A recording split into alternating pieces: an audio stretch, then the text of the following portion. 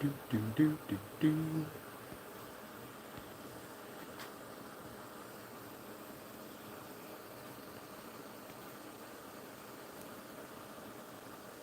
Um,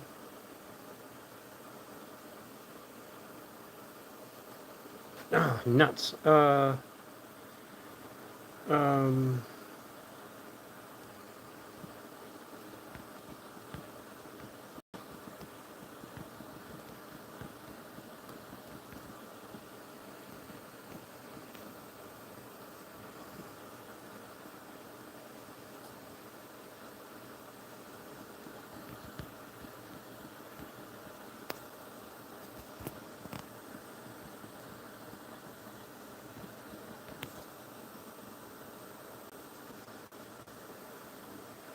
um,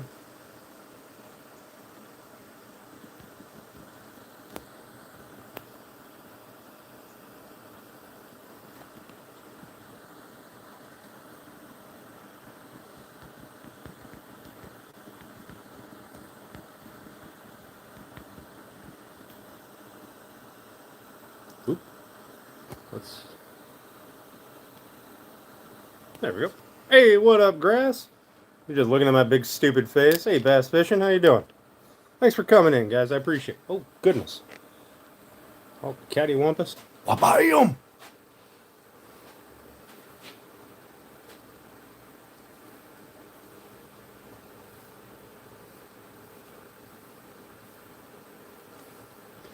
Just up here looking at my big stupid face and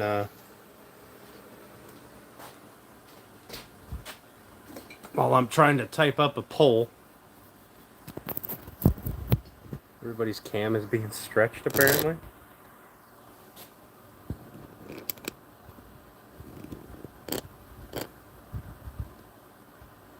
A bit scratchy.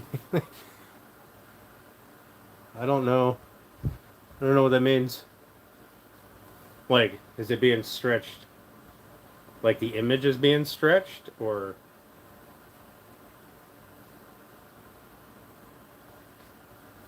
I don't know. The lives I've watched, I haven't seen it. I haven't noticed it. There hasn't been even. Hasn't been horizontal.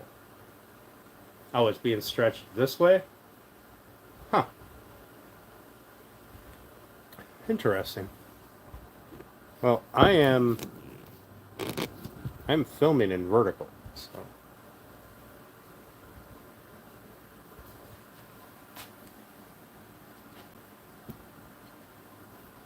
Alright, I want to see something. Because where is my tape measure? I really got to clean up. I didn't clean up yesterday. I did other stuff. Tomorrow I got to mow. But after I'm done mowing, I'm going to come in here and I'm going to do some cleaning. And I lost my tape measure. Fuck's sake. Oh, found my hoodie. If I was a tape measure, I would be right here. Okay, so that is, oof, it's wide, 17 and a half inches.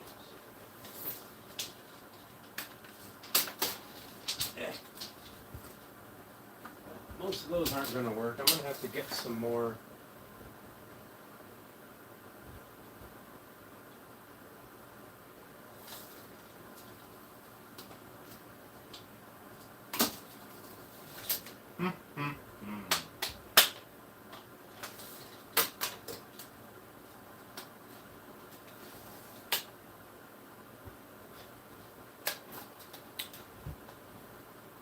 I'm a little wider than I was intending to be. I mean, I feel like it's fine, but I'm going to have to change my, the stuff that I have to do the base for this is no longer going to work. So, what up, Runic? How you doing, buddy?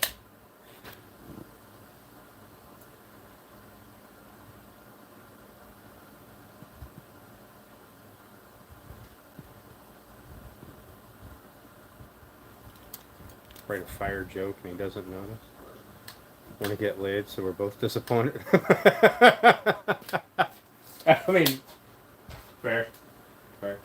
Alright, so I think what we're going to do today, I'm going to leave this on here just because it's holding it.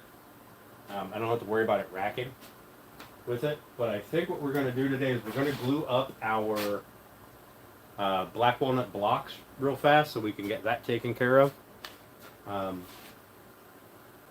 that we can begin working on this stuff. Boy, I really hope that's long enough. Yeah, that's long enough. All right.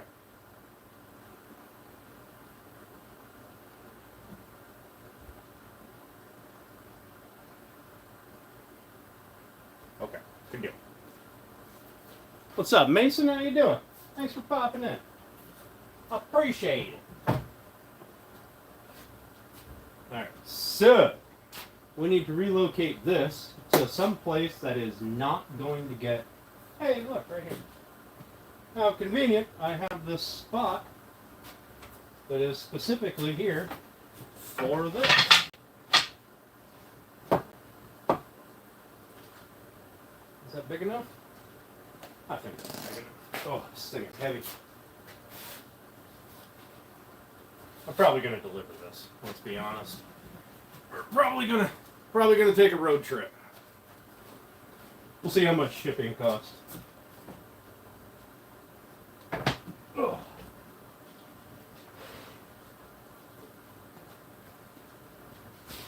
And hey, Father Time, thank you. Thank you. And you could even set it on the ground and just use it as a rocker.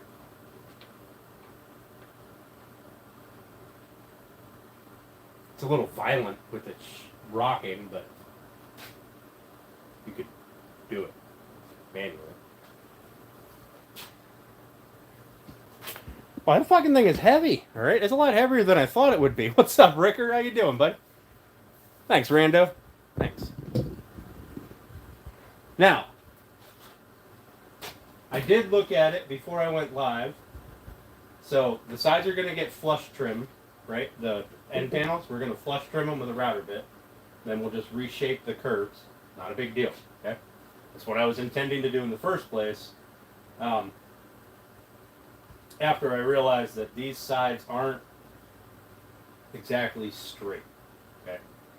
So, the only way I could guarantee that I was going to have this side panel completely inside the end cap was to set it in a little bit so that I could flush trim it. Not a big deal.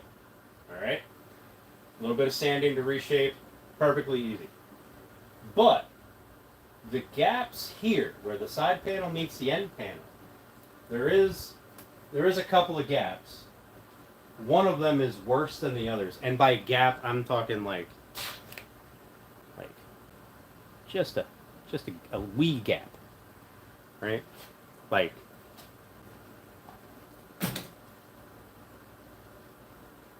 maybe 2 business cards at the worst. Okay? Looks good with a lip.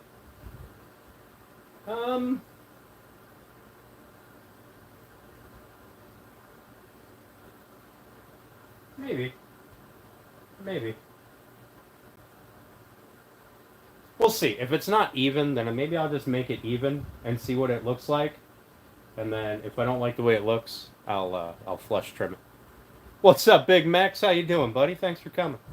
But because I have those gaps and that one is like 2, maybe 3 business cards thick, I have an idea on how to fix it without trying to match the grain. Alright?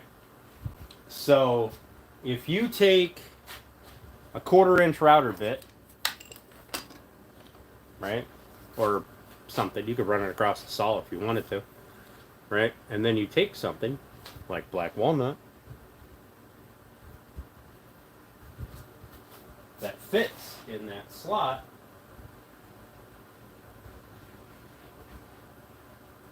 Then you get rid of your gap and you fill it and it becomes a feature, not a failure, right? Now, that wasn't what I was intending on doing in the first place, but here we are. So I may go with a black walnut strip in each side, and see. Thanks, Max. What up, Matthew? Again, your opinion. Okay, opinions matter. Yes, do it.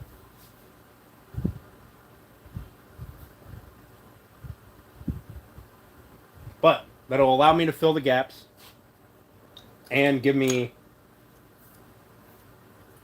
a little bit of a visual appeal. Now, I did think about I have a chunk of purple heart that I thought about using just for a strip of color, but the purple heart doesn't keep its color reliably, so I don't know if I want to do it. Eventually, it'll just turn brown, and I don't want that. So I think what we're gonna do is strips of black walnut in each one of those spaces there on the ends. It'll be an easy fix. Okay, it's super simple. No wedges, no nonsense. You just run a router or a saw blade, whatever you want to use, right down there. Cut a strip to fit. Make sure you're smooth. You don't have any weird, like, if you're using, when you cut it, you don't want to have a chunk where the saw blade juked into it and created a weird thing. You want a nice smooth edge. Put it in, glue it, put it in. It'll look good.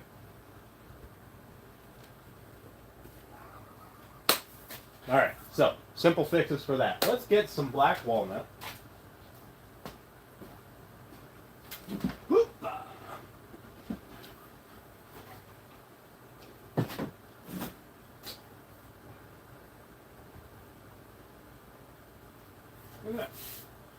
Got this nice 2x4 chunk here.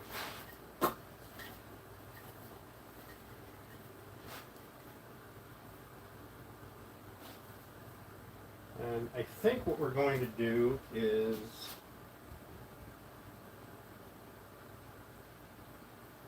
what we're going to do first. We're going to flatten one side of that. We're going to take those uprights, cut one side flat. Well, we'll cut both ends flat because why not? Make it so number one, light curves on the uprights. So my idea of a light curve on the upright was, instead of it being just straight, right, have it taper in a little bit and then back out to where the peg will be, the hole to hang it.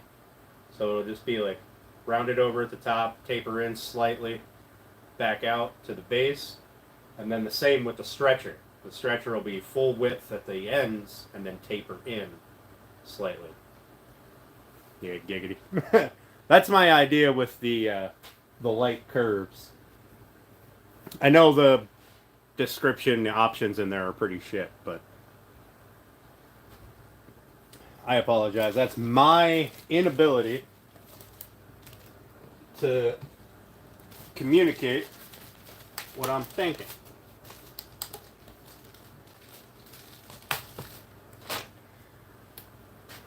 So, I want you to know, we finally got summer here, right?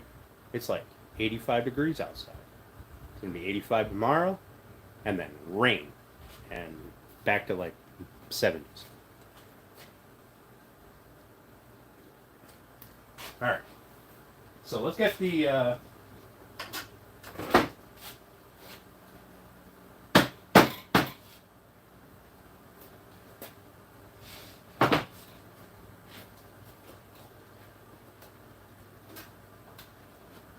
chop saw out. So that's what we're going to use to... Oh, goodness.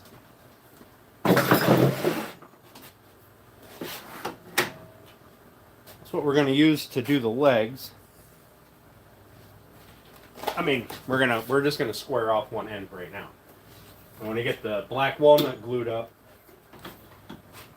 so that way we're ready to use that, attach it to the legs, etc. So give me just 1 second. All right, I did open up the air.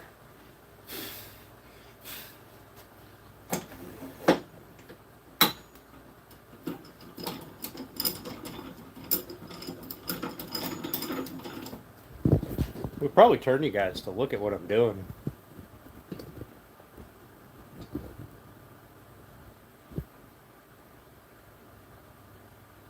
Hope an 11-year-old doesn't make the uprights look like donks.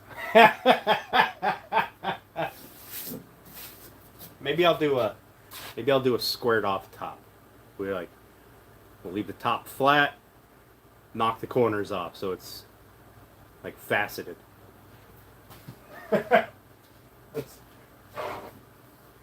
Bucksteak grass. Alright, we're just going to knock these off flush.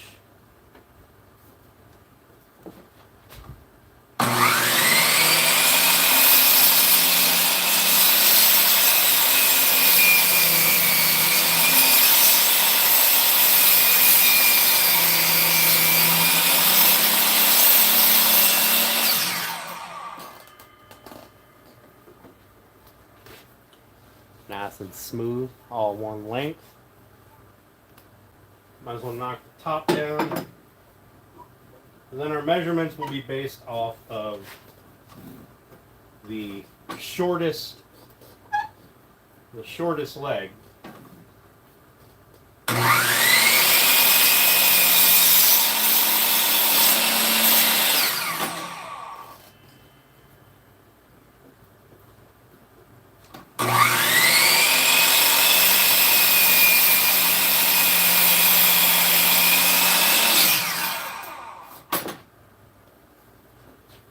So right now I'm just cutting them flush.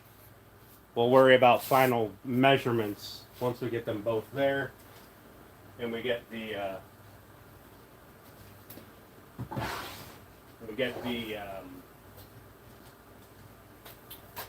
black walnut done. This one's gonna have to get a lot more cut off of it.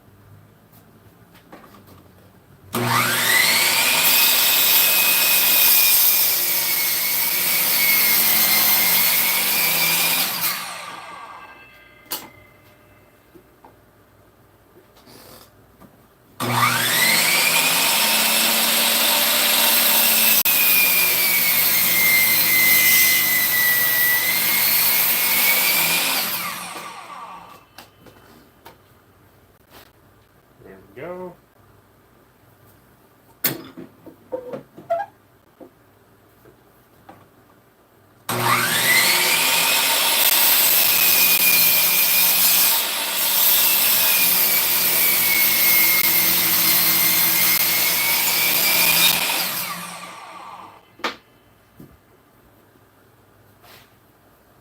So purty.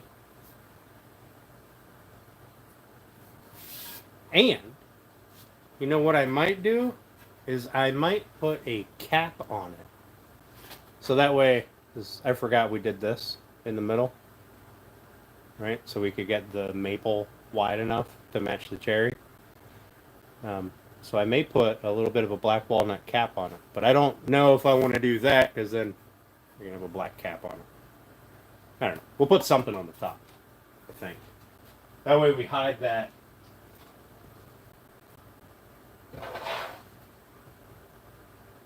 Okay, so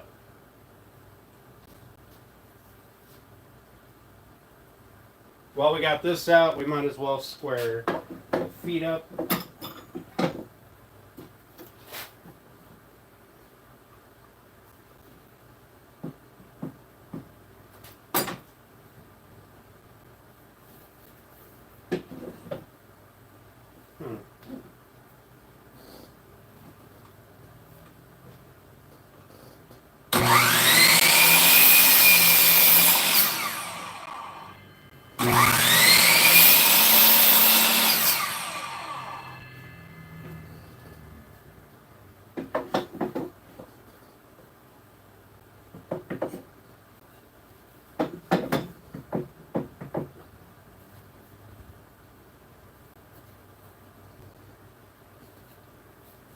is that weird?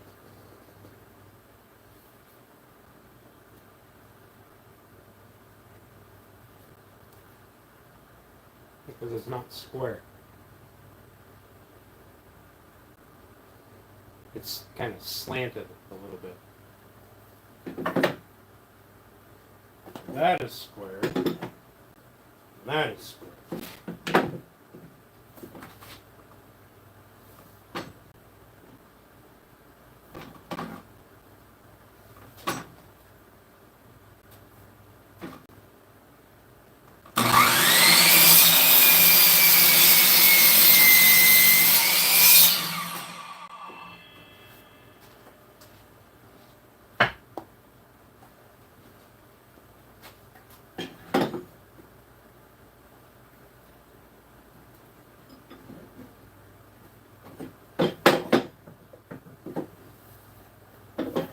Well, it's a good thing these are being shaped.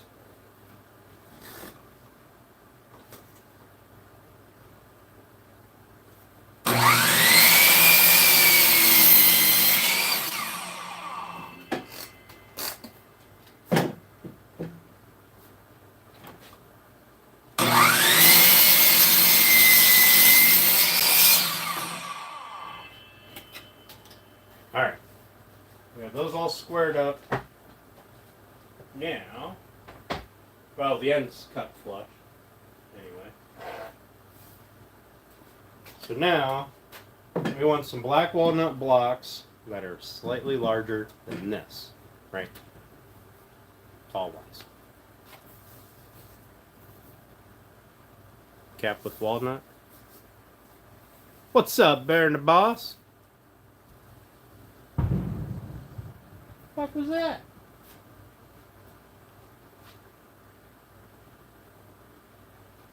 Huh. Where's my beverage? Found it. It's empty. Shucks.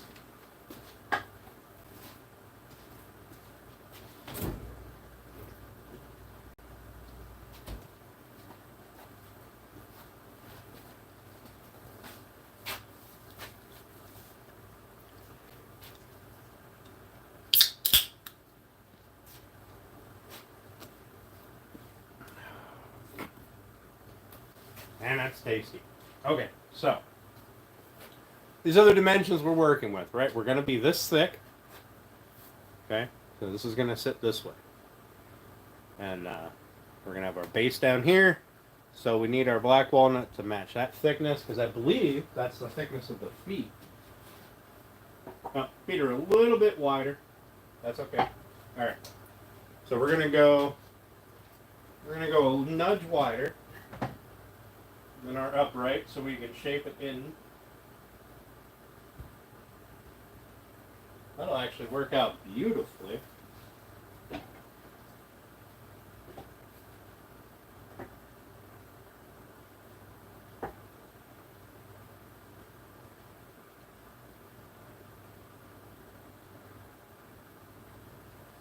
And I got some nice straight grain black walnut here, right? I mean, it's curvy, but it's nice wood. There's knot over here, so we're going to try to avoid that. I imagine that knot probably only comes in that far, which is fine, because this is far wider than we need. So, I'm going to go about 1/2 inch longer on each side, so 1 inch. Let's see, can we get 4 pieces out of that? What do you think? Should we double stack that, or do you think that's thick enough? It's 1 3/4 inches. What do you think?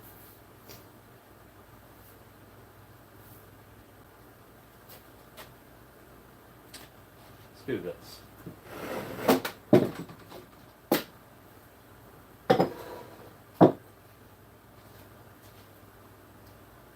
Let's get an idea of what this will look like. Now, you got to remember the black walnut will be shaped, right? What do you think? Just 1 3/4 inches. Let's try to get that back there. That's probably enough, right? What's up, Mike? How you doing? The boomsticks were already lit. Hey, Creation Dust, how you doing, bud? Thanks for coming in. I appreciate you guys. What's up, Random? You know what? I think that one thickness, that 1 3/4 inches, I think that'll be perfect. It's a little smaller than my overall height. A little thinner than my overall height for the foot. So I think that'll be perfect. Just one wide. So we're going to cut 2 of these. We don't even have to glue them up. Nice. So maybe we can, we'll see what we do today. I don't know. Alright, so let's put these over here.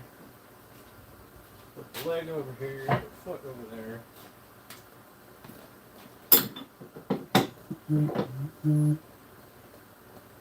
Give that a nice squared edge.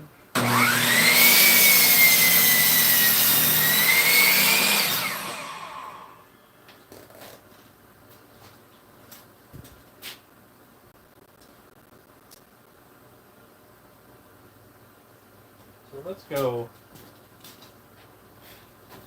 5 inches. We'll go 5.5 just to be safe.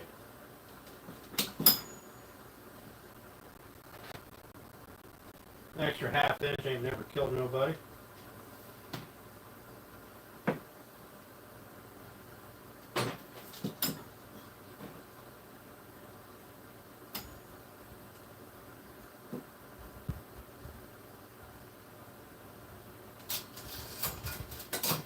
Give me my fucking tape measure.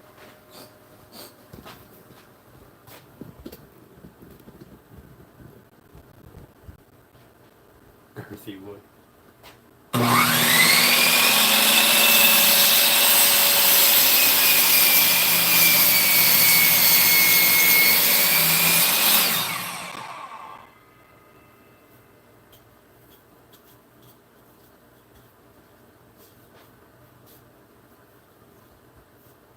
I think that'll look nice.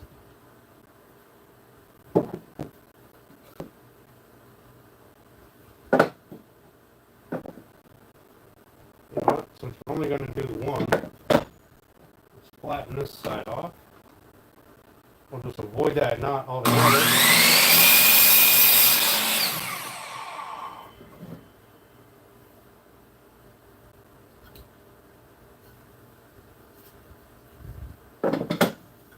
So there's a bunch of cracks.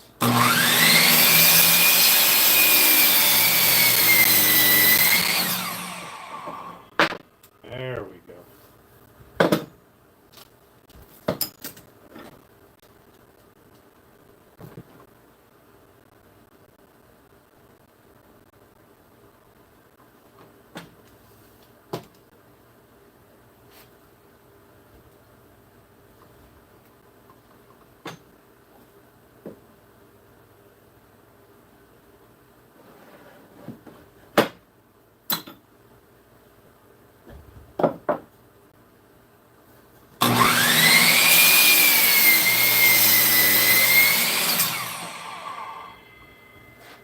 There was that thing.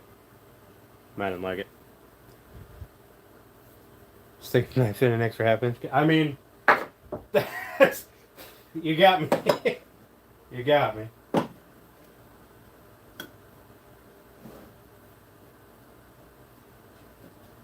Make sure I didn't just fuck this up. Oh, beautiful. I did not.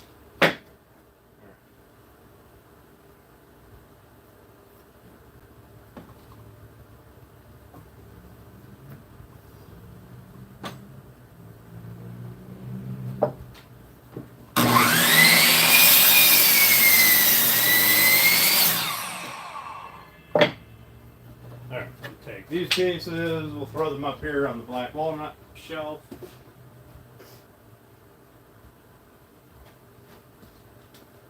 while we got the chop saw out, we should probably get our stretcher cut to size. Ugh. It never did get squared up. We're gonna have to run that through the planer and shit, jointer, clean that up.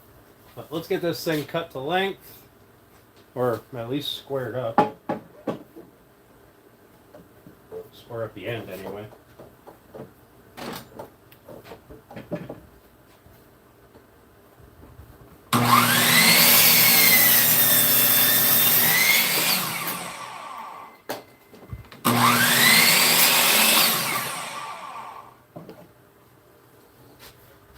And we know what our total overall length will be that we have to work with.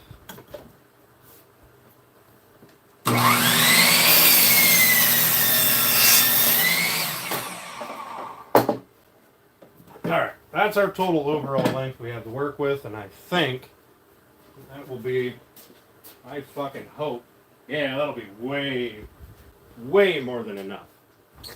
Alright, so that is it for cutting all that stuff to squared up.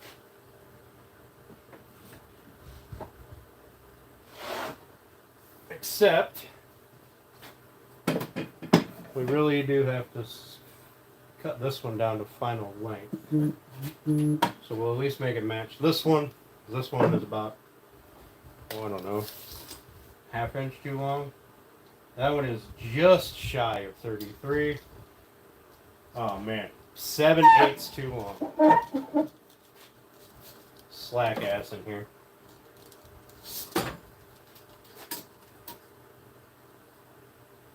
I mean, just shy. We're talking. It's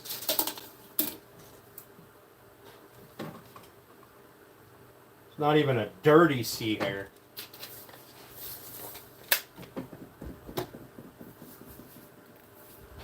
What up, Steve? How you doing?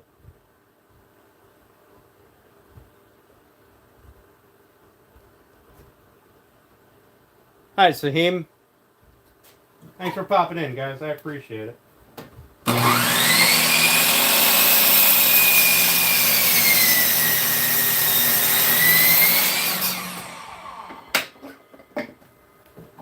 That should got me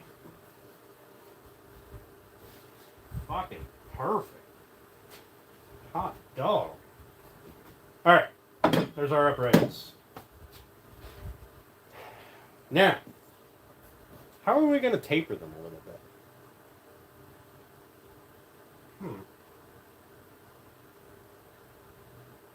I suppose I could make a quick jig out of like a piece of plywood. Like a piece of 1/4 inch ply or Luan. Make a jig, put it on here, trace it out, cut out excess with the bandsaw.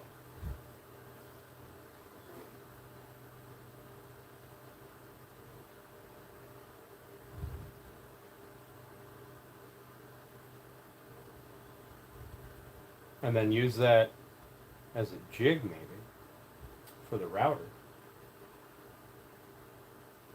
That's probably the most intelligent way to do it, eh? Make a jig so both sides look at least sort of the same. That'd probably be the most intelligent way to do it.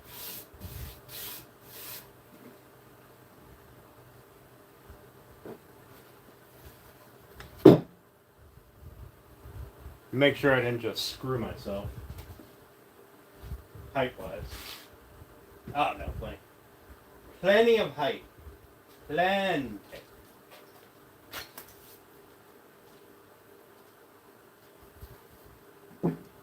Plus we'll have the leg, or the feet, and the, what is that, 1 3/4 black walnut. We'll be fine. Alright, I suppose we should make a jig, eh?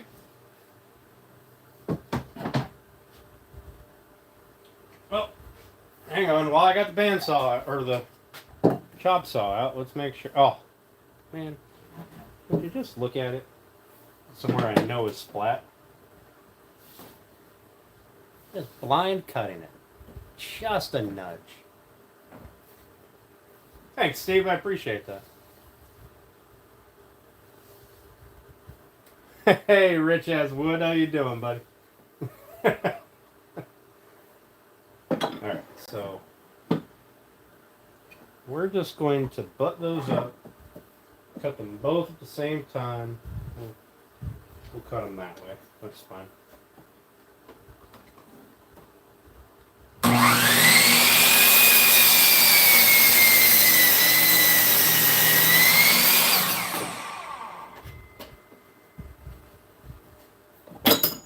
Both of our feet are the same length now.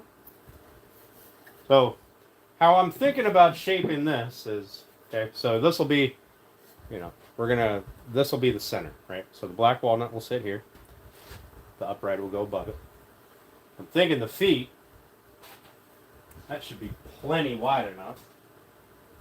Yeah, it's a little bit wider than the widest point of the basket. So I'm thinking that what I'll do is I'll shape the top down to a little bit of a curve, right? And I'll come in and I'll just come up a little bit and over and across. So we're going to knock out this little bit in the middle, and we're going to round off the ends and round it this way, right? We'll round it off this way, and then we'll mount our adjustable feet on the bottom here in the flat.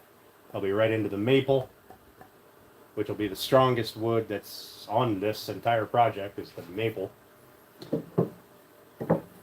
Cherry will be the softest wood that's in this project. Black walnut second. Is it for again, Alan? Yep. Yep, it is.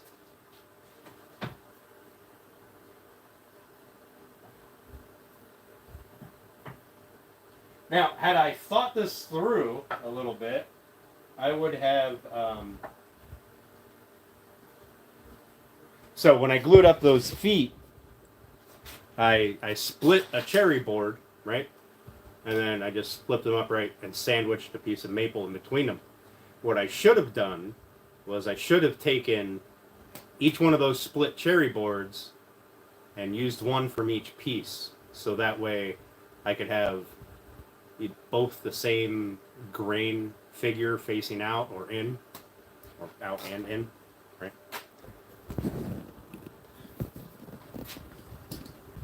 There you go. I gotta dig you into my sawdust pile over here. Leaning for an angle, or leaning on an angle. No, it's just the way I went. I like cherry much more than I like any other wood. Cherry will darken with time. It gets a nice, deep, rich red color. So having it on the outside will allow it to darken and provide some beauty over time. So it was just my preference. That was it. You could definitely do it. You could do it. 2 maples, or you could do maple, cherry, black walnut, and use all 3 woods that we're putting in it. Yeah, that cherry did turn out really well in the engraver. Yeah.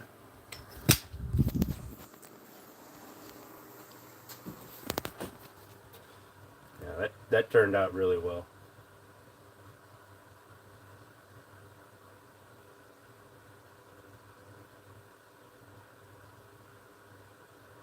I'm not a big fan. So if I'm doing something like this as just a decoration, I'm not a big fan of going for black. I just want it to be, well, like this. It's a brown, a darker color than the wood.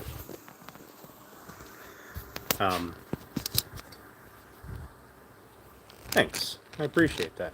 What state am I in? I'm in Pennsylvania. I'm all the way up here by Lake Erie.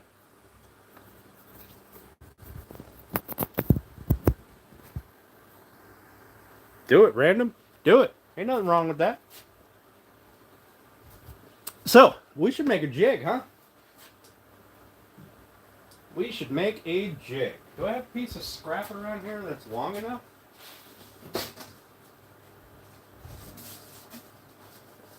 Here's a piece of scrap that I was... These were extras, and when I was running the passes on it, this one wasn't. This up here was where I was putting my stuff to paint. But when I was running this board through for that wrestling thing I did, and I realized that I had enough and I didn't need these ones, so I just took the board out, flipped it over. I was using it as a backer for a long time. But I think this will work just fine as a template. I'll run it through the table saw, pull out the staples. Top one looks really nice. Are you talking this? Yeah. So this was a.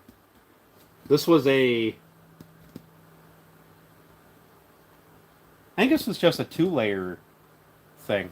So everything you see here, this was cut out and it was put on. It was put on a circle that.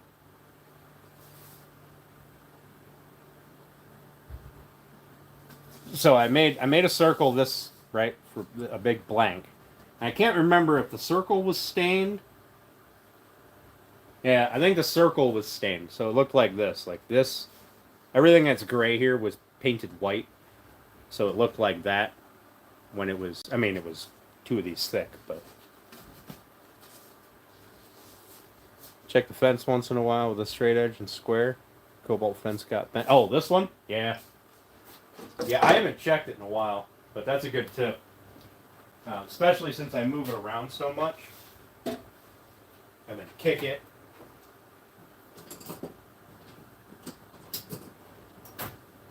It gets knocked around.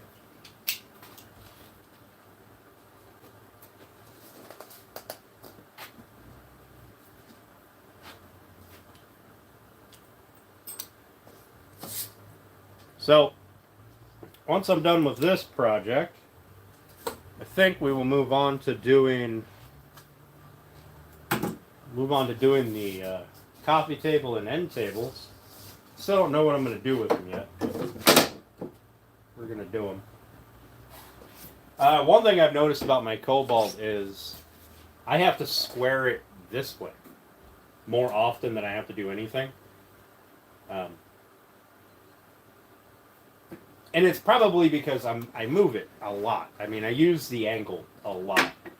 But zero on here is quite often more like, instead of being 90 degrees, it's more like 88 degrees, 87 degrees, which doesn't sound like a lot.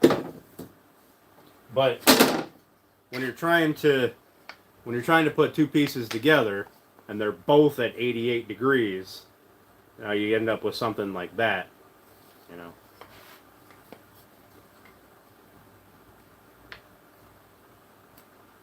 Patience to do the patterns. Hey, all I do is throw a program on the laser and hit burn.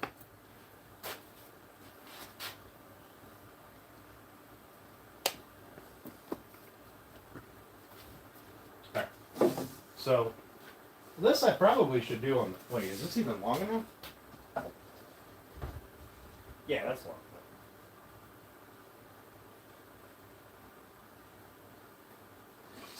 Alright. So I should probably do this on the table saw. That would make more sense.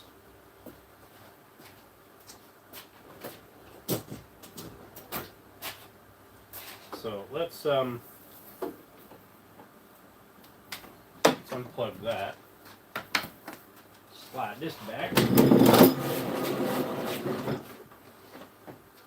bring out the table saw.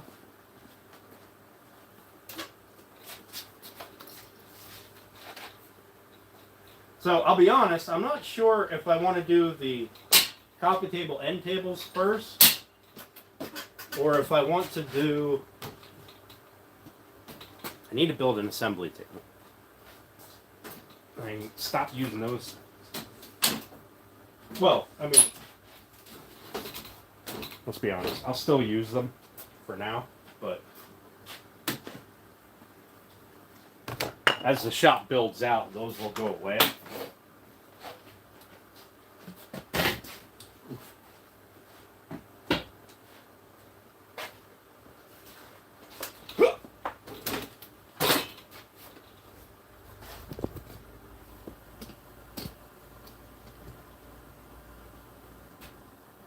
Yeah. Yep, you can, like, it's never out much, but it's probably not out much because I catch it when things start not lining up right, not being square cut. If I just ignored it and left it go for an extended period of time, it would probably just continue to get worse.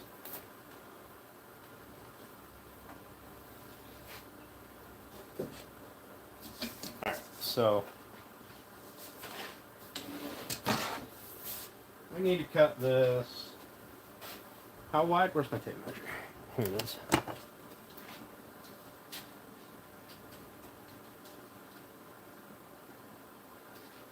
That's a stupid measurement. So we're going to use...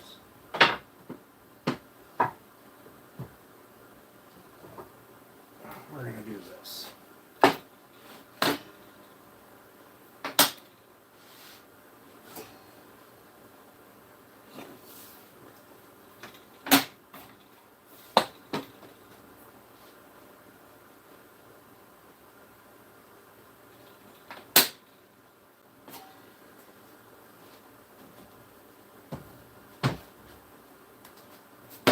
Alright, bear with me, I'm going to make a little bit of noise here.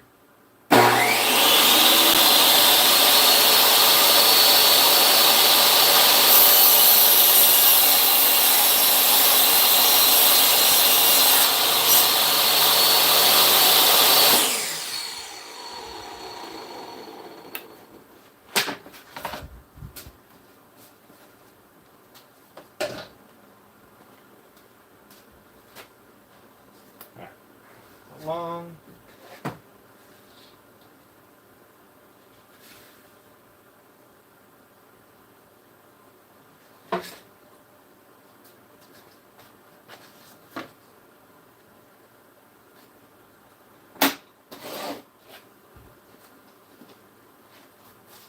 Try not to be a bad influence on people. Super difficult. Go about there.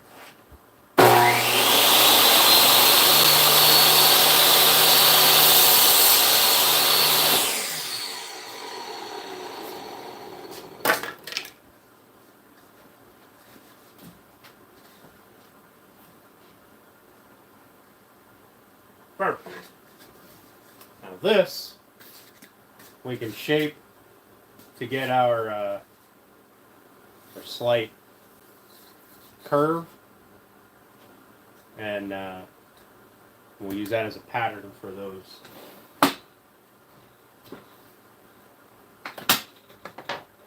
Sorry, that's exactly why I bought a rigid 12-inch. The degree locks underneath are plastic, rigid or steel. Excuse me. I mean, to be fair, I've had that thing for a long time, and it's a cheap Cobalt. Like, I didn't pay a whole lot for it, and it's only a 10-inch. But yes, at some point that does need to be upgraded. I do need a 12-inch. I don't run into it very often, but occasionally I will run into that not having enough cut depth. And I would like to do some other projects. Like, I don't want to just buy one for willy-nilly. I have some projects in mind that I need the extra cut depth. Now, they're not pressing projects. They're not for anybody. They're for me. So, they're not, you know, it's not like I need to run out and buy one right now. But I do like the rigid 12-inch. I'm a big fan of rigid tools. I also like the DeWalt 12-inch. So, if I'm not mistaken, is it Rigid and DeWalt? Aren't they owned by the same company? Pay machine stands? I don't know what you mean.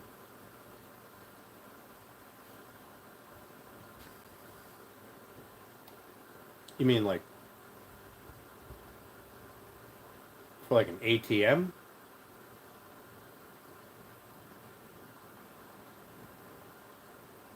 Or a card reader? Like an ATM? I've never thought about it. Oh, a card reader.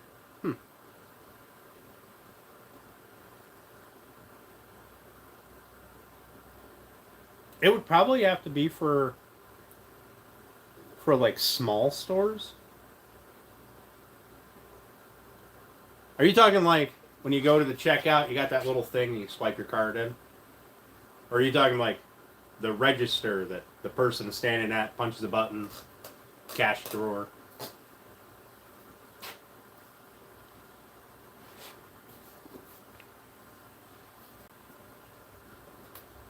Alright, well, we're done with the chop saw. Let's put that away.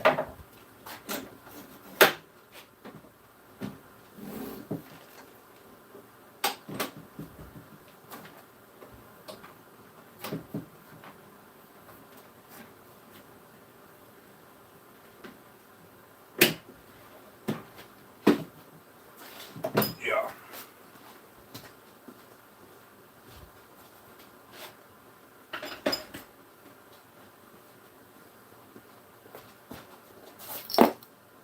So I know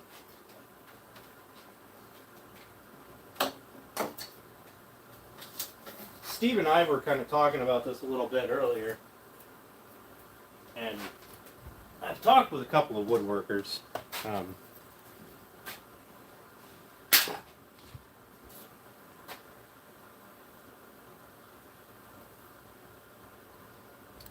No, swipe. Okay. Yeah, but it'd probably have to be for like a small store, because most of those they're like mounted to a table. They have a folding arm now. Ooh, I do like that. Then I can have it closer to the wall.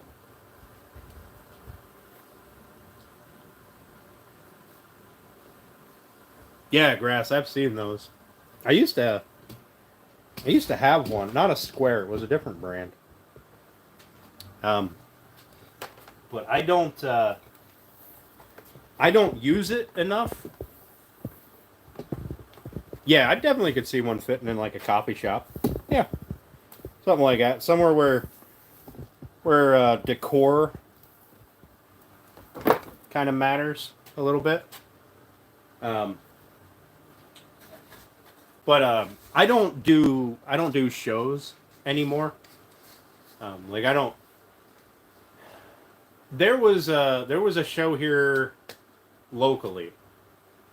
It was like a craft show or a craftsman show. It was pretty big. There was like 50 different people there, 50 different makers, right? And I want to say probably half of them were woodworkers in some form or fashion. And I went to it, and I guess it wasn't too long ago. It was.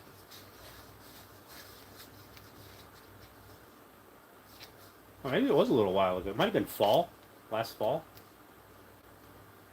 Right, this year's just flying by. But I went to it, and the amount of I didn't go to it as a seller. I went to it just walking around. I didn't wear anything branded. I just went there to check it out. Probably half of them were woodworkers in some form or fashion. And I realized that going to a show, like there's a lot of woodworkers out there, which is awesome. I love it. But going to a show where everybody's making the same little stuff, everybody's making cutting boards, everybody's making coasters or whatever. Everybody has to make little stuff to put on their tables, right? Because little stuff is what people buy to walk around. They're not coming up and buying a dresser and walking around with it. They're not buying a coffee table and walking around with it, right? And I got to looking around, and I happened to notice that there was a kind of a general woodworker in one booth, right? He had a wide variety of things out there, and he had some cutting boards and a bunch of other stuff. And the guy next to him he did epoxy cutting boards. And the two of them, they'd have like little post-it notes on their stuff, right, for pricing. And it was just, $100 crossed off, $90 crossed off, $80 crossed off, $75. And it was just back and forth between the two of them.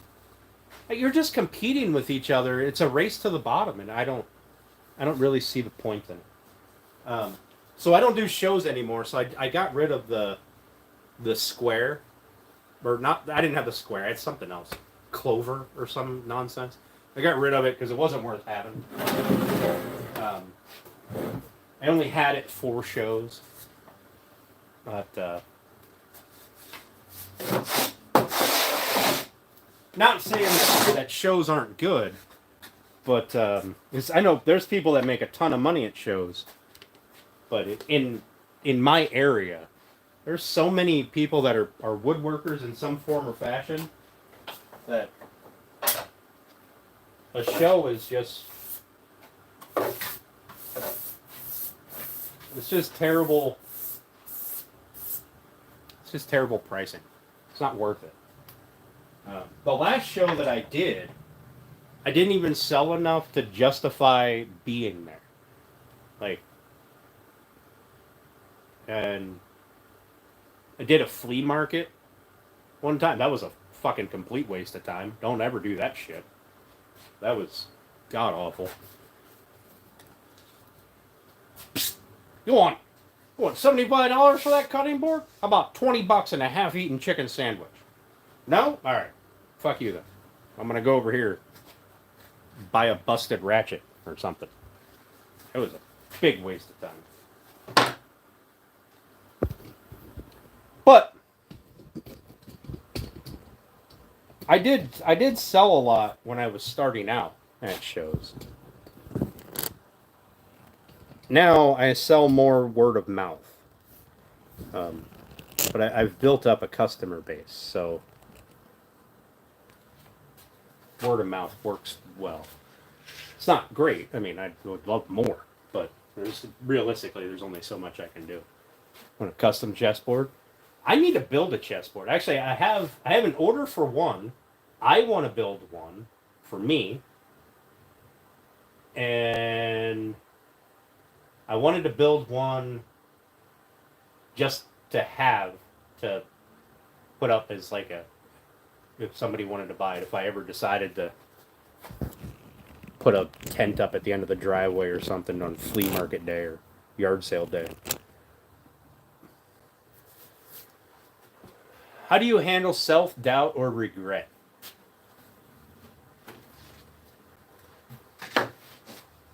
I drink. I work. I don't know what to tell you.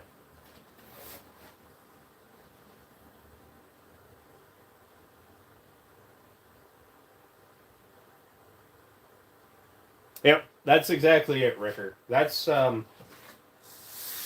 I was at. So there's a lot of like retired folks and probably folks who are just, looking to make a little bit of money from their hobby.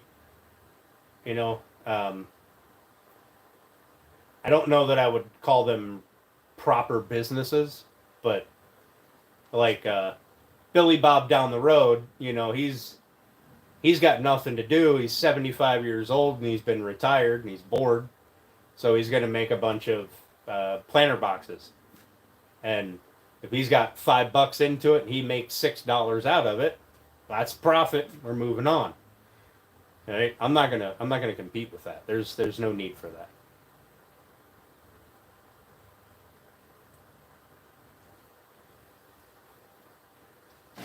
In terms of self-doubt and regret nothing, and accept the things that you can't change and move on. I really don't know how to respond to that. Wish I could give you some pearl of wisdom, but it's not going to happen here.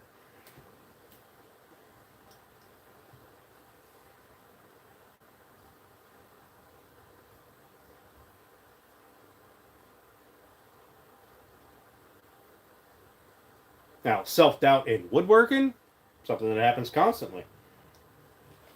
I'm constantly looking at a project that I'm making or thinking about making and going, I don't think it's good enough. I don't think that's worth it. I don't think. Until I will inevitably either make it or not. I mean,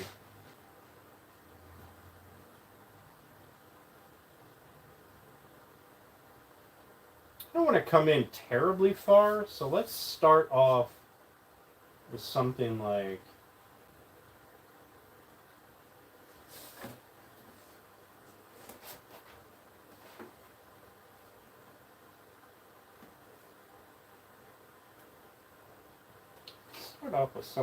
that. See if I can move my fingers and make that work. Nope, I need to clamp it.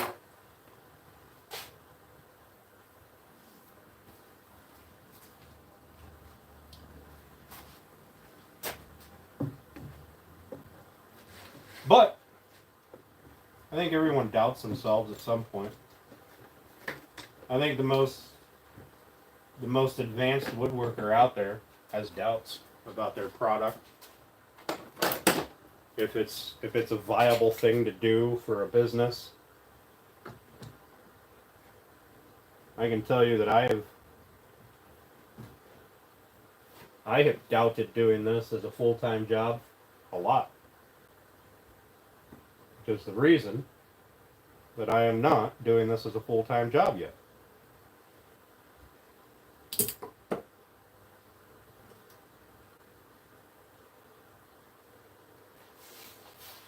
Bills will never stop, but orders could dry up tomorrow.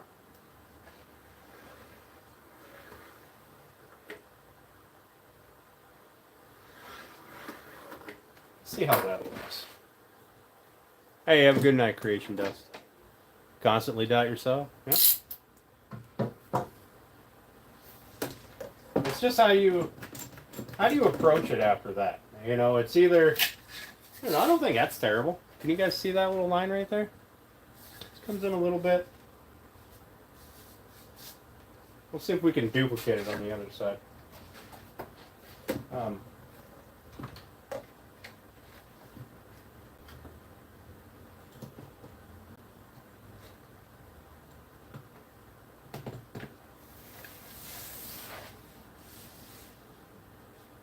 Like I said, I think everybody doubts themselves at some point. I think it's only natural. It's just do you allow it to stop you from doing something? Or do you use it as fuel to go, you know what? I'm going to do that.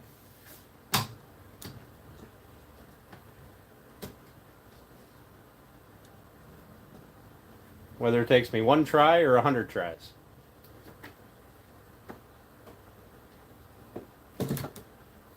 I know this is kind of Dr. Phil-ish right now, but I apologize for that.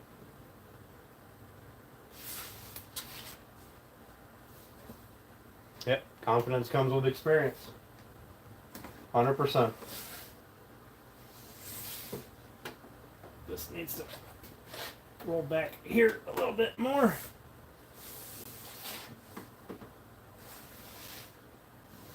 I'm just trying to eyeball this. I don't know that I'll actually get it proper.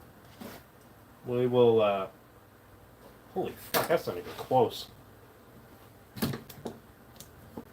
We'll worry about making it look even with the sander.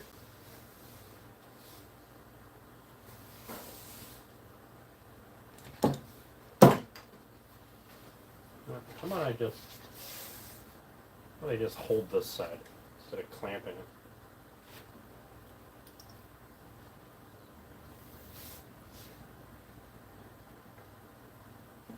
Oh, that's not gonna work. This is bowing it up too high.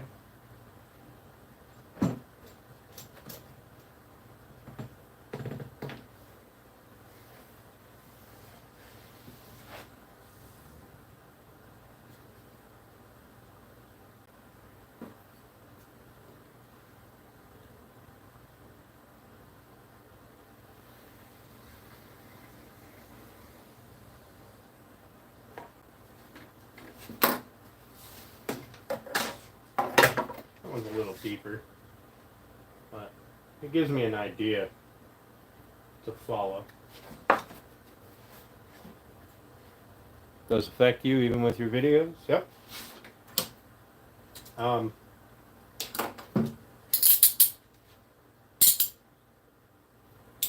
I'll be perfectly candid with you guys. One of the reasons that I stopped doing proper videos right now is because I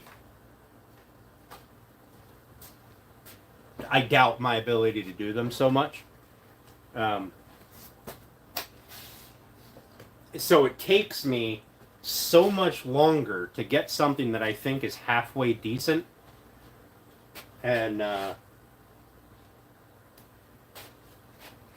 then I watch it back and I go, yeah, that was shit. That was garbage. I'll try to learn from it, but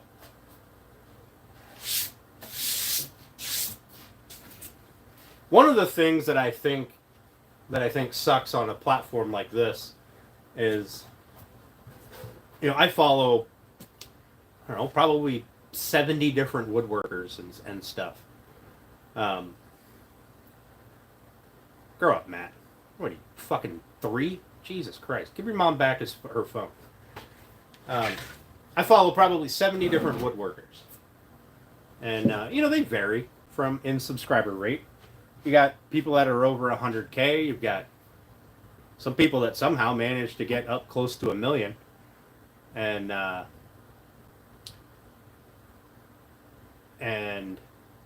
you've got other ones that have, you know, 2, 3, 300.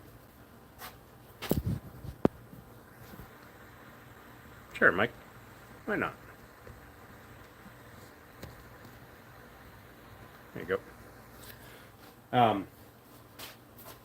If you see somebody, you know, if you're trying to compare yourself, like my channel, we just got to 500 subscribers.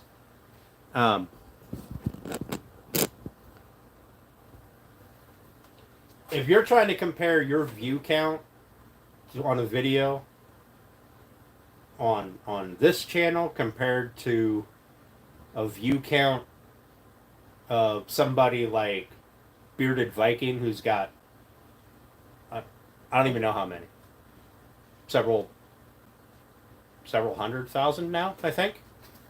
You're just hurting yourself. You're not doing yourself justice. 200K? Yeah, I knew it was over 100. I just didn't know how far. But that's a trap that I fell into early on. You know, I put out a stupid little short or something. Got like 30 views, some bullshit like that. And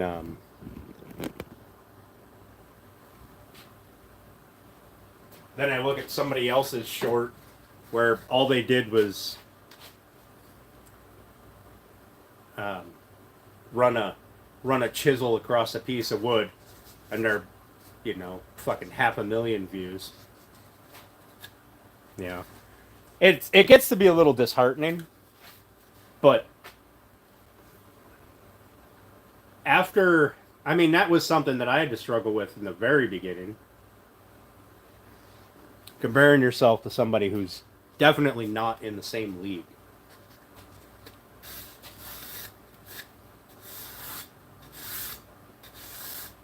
Okay. So, in my off time, I tend to poke around and I look at I watch a lot of videos to see what people are doing. I mean, I watch a ton of you guys.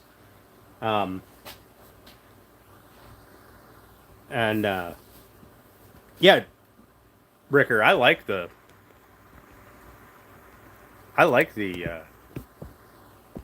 Bobby shorts. They're kind of funny.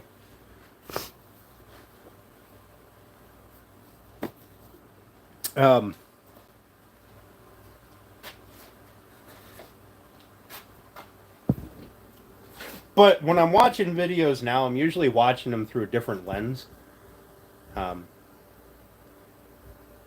I'm watching them as... I'm not just watching them to consume. Now I'm watching them to see what people are doing. How is this different than what I do or what I can do? What are they doing? What tips can I get out of this video?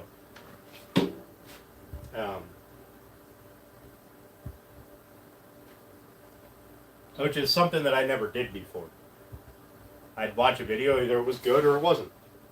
I'd throw a like, or I wouldn't. I never commented on videos. Good Lord, that thing is stuck on there. I never commented on videos until fairly recently. In fact, the very first live chat that I ever talked in and got any kind of recognition in was Turner Fishing, Real CMJ. Some of you guys know him. Grass knows him.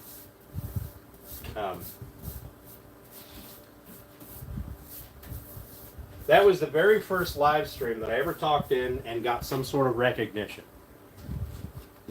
And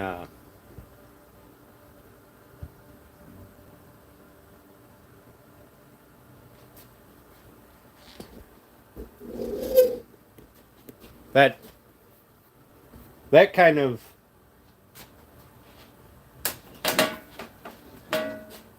by the way, don't ever move your tables or your bandsaw by the table, all right? It's a finely tuned precision instrument. Do as I say, not as I do.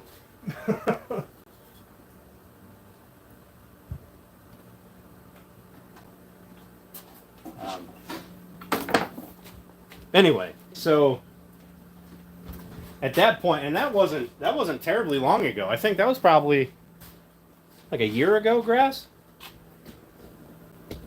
Yeah, something like that. Year and a half.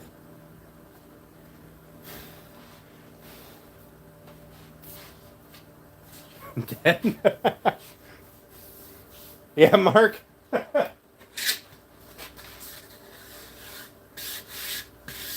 A minute and 25 on a 38-second short?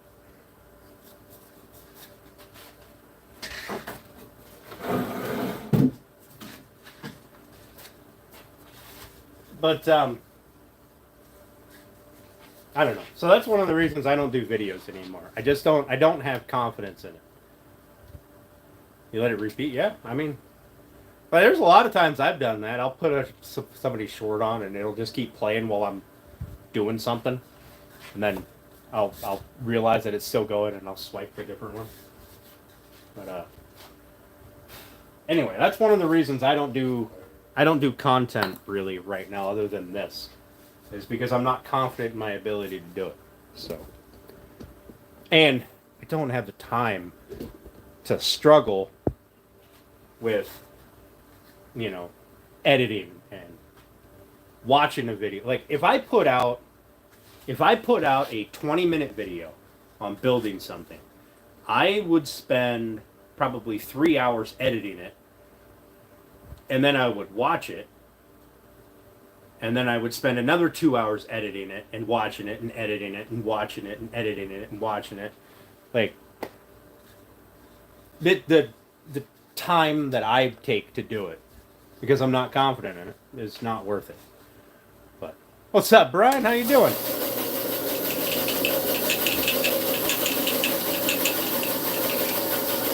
Blade set. We're just gonna try to just do a quick notch out on this, see how it looks, and then we'll fine tune it on the sander.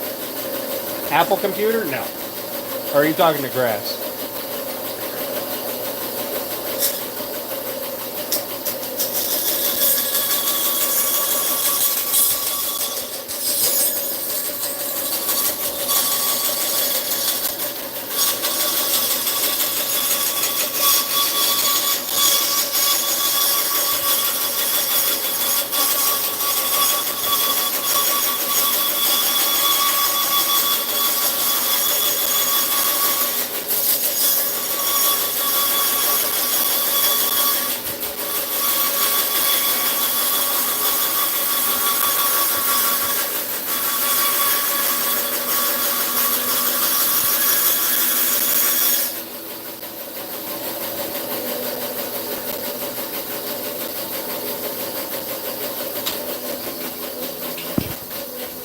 If you can do it, anybody can.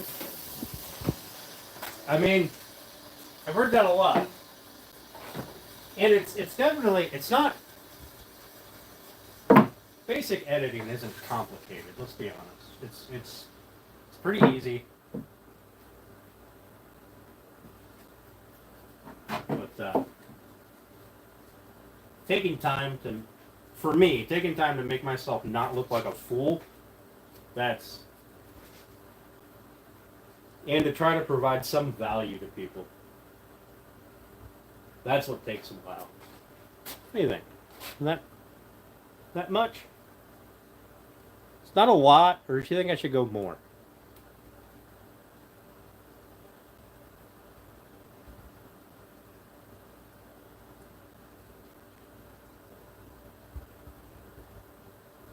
Yeah, that is one of my biggest drawbacks. I try to make everything perfect. And sometimes you can't. Yeah, it's not a terrible curve. It's just a little bit. Like, try to get it so you can see it head on. Like, it's not a lot, but I think it might be enough.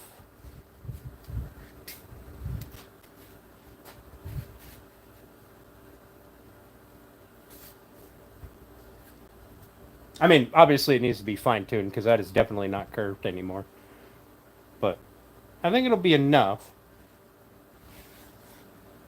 Oh, shade, that's what we've been working on for the last, I don't know, 2 fucking months.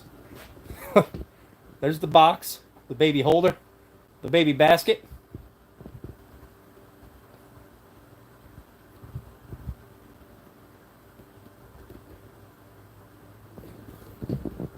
What's up, country? How you doing? Also, thanks, Shade, for popping in. Appreciate it. 2 months? I don't know. It's probably been about that long.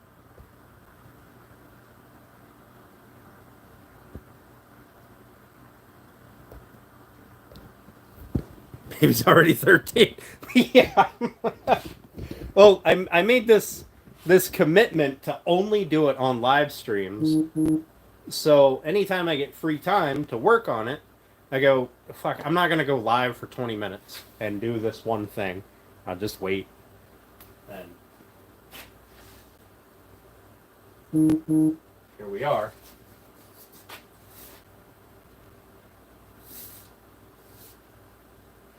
So, all right, I'm going to try to cut out the other side. He's already 13. Fucking hell. Thank you, Shane.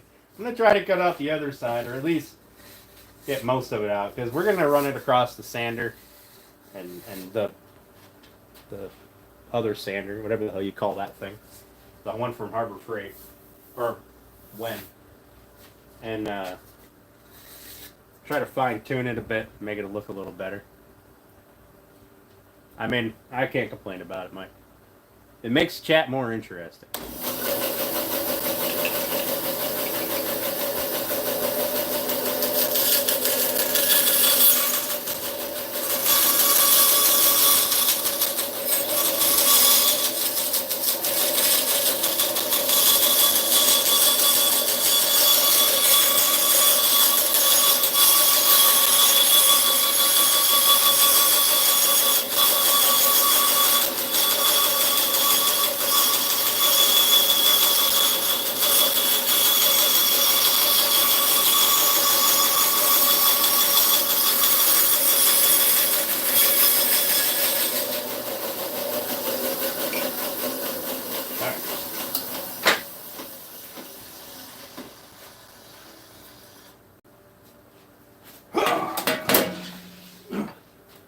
Heavy ass saw.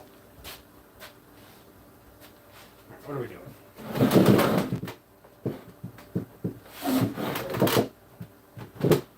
Find a spot on the floor where the table doesn't rattle.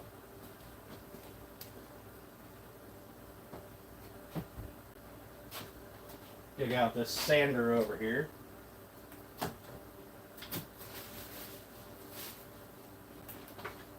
That I haven't used in quite a while, so it's kind of buried back here. I honestly forgot I had it for the longest time. Would have came in very handy a couple of days ago. Ugh.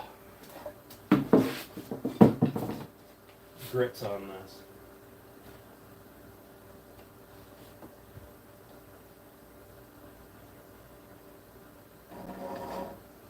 $150. It's pretty aggressive. I think it'll be all right.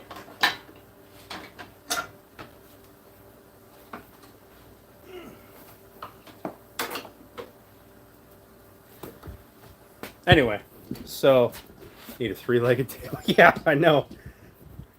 I keep saying that I'm gonna, when I do the shop all up, I'm gonna pour a leveler in here, but I'm not gonna do that.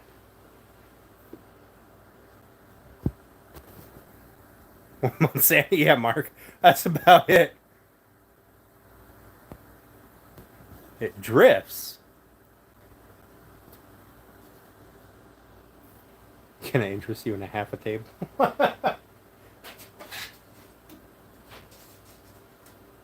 Table saw drifts? Or your bandsaw drifts? There's in fact, I did it in one of my shorts when I put that saw blade on. There's a guy, if you search in YouTube bandsaw tuning or bandsaw setup, there's an older gentleman that has a phenomenal video. He gives you all the information. Niles. Is his name Niles? I can't remember what his name is. I don't know. He's an older gentleman. Gives you all the information you could ever need for tuning a bandsaw. And it's, I think the longest one is like 15 minutes long. And he takes you through it from start to finish. There's no cutting chunks out. Yeah, no problem, buddy. I can't remember what his name is. I think it's Niles, but I might be completely wrong.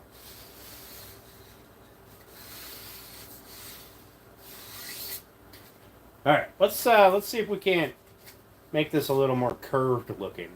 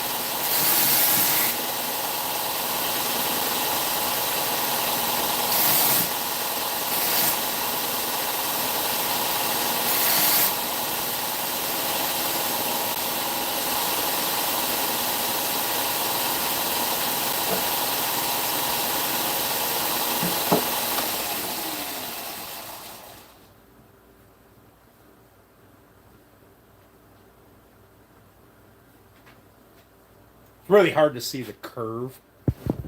Alex Snodgrass. Is that the older gentleman has the bandsaw setup videos? He's freaking, he's brilliant. He's brilliant.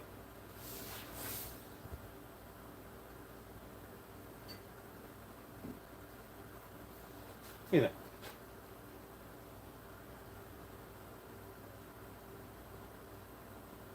Maybe take a little more off of this side.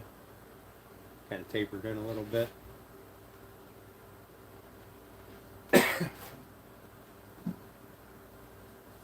Just a little bit more, I think. Now this isn't going to be perfect. I'm going to have to shape it, obviously. But the fact that there's not going to be sharp corners, it's going to get rounded over, will make it a little bit. It won't. Hopefully, it won't look so obvious if it's a little off, because it'll have the curve going this way as well. Not all the way across, just the corners will be rounded over. So it won't be such a stark edge. Thanks, Rich. Appreciate that.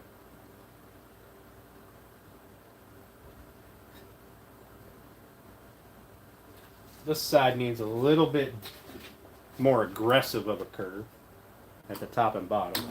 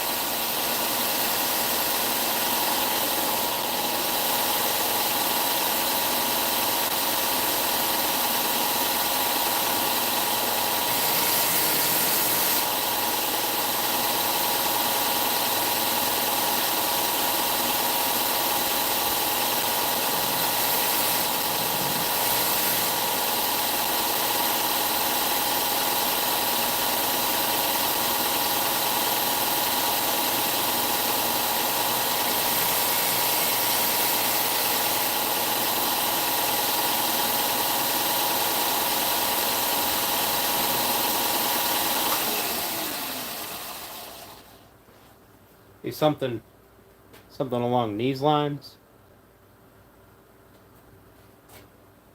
It's not taking off much. We're talking like 3/8 of an inch in the deepest part. Welcome back, Mike. Woodcraft Supply. For who? Woodcraft Supply is a good company. Longer than a weekend to film. Yeah. That was one of my other hang-ups is I would have liked to film everything. I think a little more on the left. I would have liked to film everything, but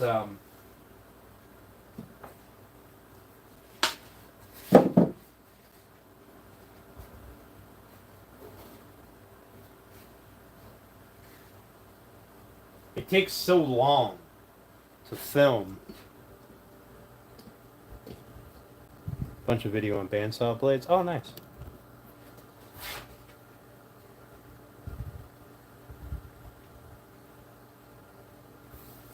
You're talking this side here?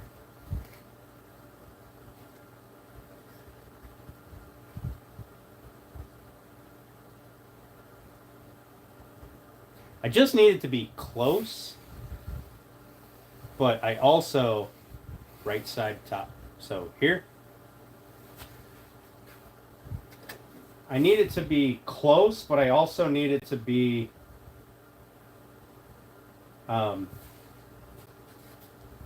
close enough that I don't have to do a lot of work to it to fine tune it. Yeah, it is a little shallower here.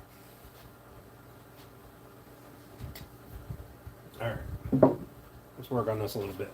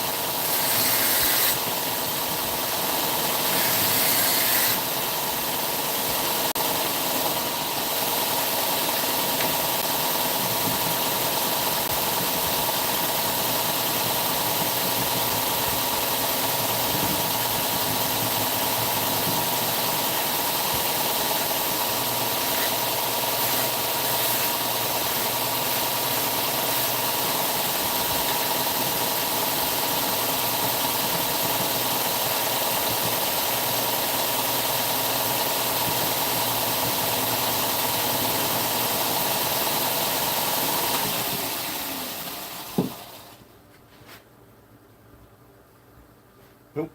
You guys are over there. What's up, Runic? Yeah, I could have set it up as I could have set it up clamped to something so that I could just slide under it. And in fact, I've got enough of this stuff laying around. I might just redo it. Because no matter how I look at it, I'm going to be doing a lot of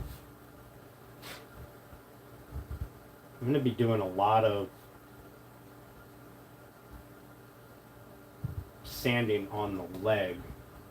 And if I go too far, it's ultimately going to be a waste. So I do have enough stuff laying around. Oh, you know what I could have used instead of that damn dowel rod?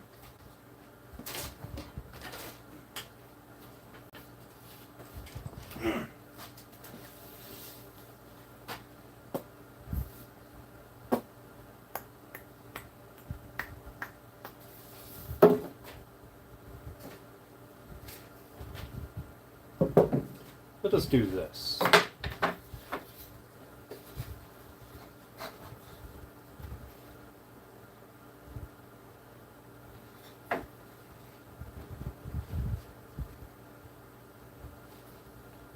So what we're going to do is we're going to get one side set up, and I'm going to make a series of marks on both pieces. And I'm just going to transfer that. I'm just going to line the marks up. I don't know why I didn't think of this before. Way to go, grass. Way to go.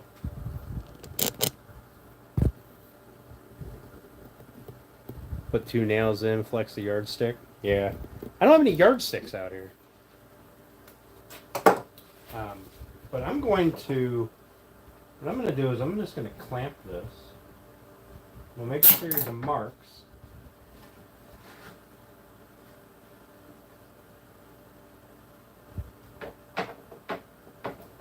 And then I'm going to just transfer that to the other side. We'll see. We'll see if that works. If not, I'll grab a board and slap some damn nails in it and call it a day.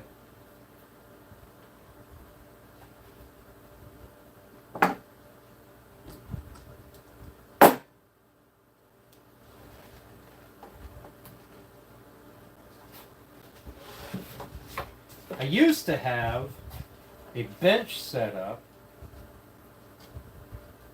that had pegs that I could just put in, and I could then take a thin piece of wood like this,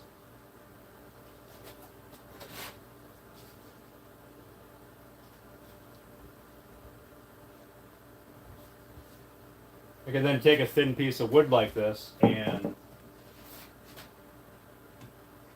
just put it in whatever series of pins that I wanted.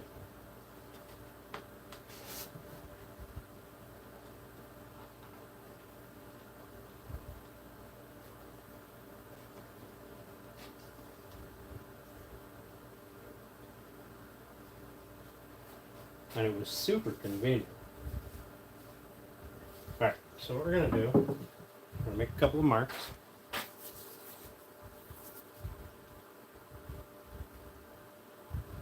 Shine from time to time. Close the shop down to yardsticks. It's just a leg. I mean, yes, but I do like symmetry.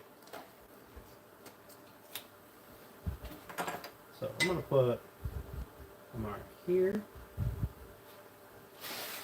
and mark here.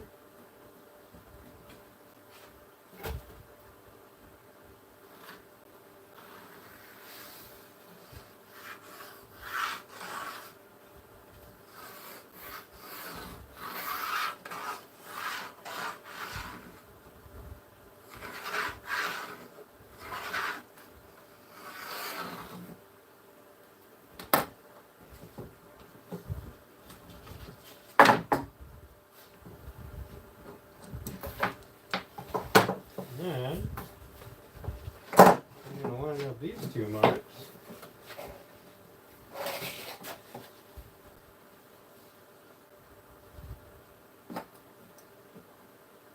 Mark there. Mark there.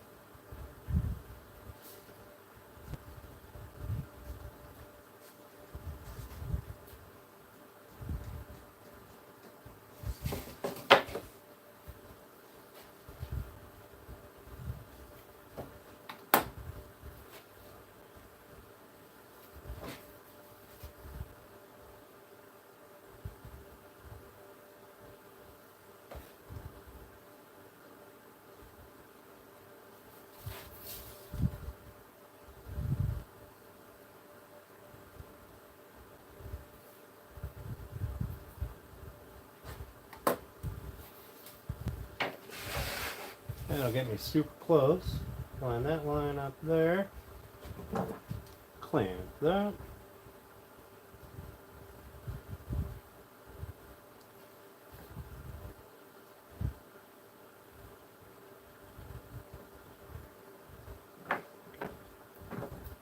Now in theory, as long as I bend this enough for those two lines to match. Oh. Curve be the same. Just got to remember that when I bend it, it will come out. There. Oh, I need my plane.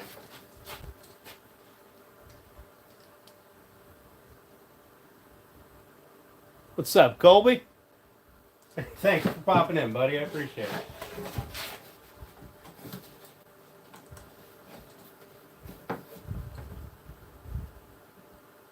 Yeah, Turner's good people.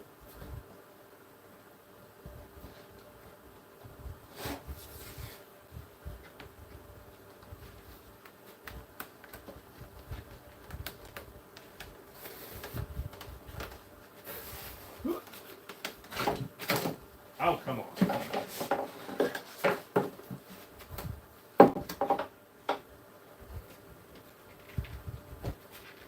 this fucking point, I should have just drove some nails into my fucking table.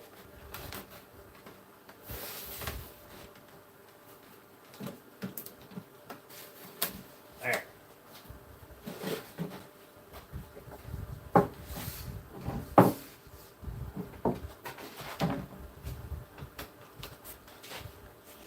Oh, my board moved. Fuck.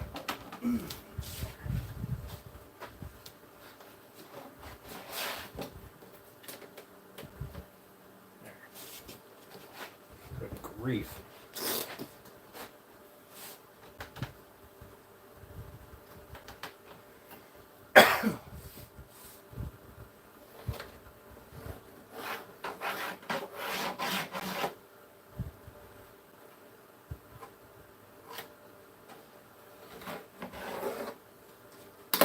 We'll see how this goes.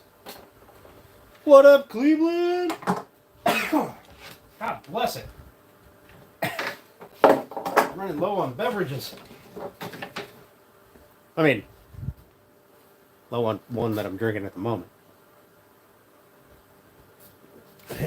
Getting a dry throat. Right. Now we should be able to do this.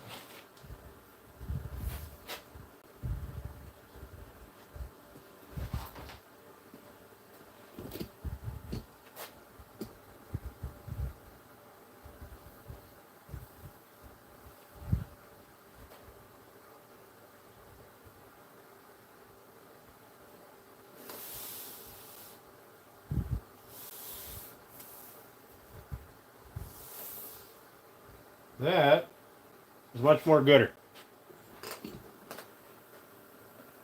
Oh shit, I guess I gotta stand it up. You guys can't fucking see nothing, huh?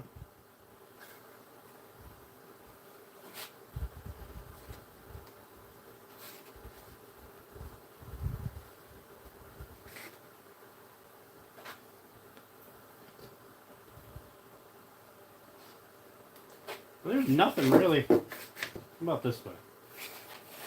No. I need some kind of a background that you guys can.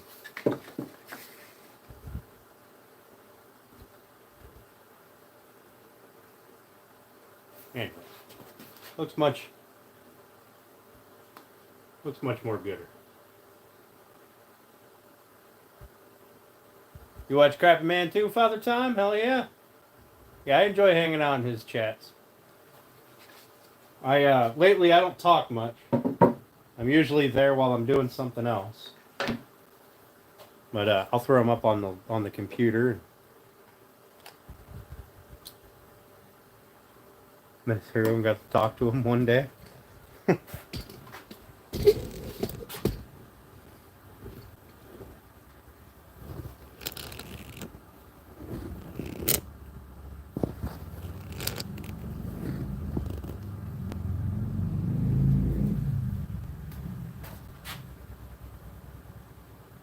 We're going to go with it. We're going to send it.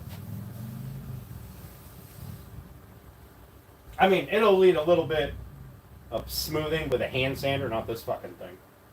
The actual leg. But this at least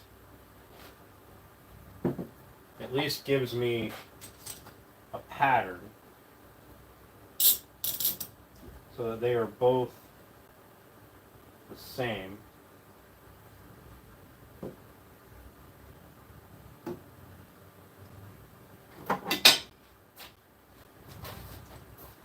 So who's this hero? Who do you get to meet?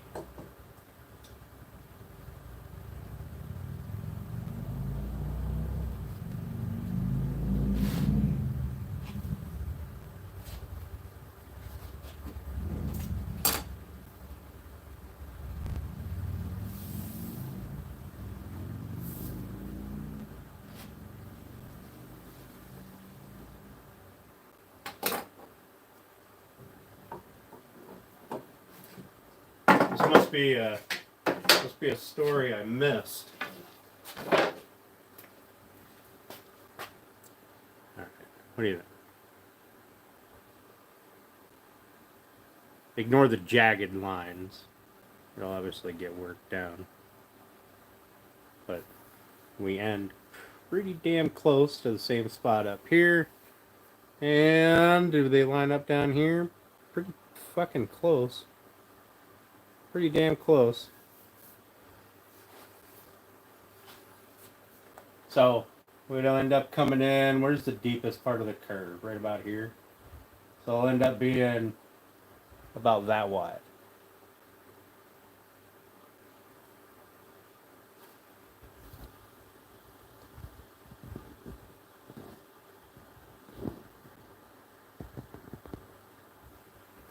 Oh, Marlin.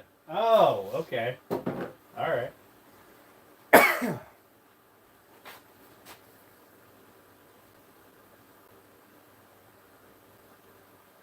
Yeah, Marlin's pretty good. All right, so now we'll take this one. Oh, I don't want that one facing out. I want that one facing. Well, I guess it doesn't really matter.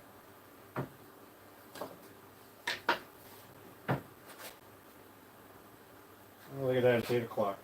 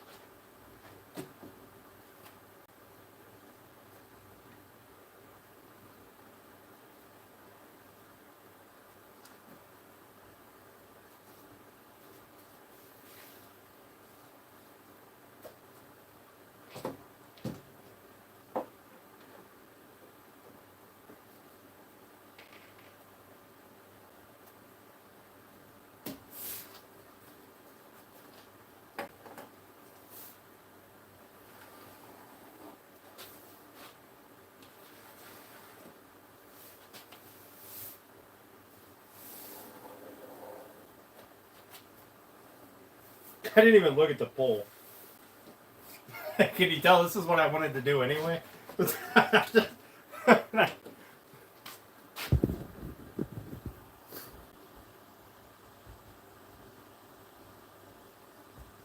Alright, we're gonna end the poll before it changes. Look, light curves won. Yay! Boom.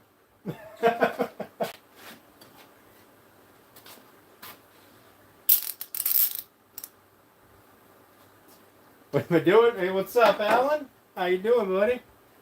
What is that on the top of my screen? Did I not end the poll? Why is there a window up here? Go away.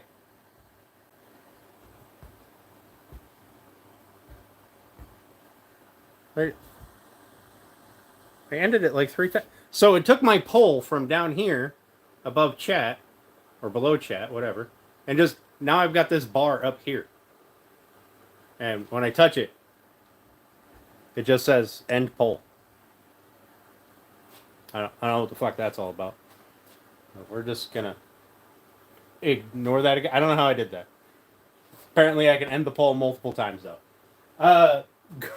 Alan, what we're doing is setting up the layout for the leg. We're doing a little bit of a taper. You can see the pencil lines here. We're gonna taper the legs in. It says poll complete. Yeah, I know, but there's a fucking gray bar up there now with my logo on it.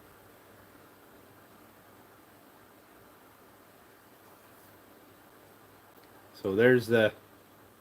It's going to just have a little bit of a curve to it. Nothing crazy. Just taper in a little bit. Lick it.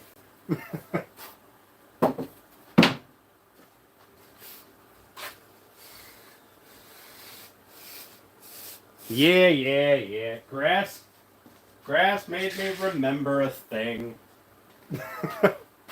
Yeah, I used to have a pine and oak.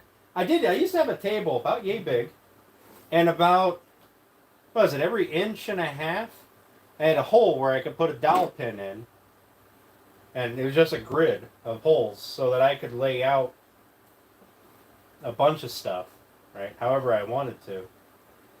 And it was super convenient, and the pins stack up, they sat up high enough that if I was doing, I couldn't do anything like this. This is too thick. But I would have been able to take something like that template, and I would have been able to slide it under here and match it up. I don't know whatever happened to that table. It was super convenient. I don't do curves very often anymore, but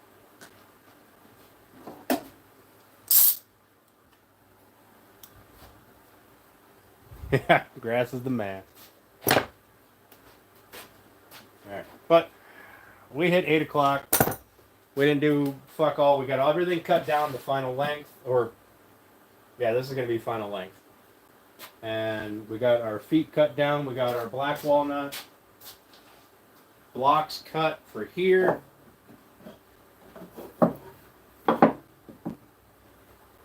Right. Here, this is my vision for how the legs will look, Alan.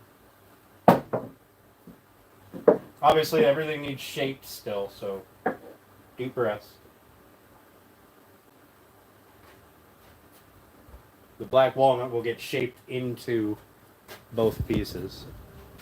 That's my vision for the legs, the uprights. NJ subbed to me? Awesome. Awesome.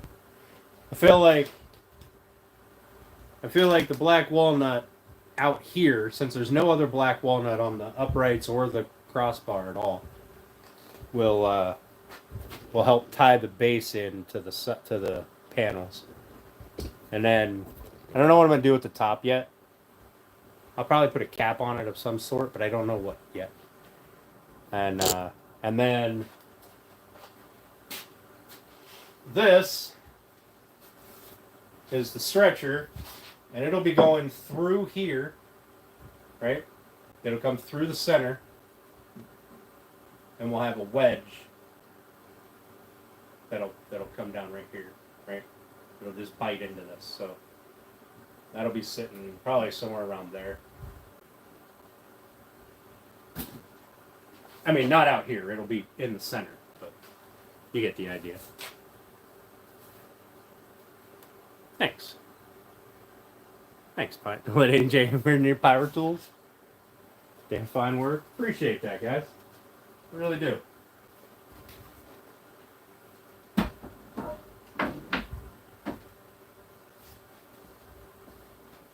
But yeah, so the through tenon will probably be down here somewhere.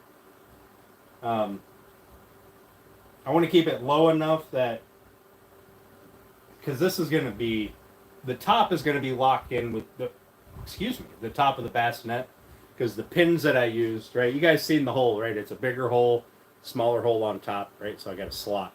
So the pin will fit through the bigger hole and lock into the top hole. So the top won't be able to spread apart, right?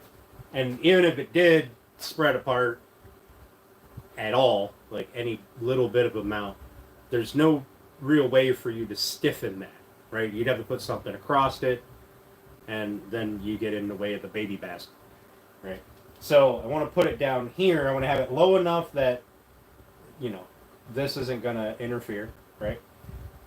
And low enough that it makes everything stable. So you got the wedge for the through tenons, which we're going to do a U-shaped wedge, right? So it'll lock down, pull the sides in to the stretcher, and that should lock everything down.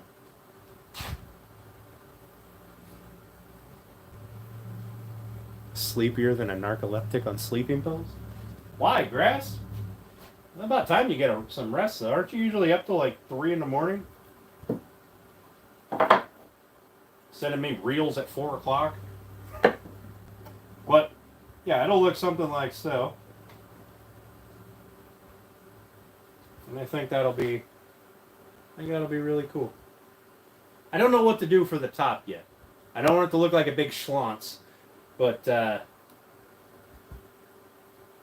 so I'm gonna put a cap on it though, because I forgot that we did that with the maple.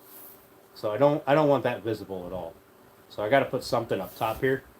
Just not sure if it's gonna be a piece of black walnut up here and then, you know, cut the corners off and have the black walnut ends up just being, you know, here. But we'll see. I haven't figured that out yet, but we got some work to do yet. And then I got to get more tongue and groove for the bottom, wider than I initially intended it to be. Your basket or your mattress will still fit, don't get me wrong, but my boards that I had down there are not the right size.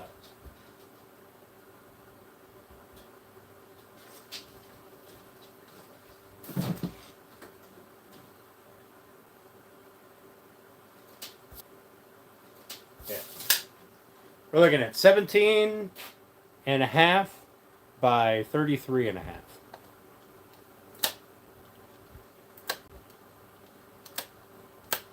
Now, Grass, you're old as shit now.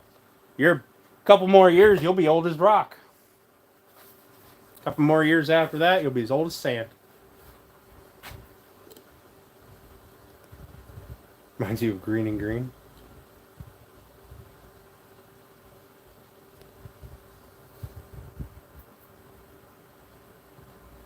How you doing, Kansas City? Yeah, so legs are going to be shaped. This will be a hollow here. All right, there's just going to be a big curve here. Probably going to come up, I don't know, maybe a half an inch. And you're going to have your feet here. This will be curved together. These will be rounded over on the tops. You know, the curve here. Your adjustable feet will be on each end.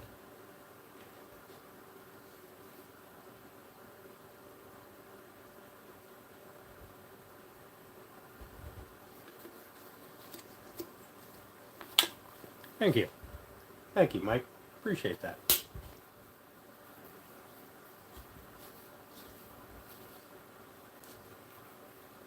Mark P and your dad dared gotta do the Big Bang.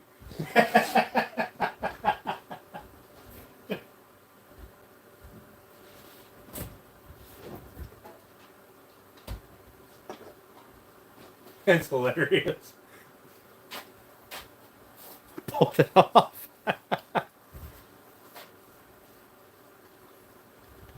So Thursday we will do, that's the next day I'm going live. We will work on getting these shaped and or at least getting the side curves done on both pieces. And then we'll worry about rounding this off a little bit. Before I do the side pieces, I do want to measure and mark my hole. Don't let me forget to mark where my hole will be. That way I can be centered in both of them without doing a whole bunch of extra bullshit. Wish I could have heard the hold my beer. Social Security number 6. I'm pretty sure Mark's Social Security number was 1.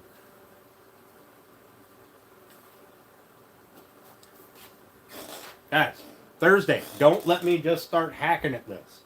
Remind me, I gotta mark my hole. Don't let me forget. Mark invented Social Security.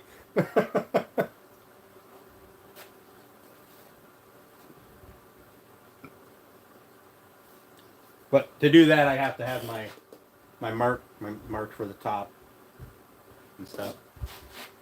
I don't want to do it now. But you're right, I probably should. Fuck it, let's do it now. What else are we gonna do? Stand around and drink? Let's lay that down before it falls the fuck down. Oh! Damn.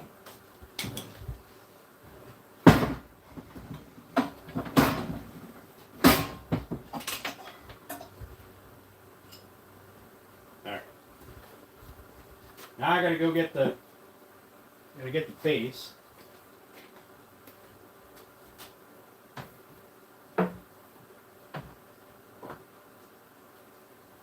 I need to at least mark center where the crossbar is going to go across. I don't have to mark out the whole hole, but I need to know my center point.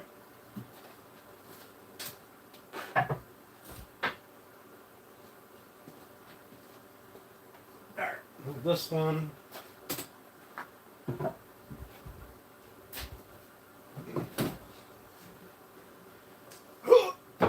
Oh, for the love of Pete!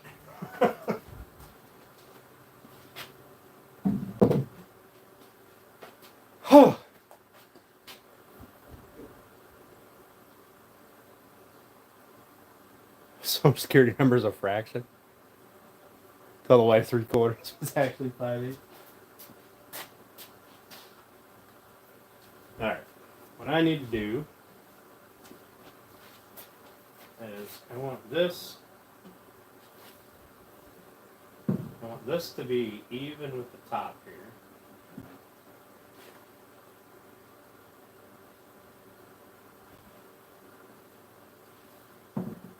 Yeah. I want that to be even with the top.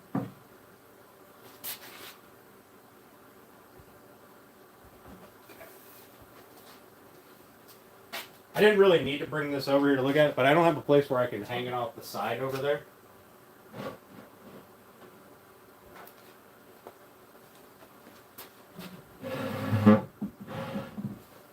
We'll see how it looks. So if I make that even with the top, a tape measure.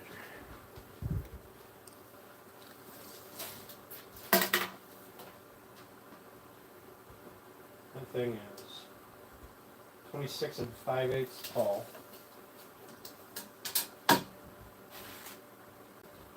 That means that will be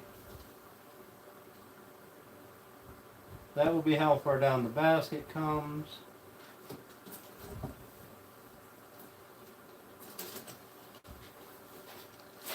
It's my piece.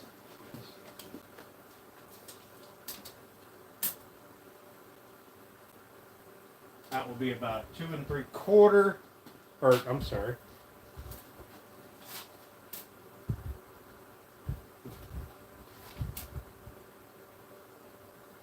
It'll be about 3 inches.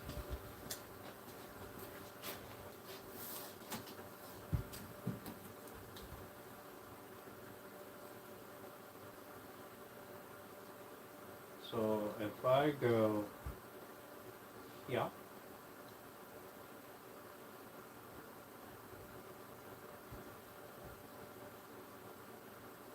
So here, 28 to 31.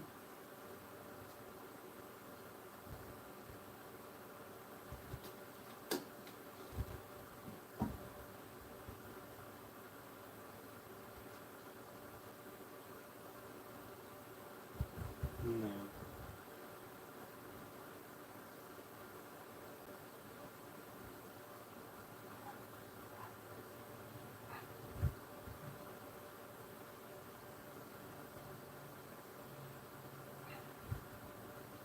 7.5 to 30.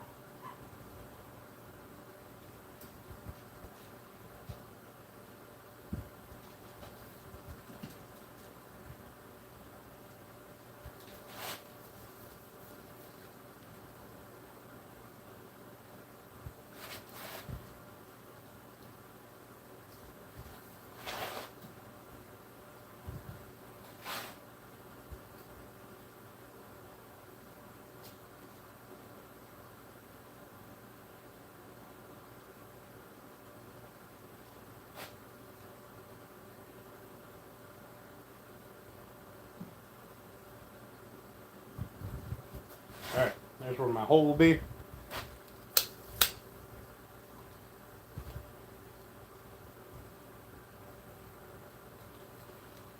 Thank you, Planet Oak. I appreciate that. Thank you, Randy. Alright, so we're going to put it 27.5 to 30.5. I'm going to grab the other one, mark that one real quick. These are both the same size.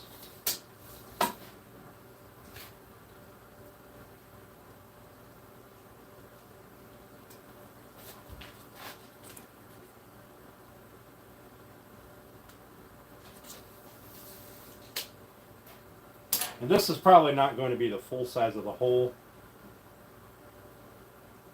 Now, it won't be the full size of the hole. The hole will be a little smaller because I have to have a shoulder on the inside to pull against. So, and then 2 3/8 in,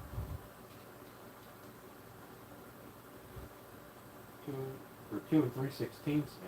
Sorry. 2 3/16, 2 3/16. All right.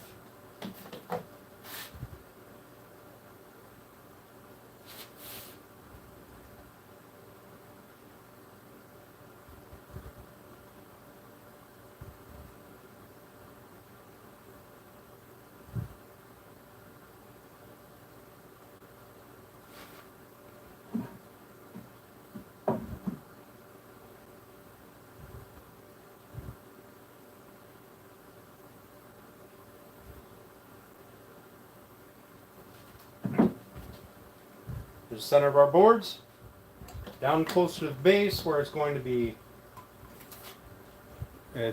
anchored together. I think that'll work out nice.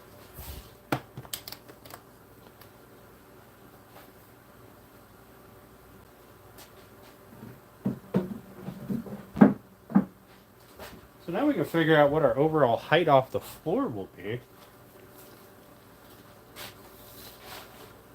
So from there to there, that's 33.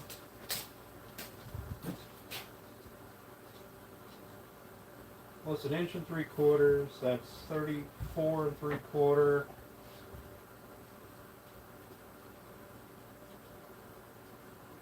35, 36, 37 and 1/8.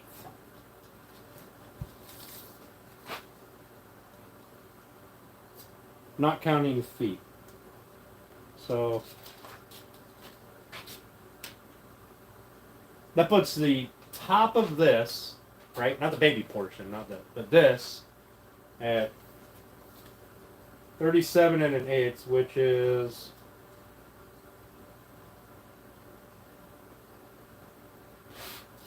here. So just about waist high for this bit here, the very, very top.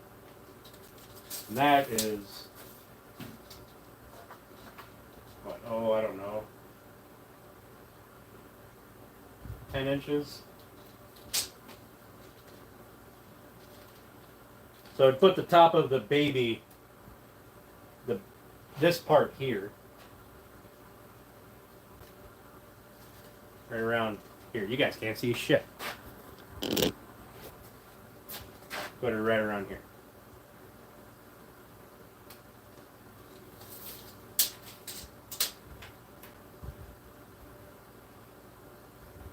Okay. This is 34 inches tall, so right about here. This right here is about 27 and a half, right there. So that is how high this would be, and then the top part will be right about here. Not bad. Can't remember shit either. Hell yeah.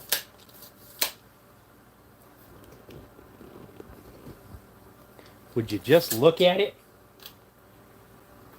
I love the curl.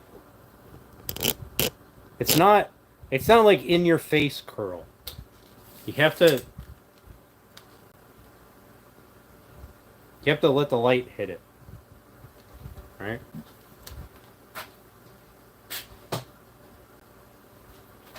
I like it. It's subtle. Until the light hits it just right, and then it's, oh shit, there's curl there.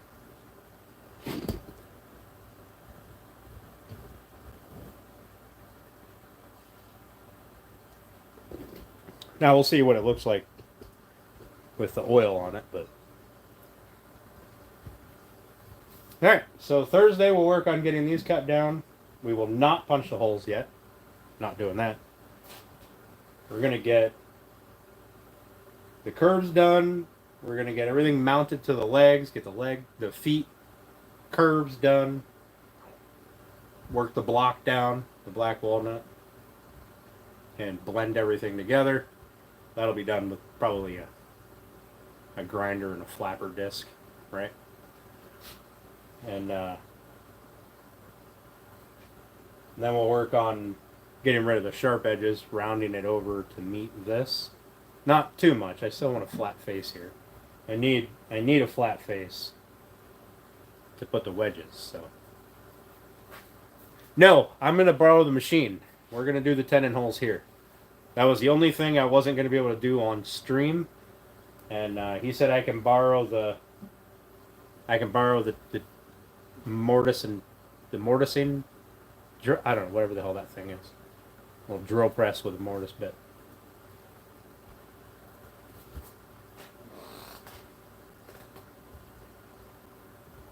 Hopefully, it can reach in here and do these holes.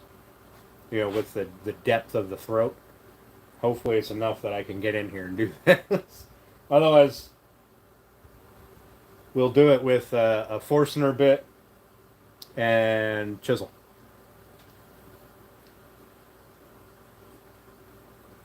Oh, yeah, we're not going to attach it. No, we're just going to get, everything shaped. Except for the black walnut. That'll get shaped once everything's glued together. We're going to get everything shaped first, and then we've got to put in are tenons in the bottom of these, into the black walnut, and then into the feet.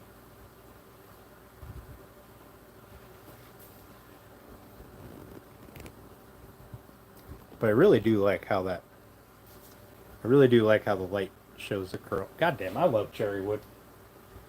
I'm a huge fan of cherry. And then I'll take care of this. I'll get this box all fixed up, like all cleaned up.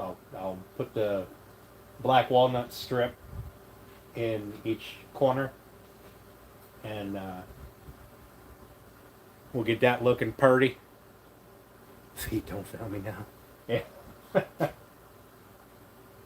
It's coming. It shouldn't be too much longer. It really shouldn't. I'll go Saturday morning, because I think I'm going to do live Saturday. I'll go Saturday morning and I'll get the boards for the bottom of this. And then the main part of this is all done. It's all just little shit. I'm doing this, shaping the stretcher, getting the holes cut, getting the feet and stuff glued on, getting all that shaped, getting the mortise holes cut, and shaping the end of the stretcher to fit, and making the wedge. And then the finish. Well, we don't have to figure it out. It's going to be hard wax oil. It's the only thing I found that we know is safe. It looks good. And it's a super easy to repair finish. What's up, old Path? How you doing, buddy? Thanks for coming in, man. Yeah, hard wax oil is super easy to finish. You know, if you got a big scratch on it, right? Or you got a big buff spot where something was rubbing on it, you just take some new hard wax, rub it in that spot, wipe it off. That's pretty much it. I'm doing pretty good. We got our layout for our legs done. Look at that curl. Ah, so subtle. I like it. And then if you hold it just right, it jumps out at you. And then other ways, you can hold it and it goes away.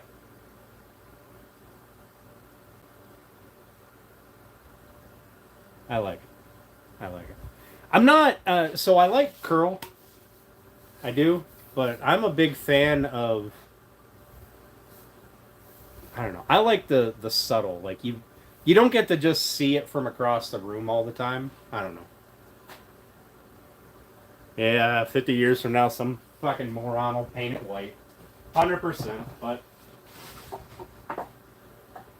with any luck, it'll be Alan's offspring that paint it, and it's theirs, so they can do whatever they want with it. There's the engraving. But I'm going to leave the strap on here because it does lock it in, so it's not racking around and stressing the joints. The base will be right about here.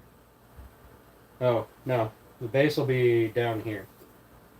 You have the pin. So I didn't need to make this lock hole all the way through, and I didn't think about that when I did it. I might just put a little plug in the end there, but I don't think it'll really matter. You know, paint walnuts sin, right? But you can paint all the rest of it. Just white with black panels, or black walnut panels. And you know what I didn't even think about was the depth of the mattress and all that. But I imagine you're gonna put like stuff in here anyway, so this isn't gonna be really visible a whole lot. Maybe you'll get some of it, you know. I should have put it up here higher, but it's a little too late now. I'm not cutting it apart. Am I a carpenter?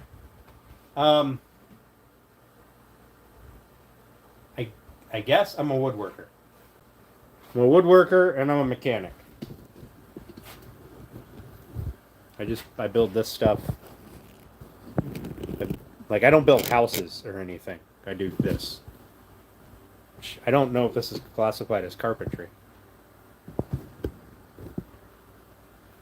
I make a fuck ton of cutting boards. That's what I do. And I change engines when people forget they need oil changes for 30,000 miles. Carpenters work with wood. Well, then, yes. Yeah, you need a house built? Go call Double A.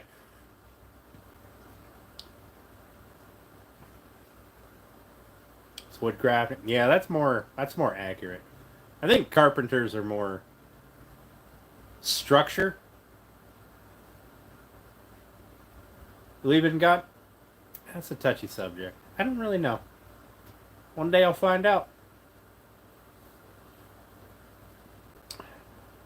There could be, and there could not be. I don't know. I'd like to think so. I don't want to get all philosophical on here. We already had our Dr. Phil moment. So what do you guys all got planned going on for the rest of the week? Anything fun? Or just suffering through work?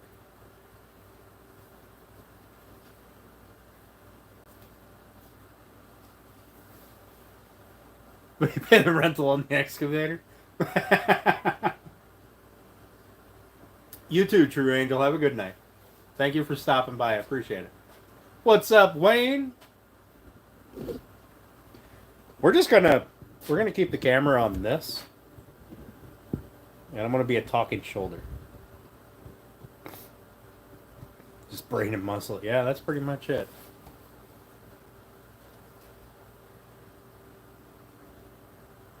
So, Steph, every time I was working with these panels, the end pieces here, she'd or anytime she wanted to ask me a question about them, she'd be like, "It was the big paddles, the big paddles." That's a hell of a paddle.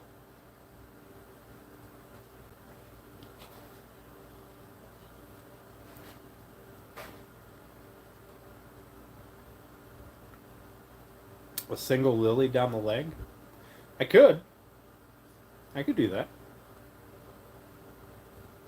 I thought about doing something special on the stretcher and just not telling anybody. Only doing it on one side so it can either be visible or not. Hell yeah, Wayne. Hell yeah.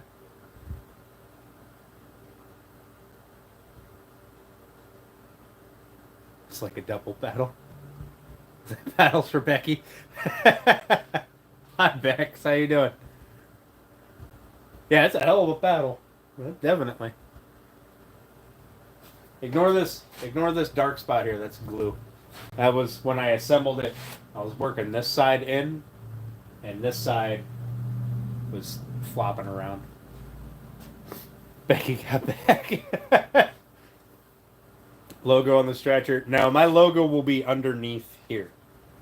My logo will be on the bottom of the base, or the bottom of the baby holder part underneath. Better be careful, hon. Becky's liable. Becky's got summer break coming. She's a teacher. Got summer break coming and nothing to do, and a need for adventure. She might come out there and whoop on you.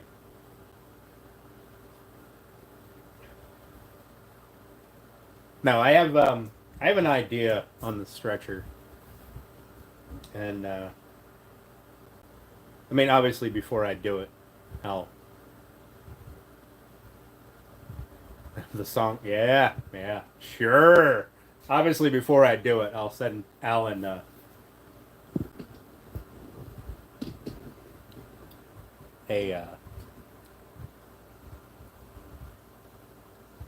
proof.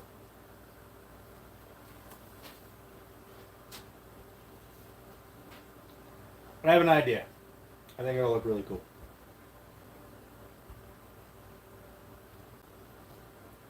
Stranger things have happened.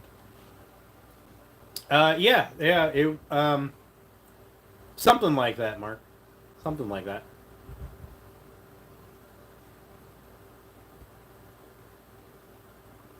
You drifted for a minute or two. Yeah, I'm sure you did. Bex is in here. I don't know where Steph's at. She might be in here hanging out. Sick minds.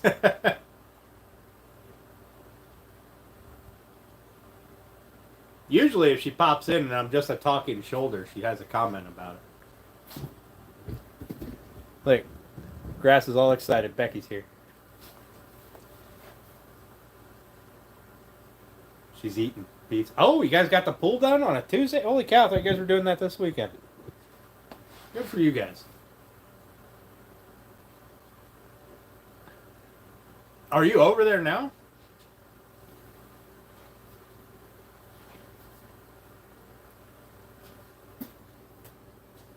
And so she's eating pizza, and that means that she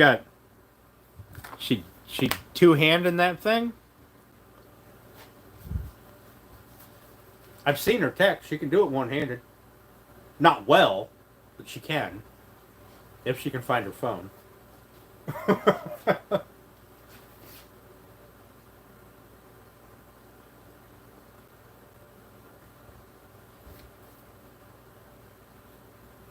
Double fisted. Fuck. I forgot. I forgot who my audience was. I'm sorry. I'm sorry.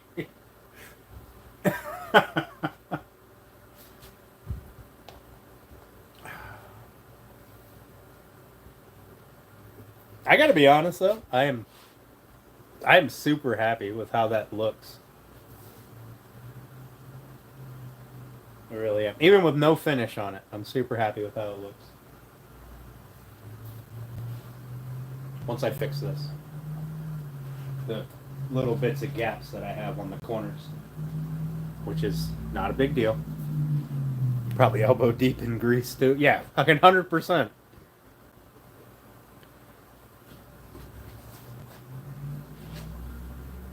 I really like it. I like it. Now, all we need to do is... I mean, there's still sanding to do on here and clean up. Glue cleanup and stuff needs to be done, but... You know what we could do? We could, since we're going to stand here and chat and look at it, we could do this.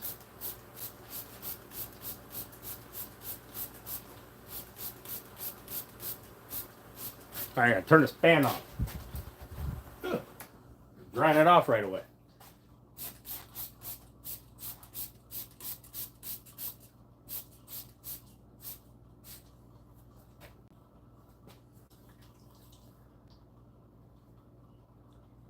That's fucking sexy.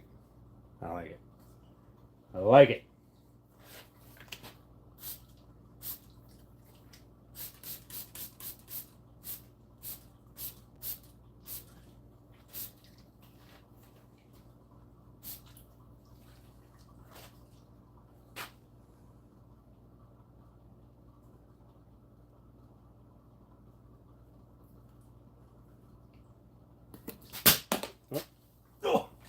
Missed that. Are you saying I'm boring?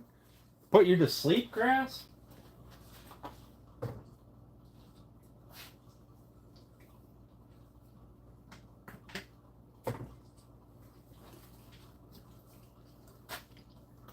Dino Nuggets?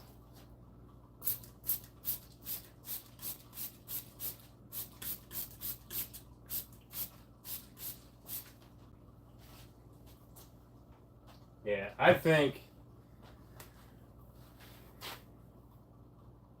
Way to break the spray bottle. I did dent it too. I think that looks awesome. I really do. I'm quite proud of it. Quite proud. We'll see if I continue to be proud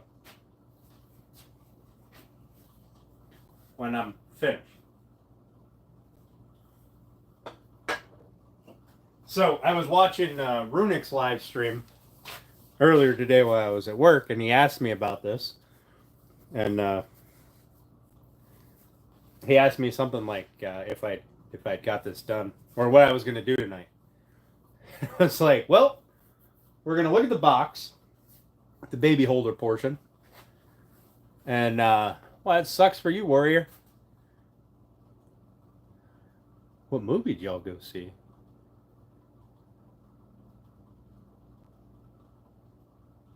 What movie? I haven't watched a movie in a long time. I lie. I watched Minecraft the other day. But he asked me what I was going to do, and I was like, well, we're going to look at the box, and then we're going to decide if it's acceptable or if we're going to have a fire and start over. But I think it's acceptable. I really do.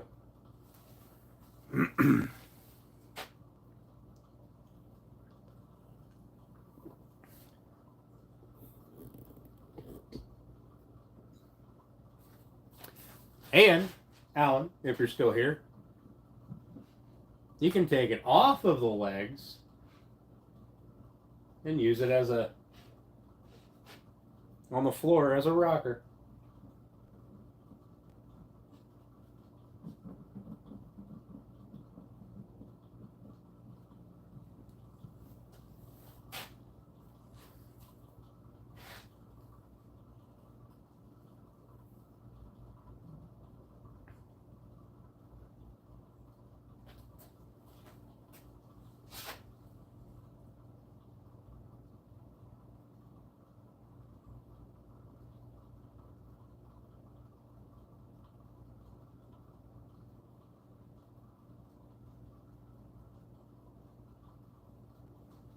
Damn, I like that thing. Seen Karate Kid yet? What? The old Karate Kid? Or did they do a remake? Yeah, I honestly, that's a happy accident. Because I curved the bottom of the end panels. I didn't realize that until I took it off the table and put it over on the other table. You can put it on the floor and use it as a rocker. I didn't know they were doing a new Karate Kid. Huh. I'm gonna have to look for it. Wait. How did they change Mr. Miyagi? That was Karate Kid, right? Miyagi? I think so. It's been a long time. Oh, it's got the original kid in it? Does he take over Miyagi? I mean, it'd be a little weird, but at least it would fit the timeline. I didn't know there was a new one, so I haven't seen like a preview or anything for it.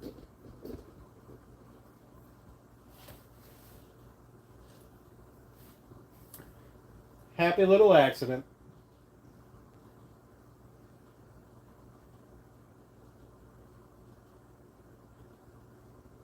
Oh, Netflix series? Alright, I'll have to watch it when I go over to Steps on fucking Friday to make her feed me.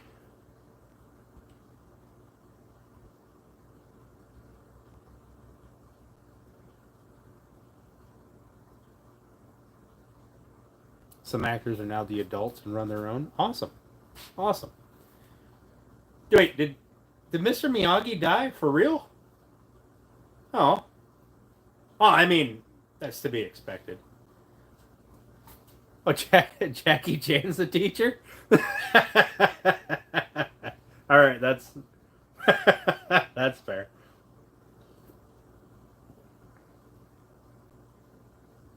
Telling her whose fault it is she has to watch that? Yep. Alan's.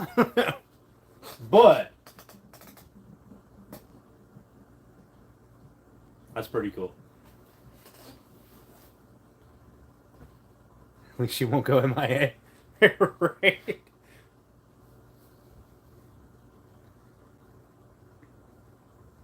It doesn't rock for very long, but there's also no weight in it, right? And I can imagine that if you're gonna rock it, you're gonna be sitting in like a chair and just have your foot on it or something, just bumping it.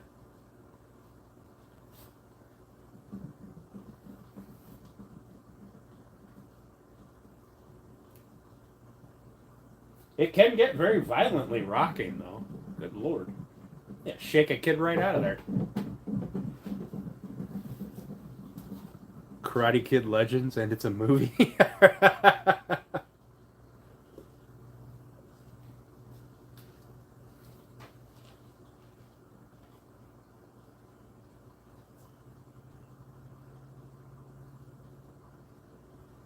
I wonder if I shape the curve a little bit more, not crazy, but a little bit more.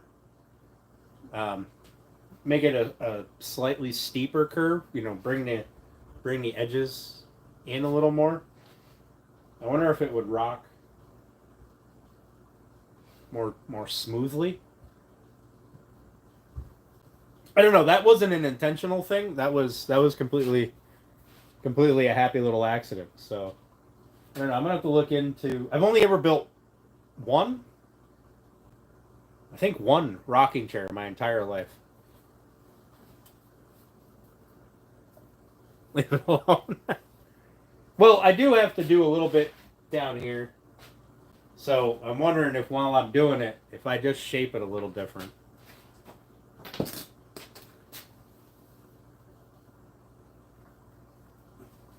But I'm probably not going to.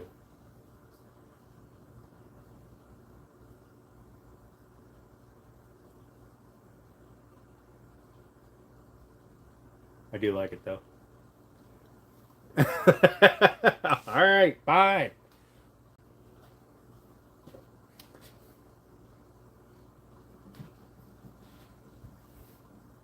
Hey, rocking bassinet.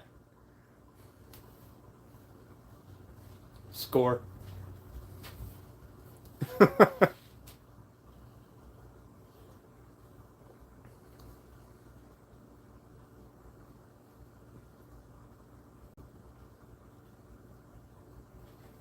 Although, when she gets older and she plays in it, it takes a lot to tip it over. Like it takes a lot to flip it.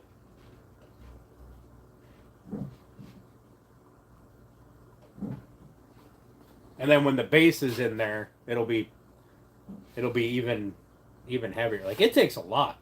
I bet a kid could hang off of that for well, up to a certain point. Right about there. Yeah. Right about there it starts to want to tip over. But up until there, it's fucking hard. Like it's hard to get right there it stops. It stops right there. It wants to like you gotta pull. So that's interesting. I like it. Yeah, when you add the bottom, it'll be even harder to try to tip it. So maybe as a little kid, put doll babies and stuff in there on the floor.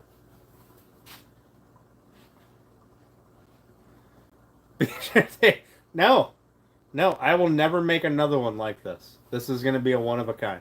I mean, if somebody wants to order one, I'll make them one. But this exact style is a one and done. There will never be another one like it. Not made by me, anyway.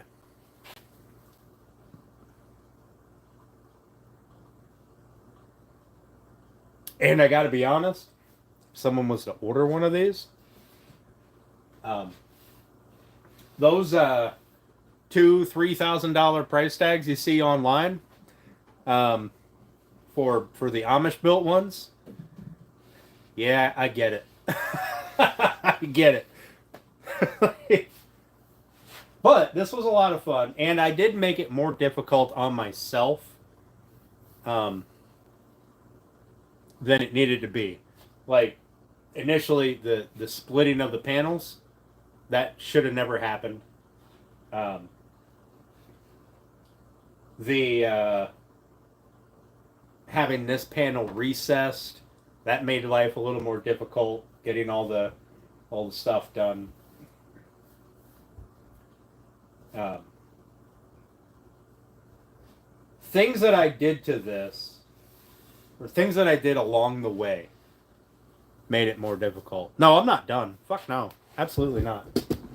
We got the legs marked out, or the uprights marked out. Like, I pushed myself on this to do things that I've either never done before or have very limited experience doing. So, because if you're not going to push yourself, what's the point in doing something? Alan, oh shit, you're done? Alan just laughing his ass off. That's what she said.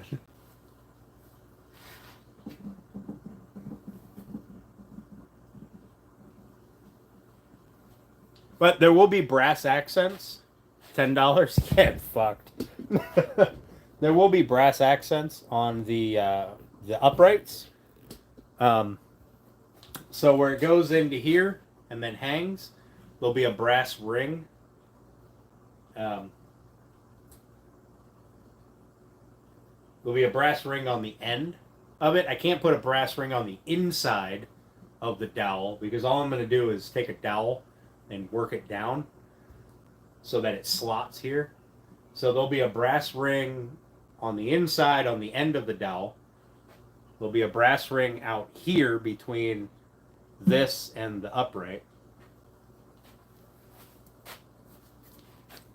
Yeah, I know. All I did was make a template and mark some holes.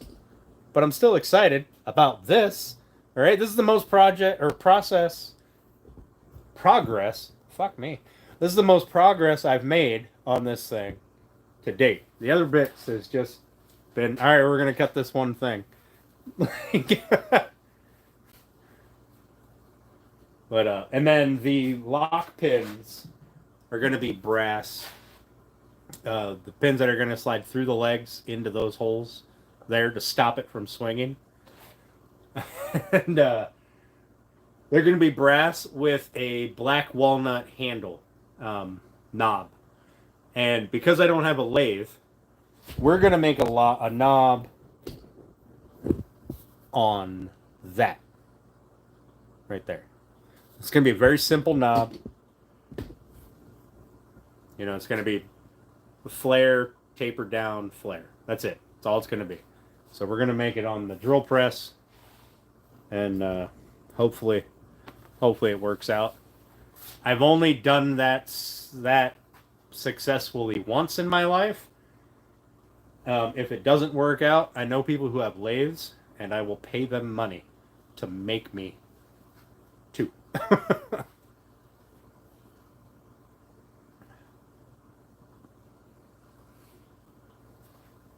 But we'll see. We'll see. I've only done it successfully once or twice, maybe. But I've only tried, 4 or 5 times.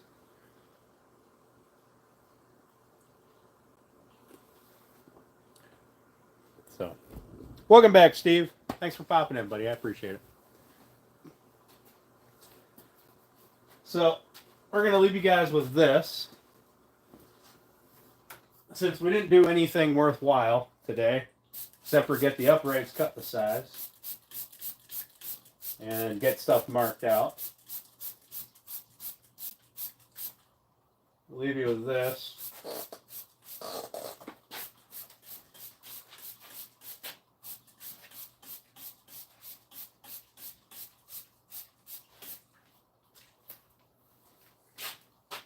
Give you an idea of how it will look with finish on it.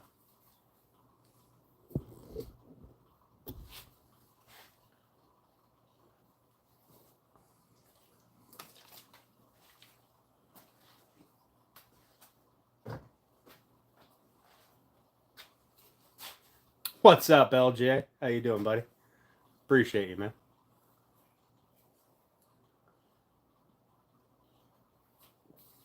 Yep, I'm gonna head out as soon as I finish this up. Right about the time that's all dried up. Thanks for hanging out, Alan. I appreciate it.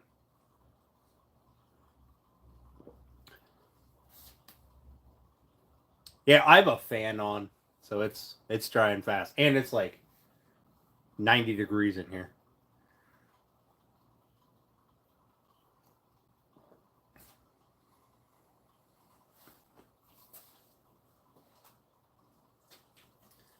I mean, it won't have the big orange strap on it, but talking small on me, talking smack. I would never, Steph. I would never.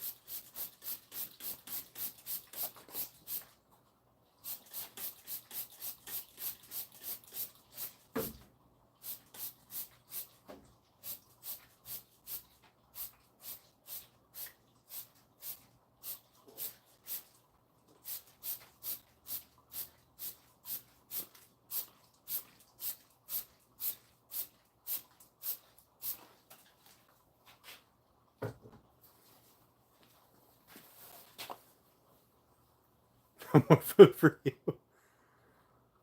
Black walnut looks white now.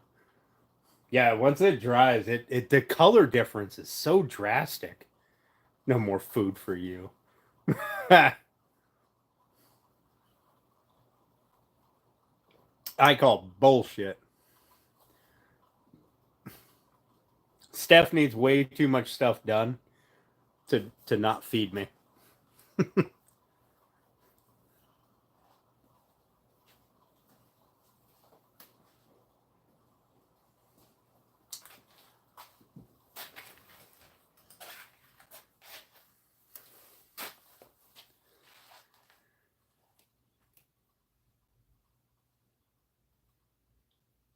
All right, guys.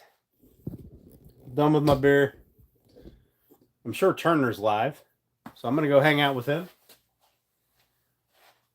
She's got you now. It's summer. That's fair. Thank you all for coming and hanging out with me today. I appreciate it. We'll be back on Thursday. Get some stuff done. Y'all have a great night. Oatmeal and Karate Kid. Oh, wait. Why is he not going live? It's Tuesday. I thought he was only taking off on Thursdays.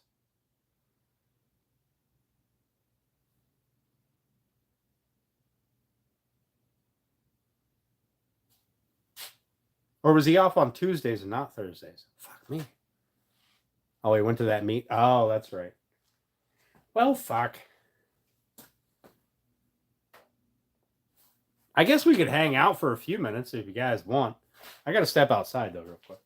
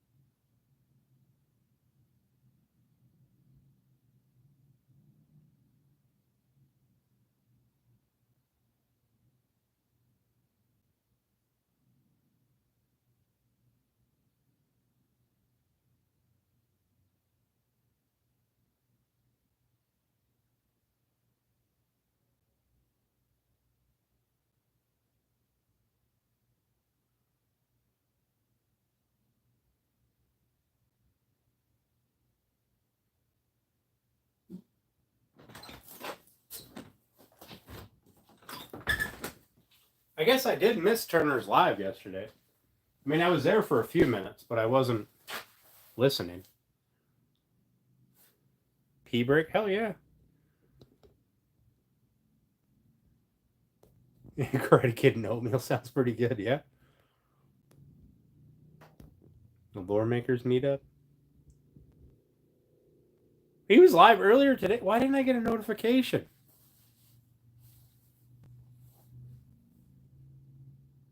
No, Steph. I cut those down.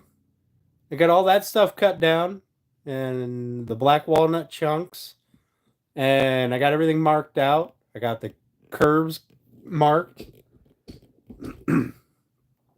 Thursday, I'll be cutting everything down. But yes, I have been standing here just looking at that for probably at least an hour because I'm fucking proud of it. All right, bite me.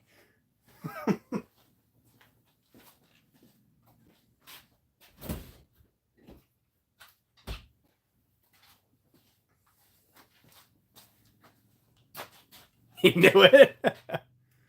YouTube is so reliable. Yeah, yeah, it's super reliable.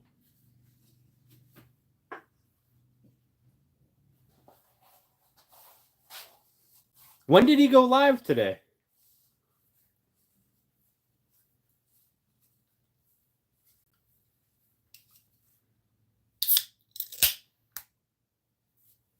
What is it? It's a hanging bassinet. Oh, he went live at 5. Oh shit. Damn.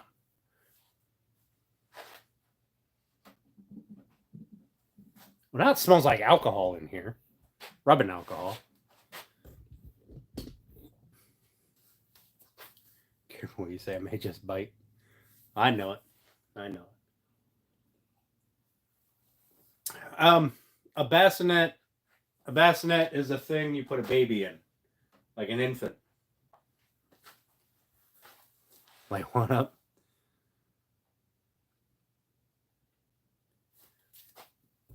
So think of it as like a pre-crib, I guess. You know, something I don't know, maybe in your living room or next to your bed. You don't want to have the full crib, so you can have this. I don't know what people do with them. I know they put babies in them. I would imagine it would be a convenient thing to do in like your bedroom. Stubenwagen.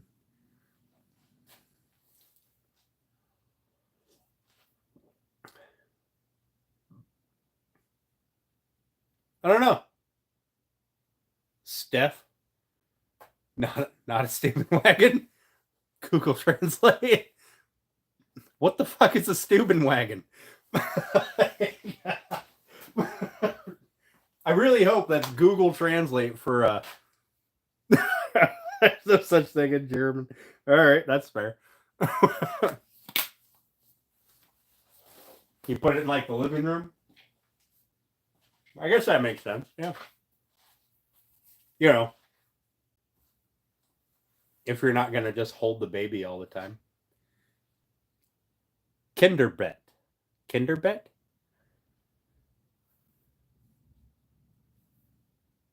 Kinderbett.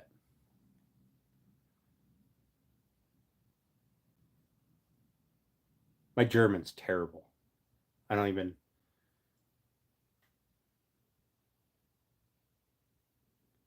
don't know how to enunciate that properly.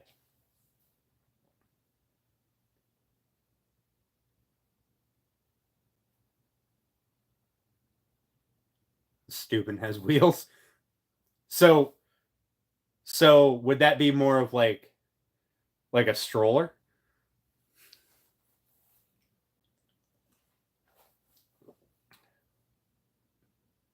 Well, that does make sense, Steph. That really does. And I mean, I'd kind of want to show that off, to be honest. It looks I'm kind of partial, but maybe a little biased, but I think that looks pretty sexy. Specken Sie Deutsch?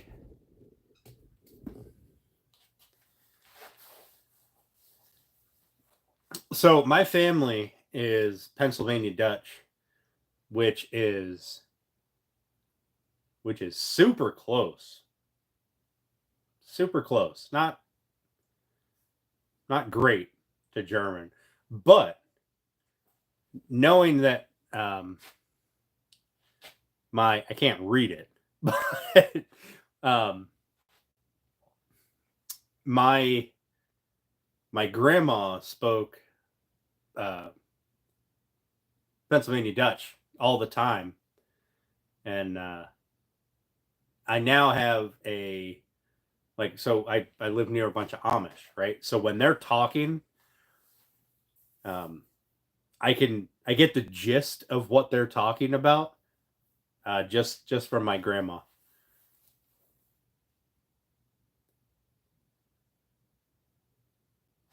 Only understood German when you were drunk. Listen, I just know German, like proper German, from what I hear. Like I've never been to Germany, but proper German from what I hear people speak, it sounds so angry. It's so angry. I don't like it. Like, how do you yell at somebody in German? Everything you're saying sounds like you're already yelling at them. Now, to be fair, a lot of that is from like movies and clips that I'm seeing on YouTube and stuff. So they may already be yelling. I have no idea. Listen, I enunciate orange just fine, and I enunciate lurs just fine.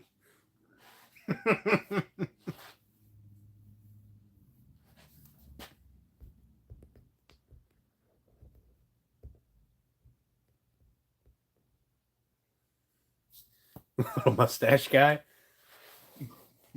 That's fair. That's fair. For making them all angry, or making German, making the German language sound angry. What, lurs? Lurs or orange?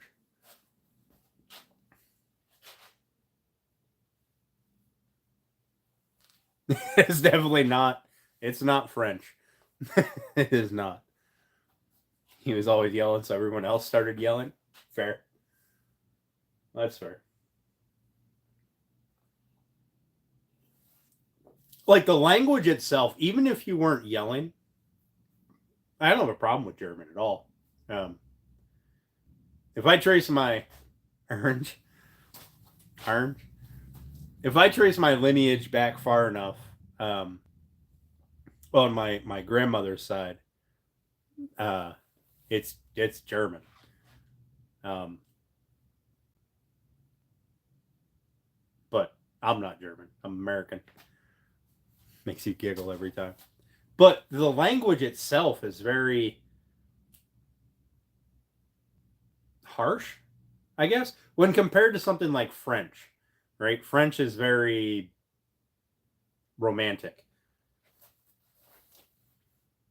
I don't know.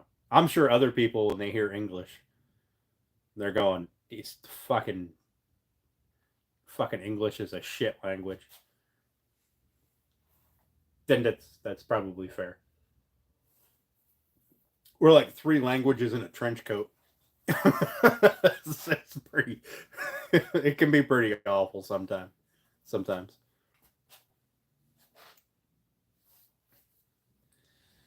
Oh man, 22 people watching me just standing here bullshitting with this in the background. I like it. I like to think that this is what's keeping people here hanging out. Oh, never mind. 10 people left. Fuck. You took French? I didn't. When I was in high school, we were forced to take Spanish. There was no other options.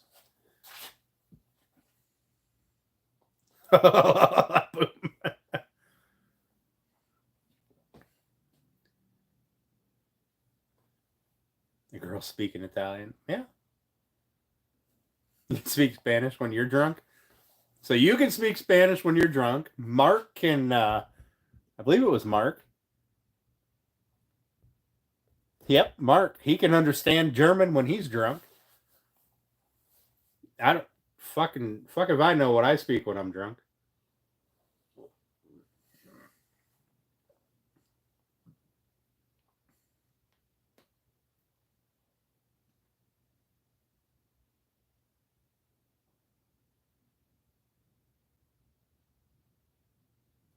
What do you speak when you're drunk? Gibberish.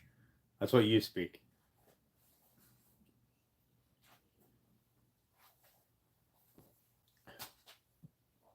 You speak, I need a babysitter. That's what you speak. I speak drunk. right there with you, Grass. Right there with you.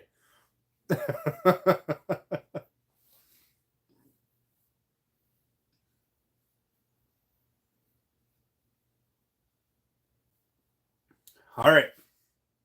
Real talk. We're getting to summer. Thinking about trimming the beard up. Maybe half. What do you think? Yes? No?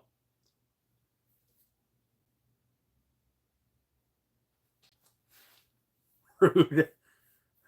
That speaks fun, right? I mean, that's fair.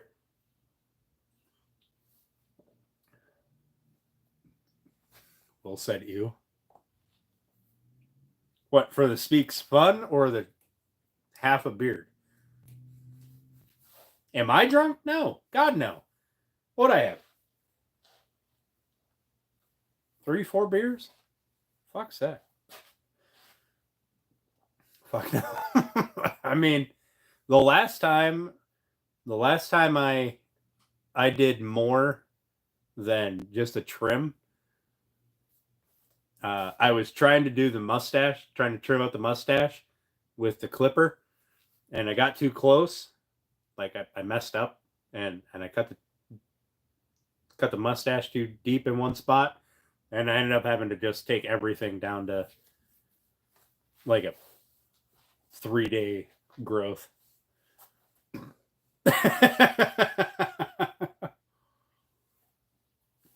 Yeah, all right. Fine. I'll keep it going. Maybe with all the gray I got going on in here, a couple of years I'll look like Santa Claus. I gotta drink more beer. Get the ho ho ho bowl full of jelly going.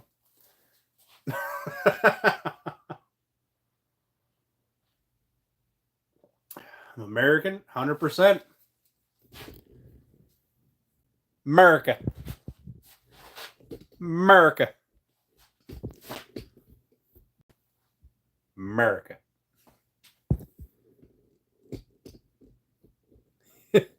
Can we braid it though? I mean,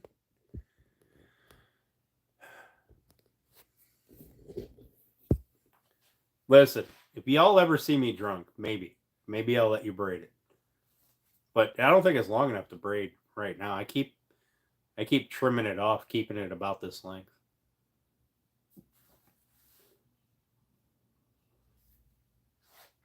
What's up, Igor? Bows? No.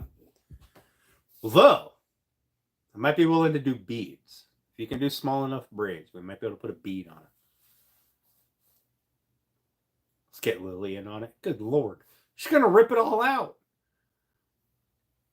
America is bad? Well, I mean, I am unapologetically American, and so is probably 98% of the people that are in here watching. So you can fuck right off if you don't like it.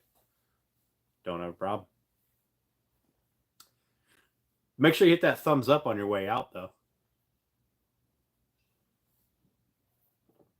It'll happen. I'll let you. Let you what? Put bows in it? Fuck no.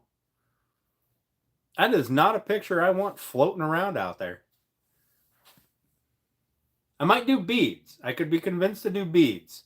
Because Viking, right? Looks more that's more masculine than a fucking bow.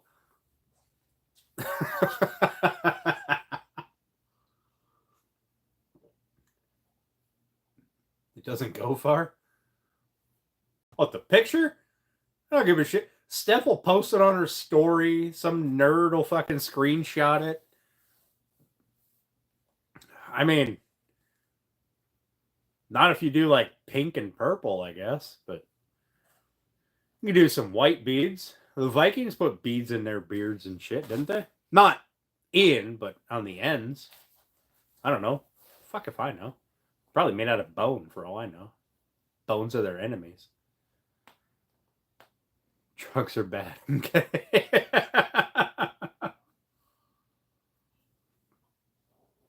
Sure do beans. Have no trust. Absolutely not. I have an image to uphold here, and that image is douchebag, not things that I probably shouldn't say on this channel. I also know that I can see your Snap story.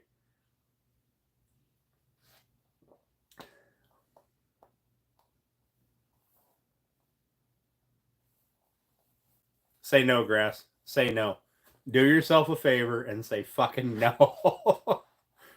Raging D-bag, right?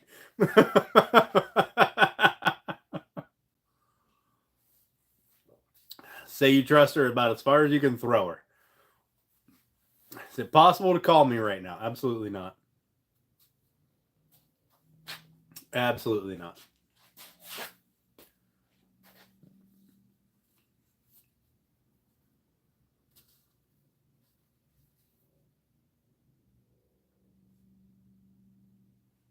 It is. You know, one day, just for the fuck of it, because you can get like a Google phone number, right? Don't they have those? You can set it up on the computer. When people call you, you can just answer it from the computer. As long as no teeth you can trust. One of these days, maybe we'll do that. Maybe we'll set up a fire pit night and do just a sip and chill, and I'll set up a Google number.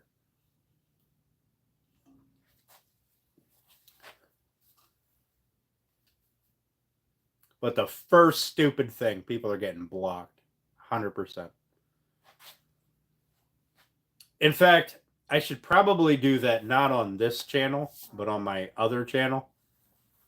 Because that way, when somebody does something fucking retarded, I don't have to worry about this channel getting blocked or banned or whatever the hell YouTube does.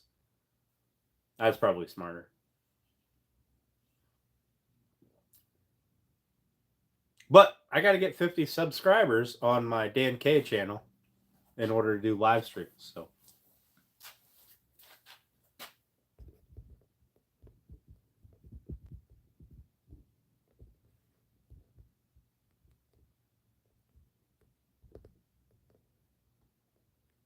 I have to say interesting things. Can you get banned? You smell funny. I don't like to ban people who smell funny. Trust issues.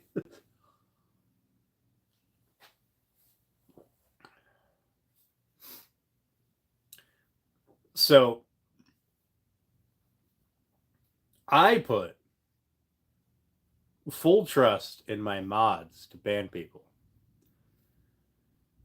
to control the chat. So if you offend one of them, that's probably how you'll get banned. Let's not do anything fucking stupid, though. Let's not take that as a personal challenge. Because we got some old school COD players in here. And they'll probably just make you cry. Don't smell. He just took a shower.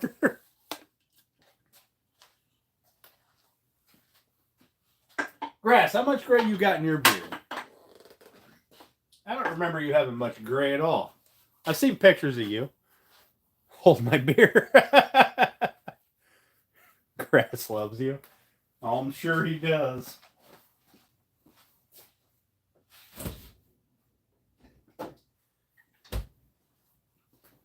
You know what I think we should do? Golden showers don't count. We'll have to set up a chat. Steph, Bex, me, and Grass. I mean, we've got separate chats. Why the fuck not have one big group chat?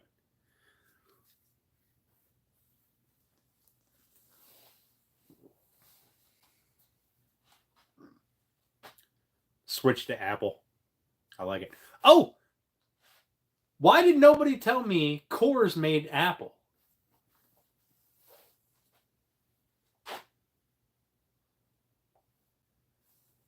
Some of us have people wrapped around our fingers. Sure.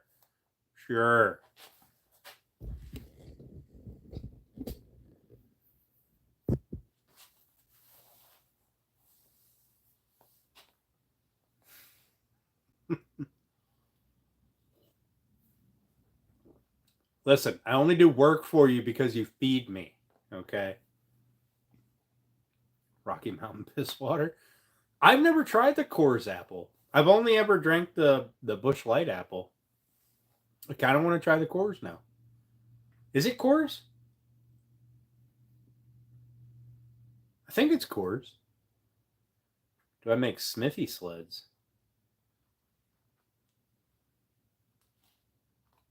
Granny pissing on him.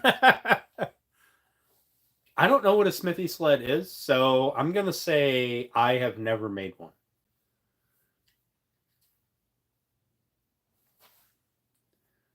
Hi, Joanne. Inserted fingers are not wrapped around. Also, hi, David. How you doing?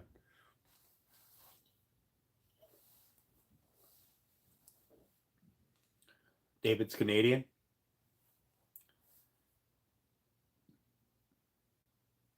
Weren't we just talking about the French? Nice carpentry. Thank you. Thank you. Oh, you're from NJ. Awesome. Awesome.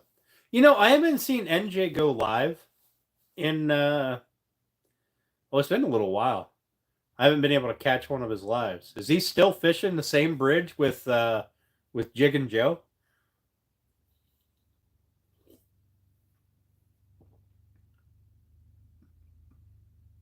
Every morning? Well, that's probably why I don't catch his lives, because he goes live in the morning.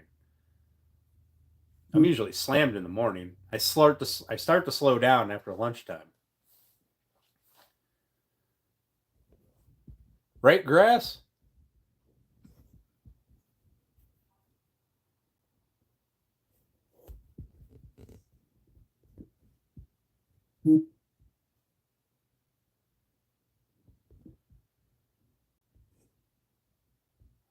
Holy fucking Instagram. Jesus, people. Show you my fishing device. Nope. Absolutely not.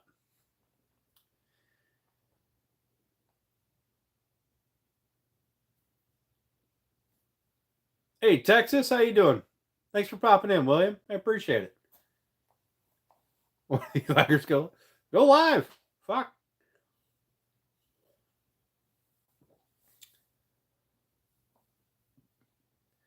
Listen, Grass. I'm only going live Tuesdays, Thursdays, and then either Saturday or Sunday. That's my new live schedule. So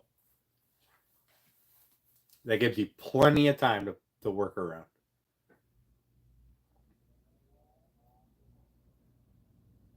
Like 3 beeps in there. Listen, if YouTube gives me a damn notification, I'll be in there. Or you send me a chat letting me know you're going. At least then I have something to. I know that you're there.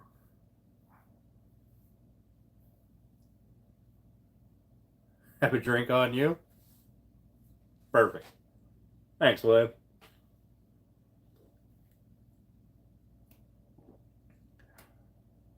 Got a fridge full over there. I got to go restock. I'll probably stop tomorrow on my way home. Restock.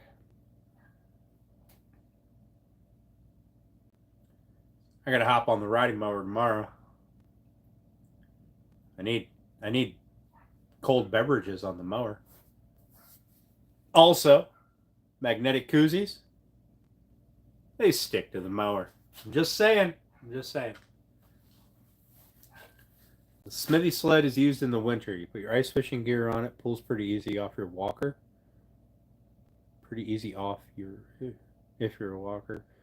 Guys put skis on the bottom. Huh.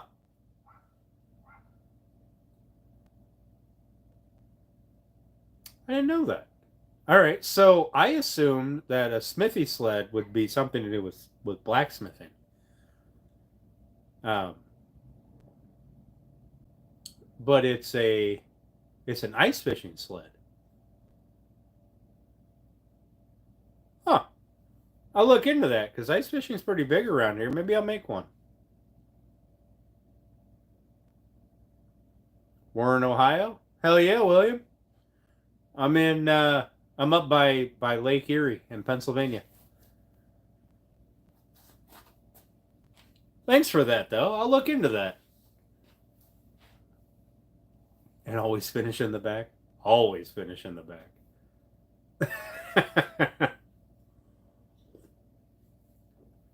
Make a killing up there. Listen, we're only a couple hours apart going across the water. Well, I guess nope, the water's that way. That way's north. Only a couple hours apart going across the water.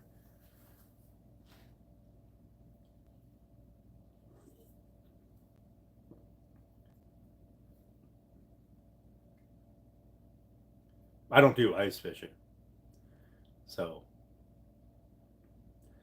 my luck, the first time I went out, there could be 50 people out there on the ice. And the first time I went out and set up a hut and tried to do some ice fishing, I'd fall through.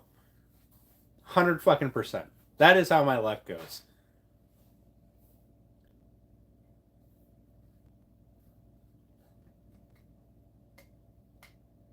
Yeah, man, busted smuggling smithy sleds into Canada.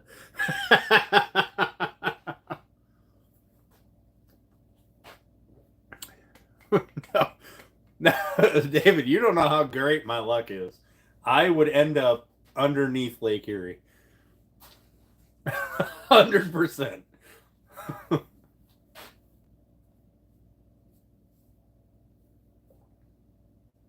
You're from Texas, but you love the weather in Ohio?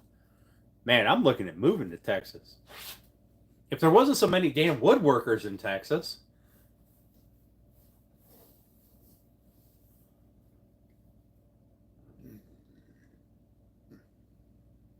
Yep.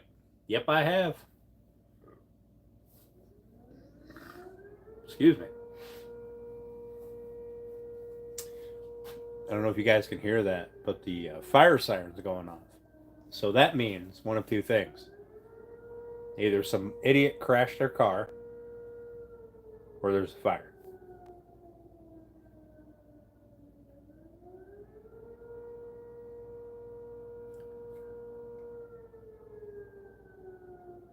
I am one of the grumpy old men. Thank you. I have spent the last 5 years of my life trying to be a grumpy old man. I am this close to sitting on my front porch and yelling at people to get off my grass.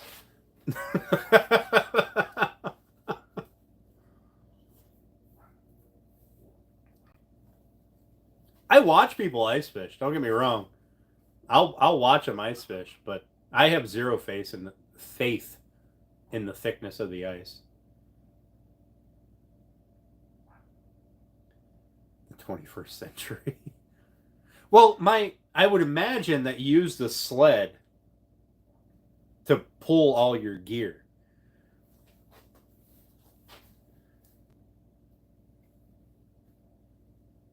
Right? You put all your gear on the sled, so you have your tent and stuff. All right.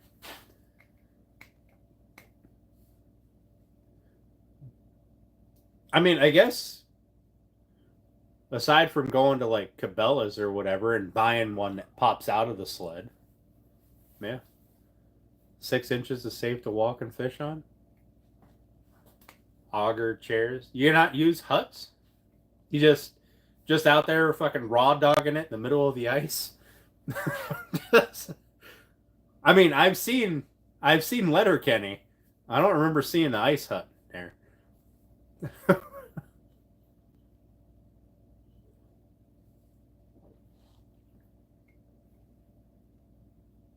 Just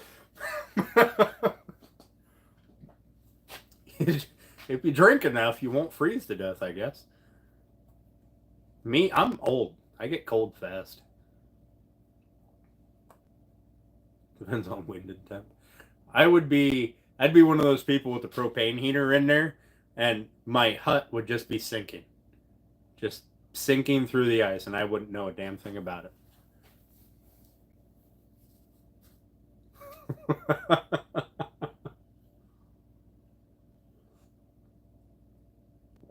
He also drills 50,000 holes.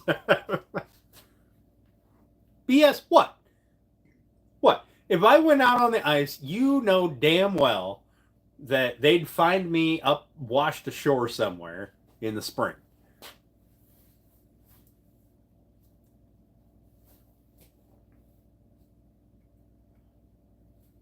$1,000 for what? A cutting board? 100% on it. Send me your address.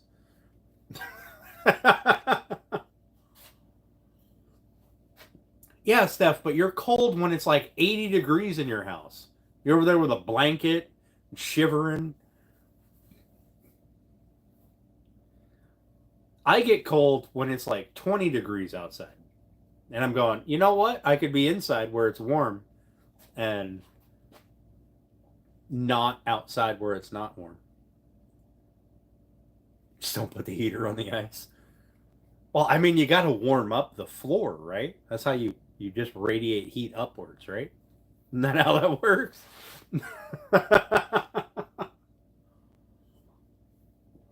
Listen, I built a hunting stand, right? On the edge of a swamp, so it's on stilts. And I insulated it, and I have a heater in there. I got to be honest with you. Our whitetail deer season is in winter. Okay, you get right after Thanksgiving. You get 2 weeks of whitetail deer hunting for rifle, and I much rather go to that stand because it's warm than go to any of my other tree stands.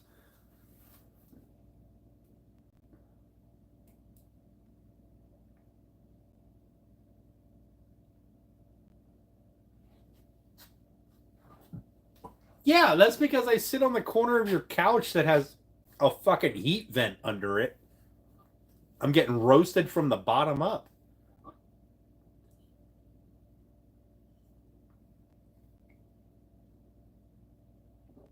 Sleep 8 people, satellite TV, stoves. Good Lord. Good Lord. Y'all are out there just camping on the ice. Man.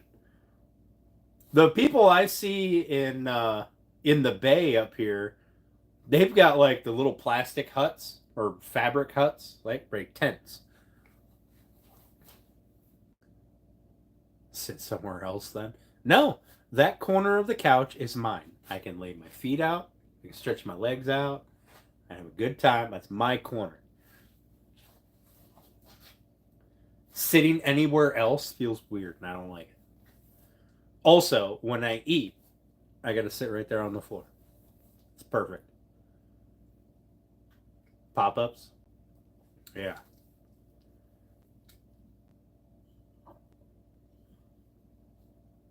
Although the last couple of years, I mean, not last year. Last year was pretty cold. But a couple of years before that, the ice has been super sketchy out in the bay. I haven't seen anybody be in the lake proper. But I imagine that water's moving more, so it probably doesn't freeze near as much as the bay does. The bay is pretty popular for ice fishing.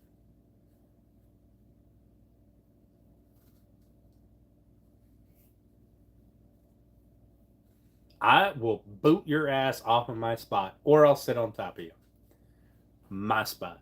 I got my 2 pillows, sit behind me so I can rest at a nice, easy angle. Got a great view of the TV. It's a perfect spot. You ever watch Big Bang Theory? How Sheldon has his spot on the couch? Yeah. Yeah, that's my spot on the couch. The other side better anyway. Good. You can have that side. It's weird.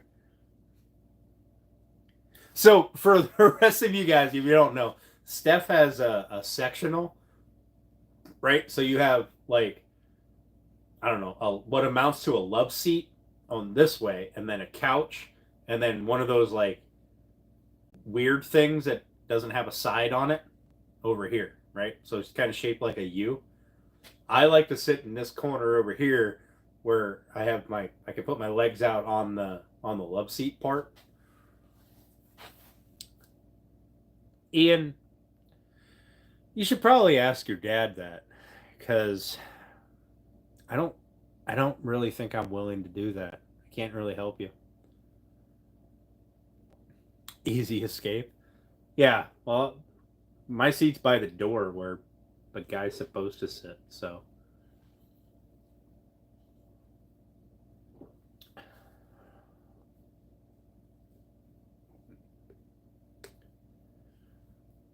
Sorry, Ian. You smell funny. Not into it.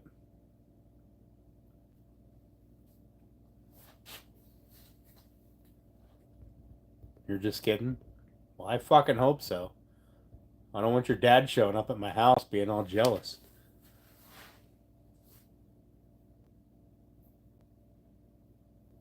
What's up, Woodlot? How you doing, buddy? Look what we made, Woodlot. Not today. This was Sunday. Today, all we did was we cut the base down to size and got the uprights marked out for cutting them out, and the black walnut blocks between the feet and the uprights done. Is that a crib? It's close. It's a bassinet. Get that with a family train. Yeah, it's a bassinet. So these holes here, right here, this is where it will hang on the frame that is sitting here that we're going to be building this week.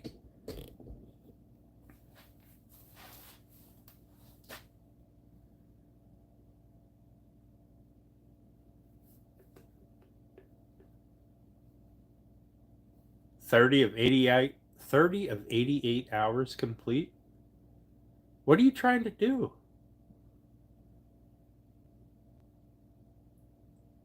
You build canoes? Awesome.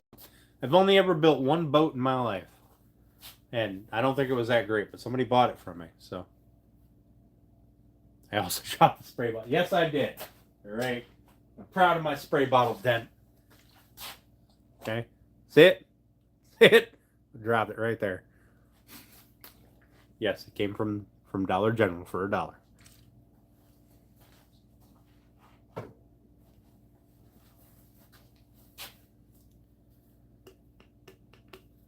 Pronounce orange. I pronounce orange properly. Y'all don't pronounce it properly.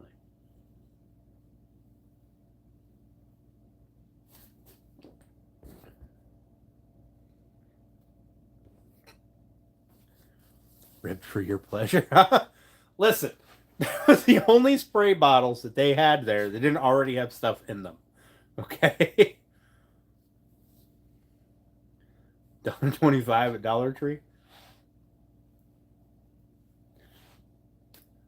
I thought it was $1.25 tree now. Inflation hit everybody.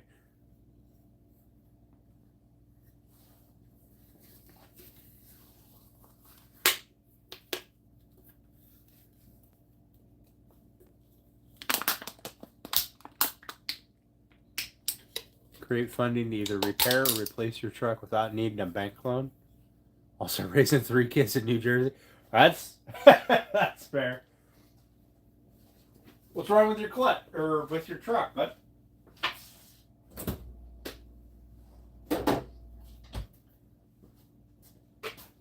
First of all, what kind of truck do you got?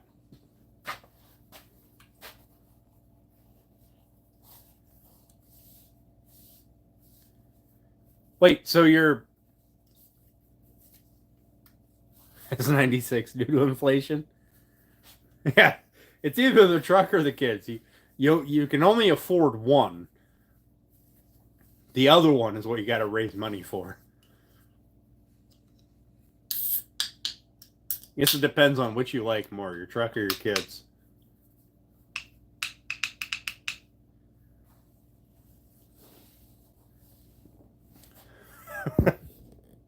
Me personally, I gotta go with my truck.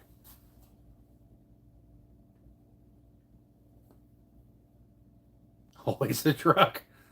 The truck doesn't talk back. It does what you want, when you want.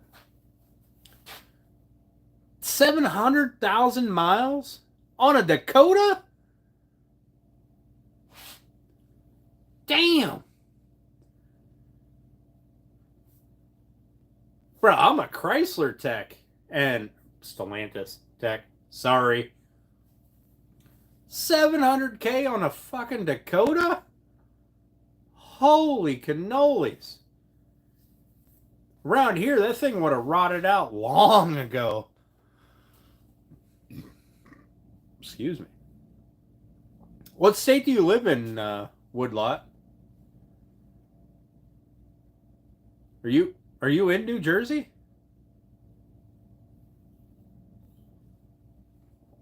New Jersey can be kind of dicks for emissions. Damn. If you were in like Ohio or something, I'd go, fuck it, just put pipe on it. Who cares? Straight pipe it, make it sound cooler than it ever has. But a steering rack. That's rack and is that rack and pinion or is that steering gear?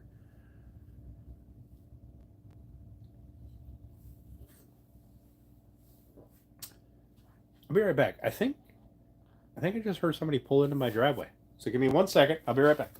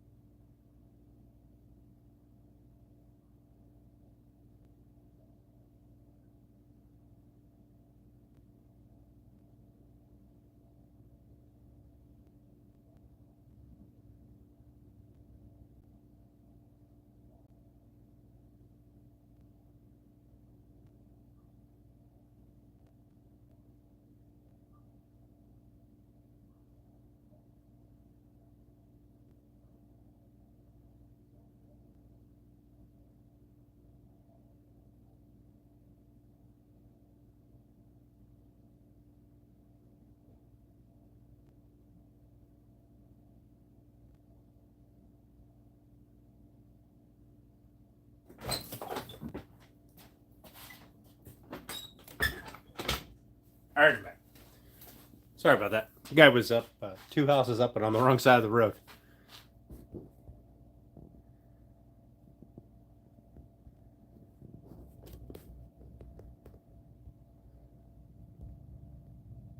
The fuck was that, Pop? Probably the motorcycle starting up.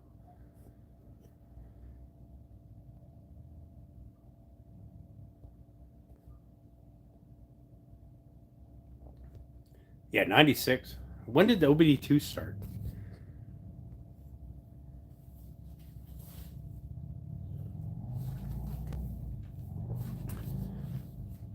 Grenaded the exhaust a few years back. There he goes. I don't know if you guys can hear him. Blue stuff on my cheek? I think it's just...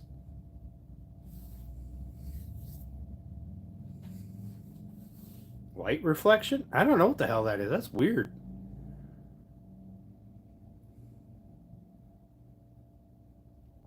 This look weird. Fuck, it looks like a... Alright, we're back to the shoulder.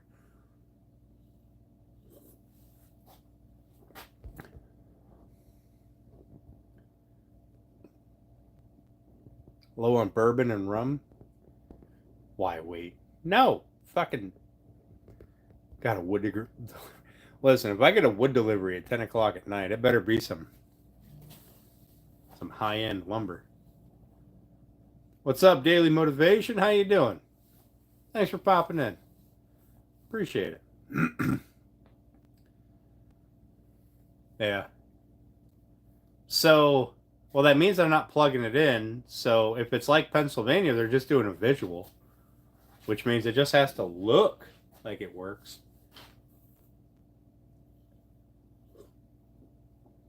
You're a subscriber? Appreciate it. Thank you. High-end lumber is what they're calling it. I mean, that's what I deliver. High-end lumber.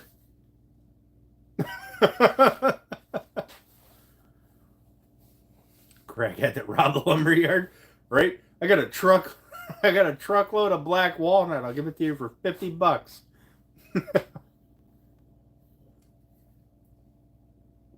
Flirting with a camera. Recently opened a YouTube channel. Congrats. No inspection at all? Well, then what the hell you need to exhaust for? I have no idea. It comes up short. All New Jersey checks as emissions? Oh, do they do the tailpipe sniffer? Like they do in Pittsburgh, Philly, and Harrisburg?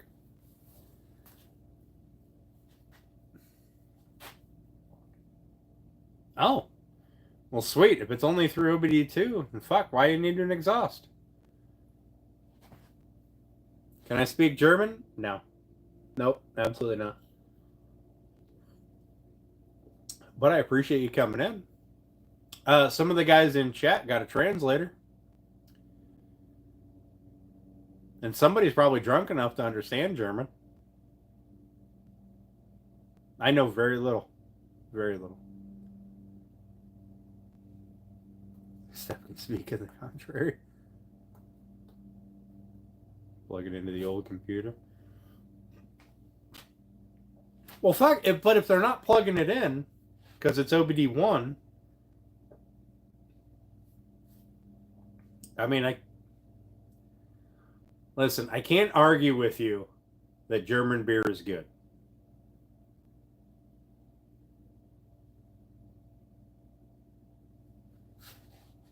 But in my experience, German beer tastes better warm. It's also thick, which is great. Don't get me wrong. But when I'm just hanging out in the shop, I like American beer. Drink it cold. Goes down easy.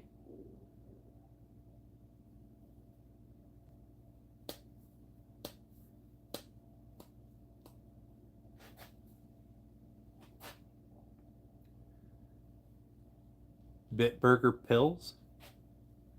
All right. Is it better drank cold or warm? Warsteiner? Hang on, I'll write these down. Don't get me fucked up. I'll order this beer. All right, I like beer. Nice stout. Yep. All right, let's flip to the back page so that I can actually remember what I'm doing. What the fuck was I writing down here? 11.5 long, 7 3/4 wide, 6-inch tall. No description. All right.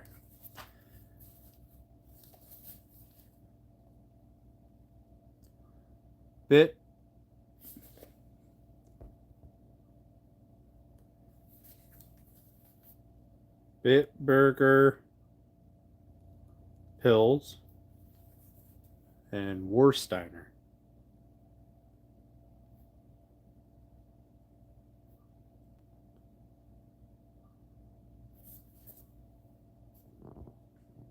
Cold?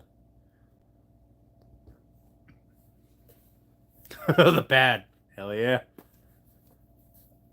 Krombacher? I feel like some of these I'm going to have to order.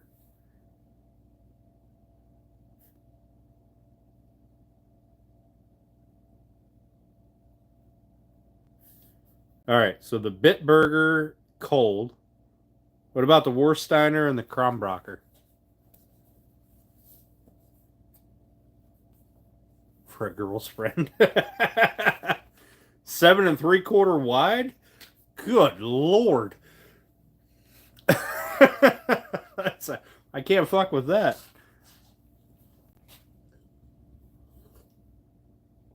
Six inches tall? Gotcha.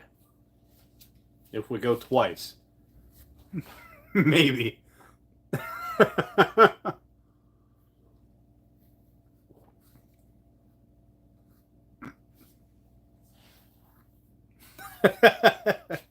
All right.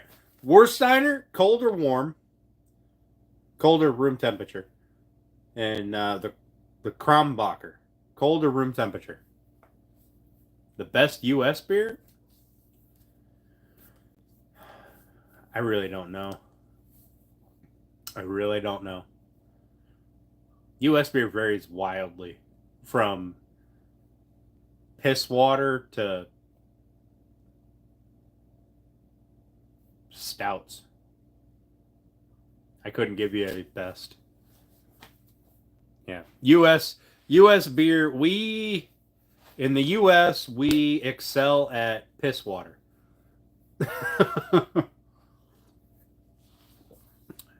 What do they call our beer? Pale? No, it's not even a pale ale, is it?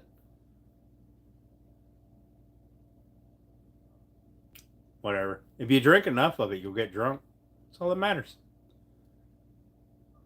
Some of it tastes better the first bottle, can, glass. And some of it tastes like ass the first 3 bottles, and then you don't care anymore. Piss water, is that real? Well, it's a light yellow. A lot of American beer is a light yellow, and it gets the moniker of piss water.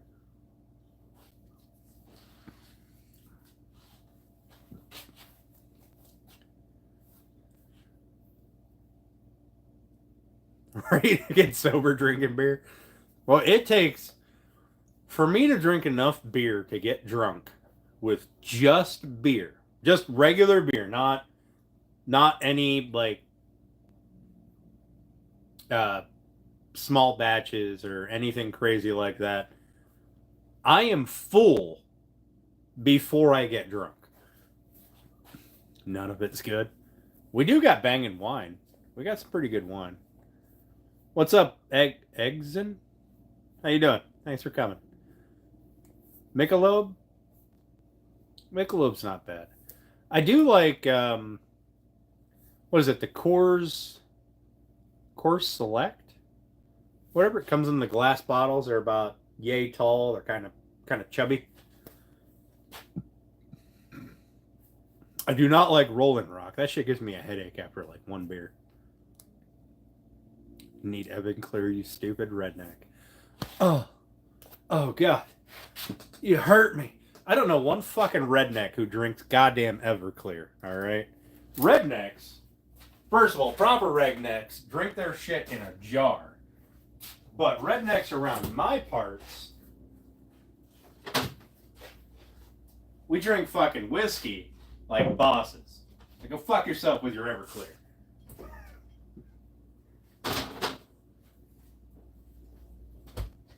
Fucking try to insult me. Calling me a redneck's the best goddamn compliment you could give me, you fucking knucklehead.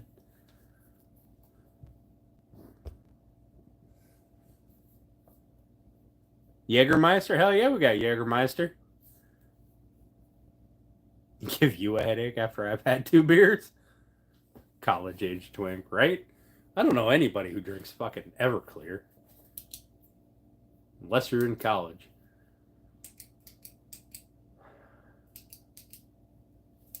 Whiskey with an E.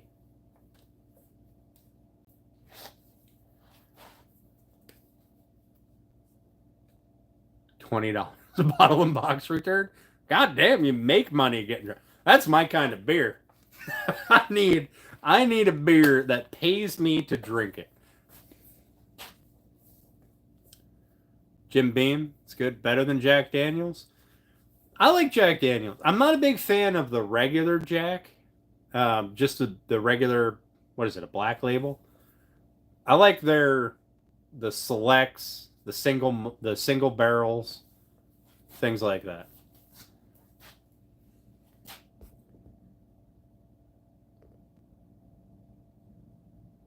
The one and only Nicole.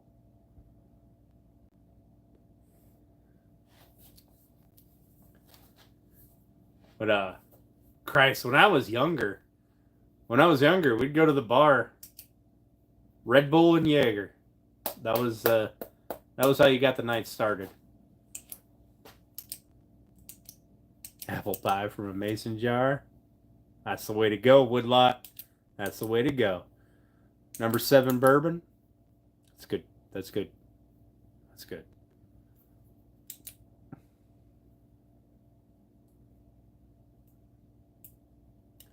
I've got... Ooh. So, for Jack Daniels, I'm kind of partial to, right? Jaeger bombs. For Jack Daniels, I'm really partial to the Winter Jack, which is that white bottle right there. It's super low. It's super low octane, right? You can drink that entire fucking bottle. I can drink that entire bottle and not get drunk, right?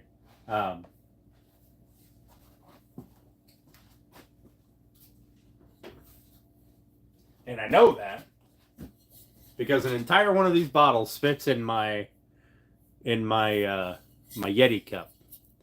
But I mean, it's only fucking 15%. It's 30 proof. It's, if you warm it up, it's like hot apple cider.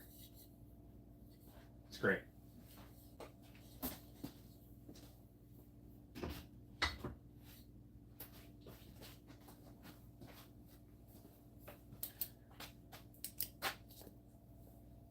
Meth and heroin, Mark. So, you know how if a lot of people when they drink booze, they start to get tired, right? Well, you mix that, like alcohol, I guess it's a downer. If you mix that with Red Bull, which is definitely going to amp you up, you can get some interesting interactions with people. But so when I was younger, my hometown bar, we drank Jaeger bombs so often that they went and got the machine, right? So they put the bottles on it, and they just hit the lever, and it fucking mixes everything or does whatever it does. They went and bought that machine because we drank enough Jaeger bombs that it was worth it for them to buy it. We did have nose candy. I feel like you get wound up when you drink. Well, some people do get wound up. Liquid heart attack. Irish trash can. Irish trash cans.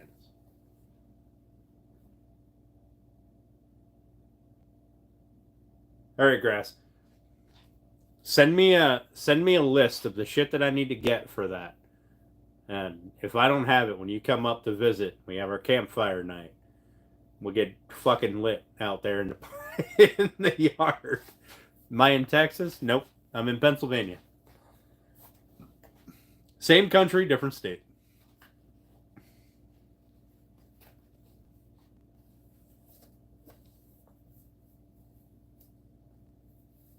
Irish car bombs. You know what's really nice? Someone's going in the fire, right? I need a fucking pocket. I gotta get shirts that have a pocket and switch my logo to the other side. What's really nice is Long Island iced teas. Those things, great. It's like straight fucking booze. You got a big ass glass of just booze. I mean, but I am kind of partial to.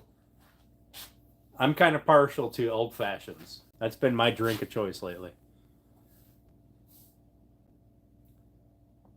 Kurt Angle is a hero in my city. Pennsylvania is a state, and I don't know who Kurt Angle is.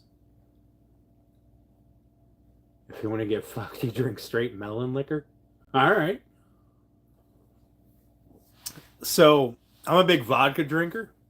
I drink vodka a lot, probably more than I drink whiskey, bourbon, any of the others. And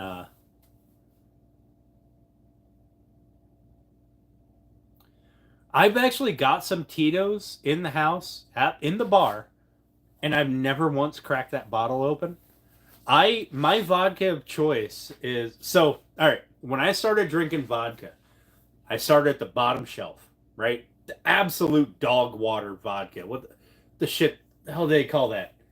Vlad, right? God, it tastes like rubbing alcohol. It's awful. So I drink that bottle. I go, all right, this shit sucks. We're gonna go up a tier.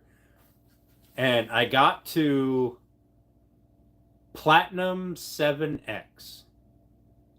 Right? It's a blue bottle. It's shaped like a triangle, like a vertical triangle.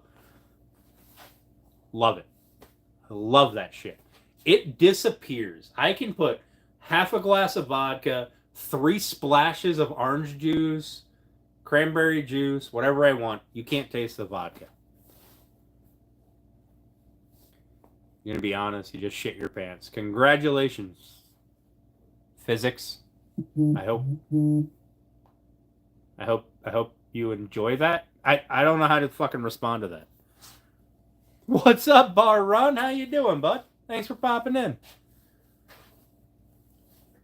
Russian brake fluid for fighter jets. Yes, it is in your cupboard.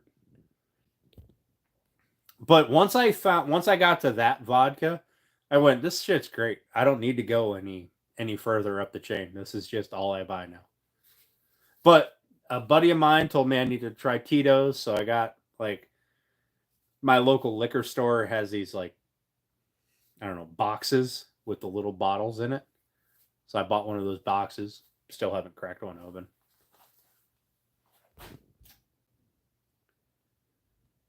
You're in the Marines, sour mash, chased by USMC sludge, coffee, Marine Corps coffee.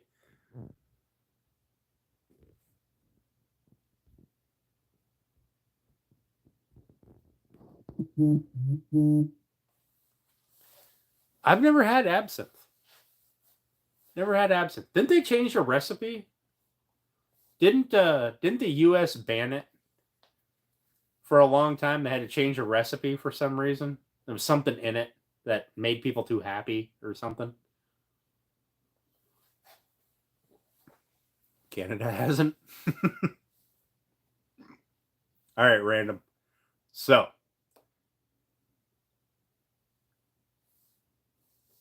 is that what they banned, the wormwood oil? All about taxation. Yeah, that makes sense.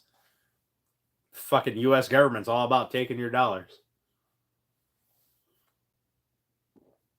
Send a picture of your favorite vodka.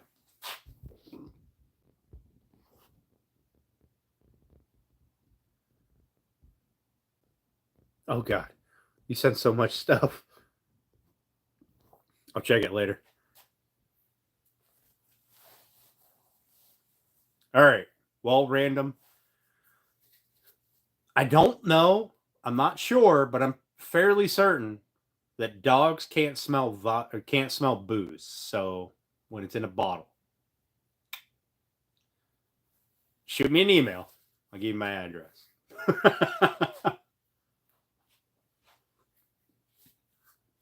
Makes the boo-boo disappear.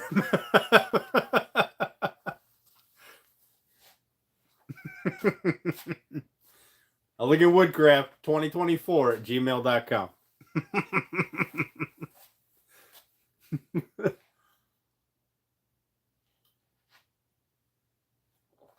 My beard's growing longer. Thank you. Thank you. I've been working on this for at least 3 days. St. Petersburg. Russian vodka, before things got all fucking weird, Russian vodka was pretty good. You gotta admit, there's one thing them fuckers know, it's making vodka.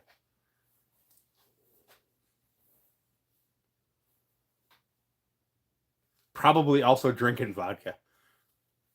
Like, I like to think that I can hold my vodka, but I'm pretty sure that any 6-year-old in Russia could drink me under the table.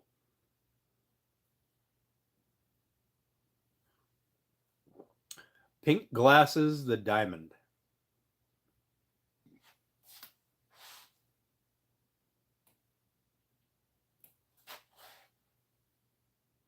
Cool. Thanks, Zoe. Appreciate you coming. Drinking some... Oh, I can't pronounce that.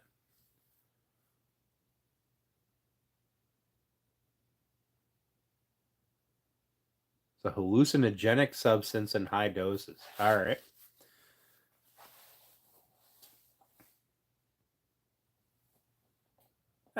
Fuck out of here with that. Nobody cares. Platinum label Russian standard. Huh.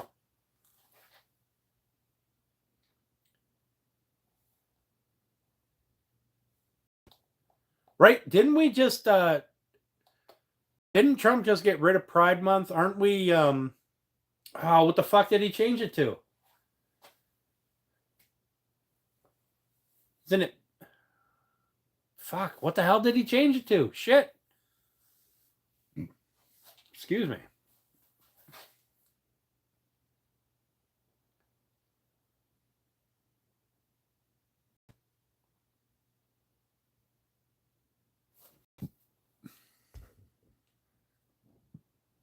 Absinthe has a high enough volume to make you tweak. All right. Only lions have a pride.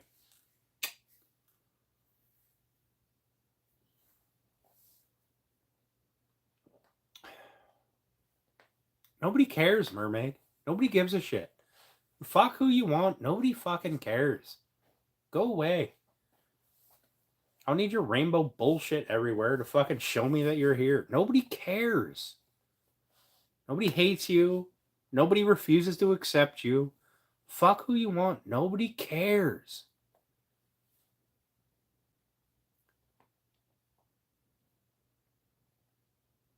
Real Irish absinthe.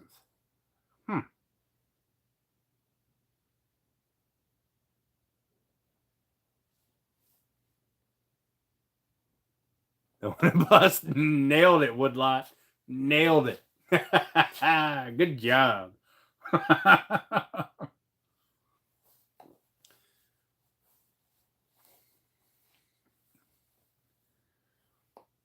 Fuck, do they even care if you got a still anymore?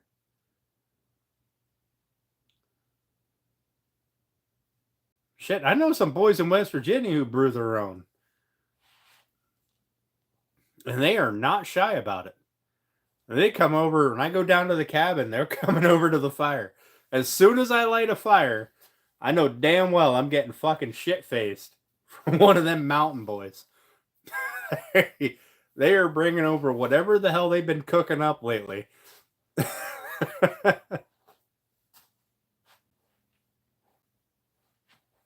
Thanks, Ethan. I appreciate that. That's a lot of hours right there. Probably a lot more than it should have been, but you know what? I'm proud of it. It's worth it.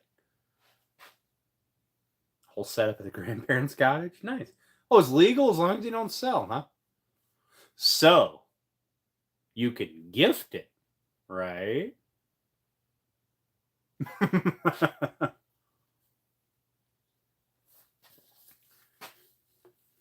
You let me know, random, how many dollars I got to send your way.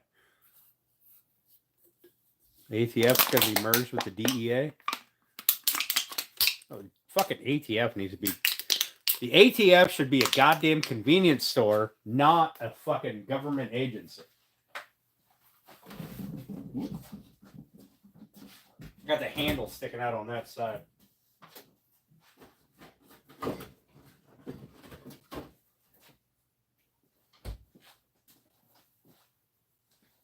I should be able to walk into...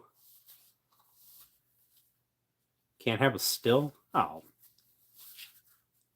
Next match, I don't want to go to jail. I mean, I don't want to go to jail either, but... Brandon Herrera for ATF director. Listen, I'll be honest. I am minimally involved in politics.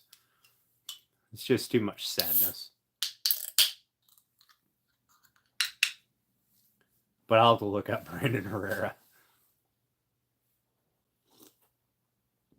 The AK-50. Jesus Christ.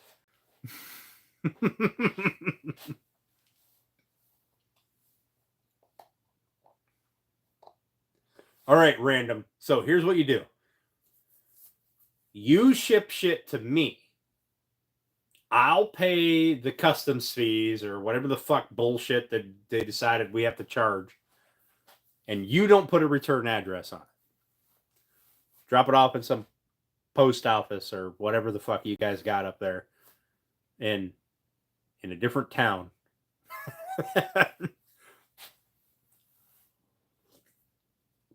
I agree, Grass. I agree. Right, Woodlot? It's all... Listen, here's our policies. We suck, but they suck worse. That's all fucking politics are. It's all fucking stupid. Red flag right away. God damn it, Mark. Why you gotta ruin all my happiness?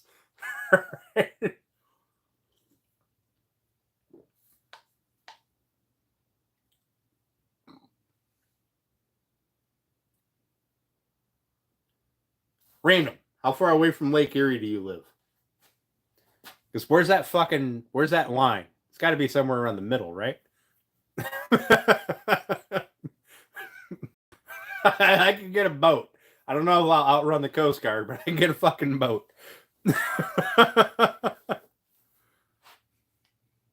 You're in Quebec. I'm stupid when I get... Canada is one big place for me. I don't know where Quebec is. 20 minutes away from New York. Well, fuck. I don't like going to New York, but I can go there.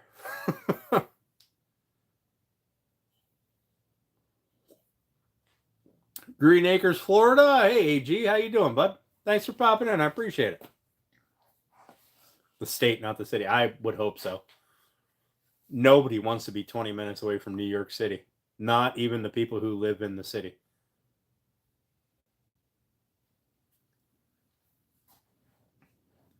The people who live in New York City say they love it, but that's what we call Stockholm Syndrome.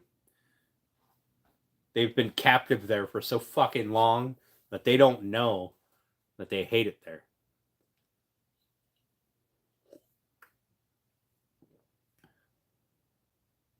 Where the hell's Steph at? She fucking driving over here?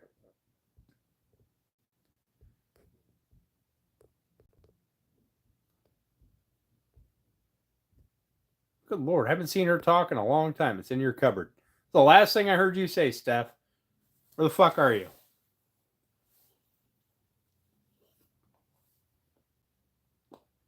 Right? Exactly, Grass. Exactly. We can meet. We can meet at Niagara Falls. You yeet the bottle across, and I'll catch it.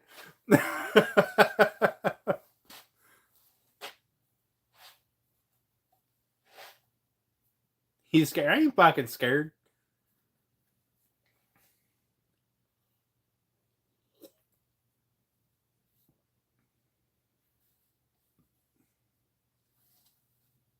Smells like Willie Nelson in full swing.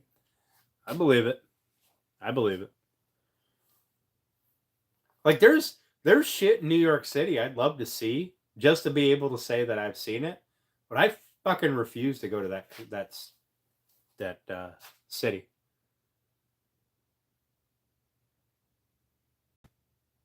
Right? Well, they're grumpy, they're angry because they got Stockholm syndrome. They're pissed off because they're there and they have to pretend to like being there. I mean, I get it. It's like the people in New Jersey. They're pissed off that they live in New Jersey. I'm sorry. I'm sorry.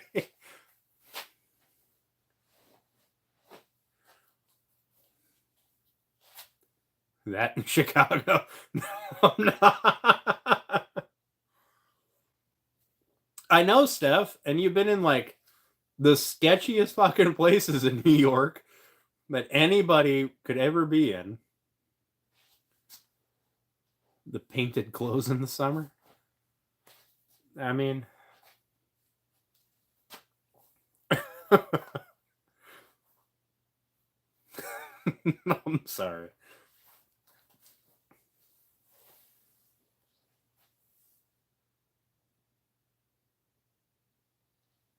I want to go to the Joker stairs. Yep. Yep, that's a great place to go.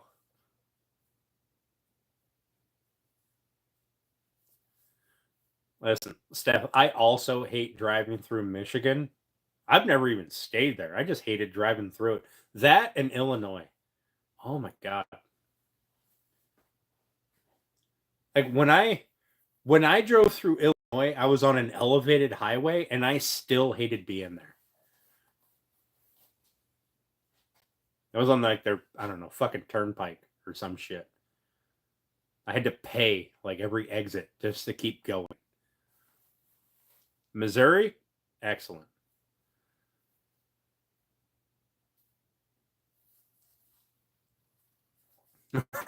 when I drove through Texas, I drove down south, right? And I hooked up the 40 and I drove 40 over to the Grand Canyon area, right? When I was in Texas, I was convinced that off in the distance I could see the fucking oil rigs out in the Gulf. And I was like, you know what? It's not that bad. I could live here. This is fine. Nah, I don't go to Philly. So I don't go anywhere that I'm not allowed to carry my firearm. And Philly is the only place in this state that I can't carry my sidearm. Like I think it was Nebraska. When I drove, I went out to the Grand Canyon, then I went up to Mount Rushmore and came across, and I detoured around, I think it was Nebraska. I detoured around Nebraska because they didn't recognize my permit to carry. And I wasn't about that life. The only good thing I ever made was cream cheese. I agree. It was the only good thing that's got Philly on. Well, and the Eagles. I like the Eagles, but I mean, I don't like actively watch them. Couldn't tell you who the fucking quarterback was or anybody playing on the team. Show me what you've made.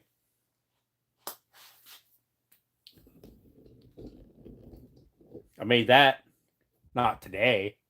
Made that Sunday. Philly cheesesteak, fucking tits. Philly cheesesteak is the best thing since sliced bread. 100% Anywhere outside of Philly, cheesesteak is garbage. It should not have the Philly name on it.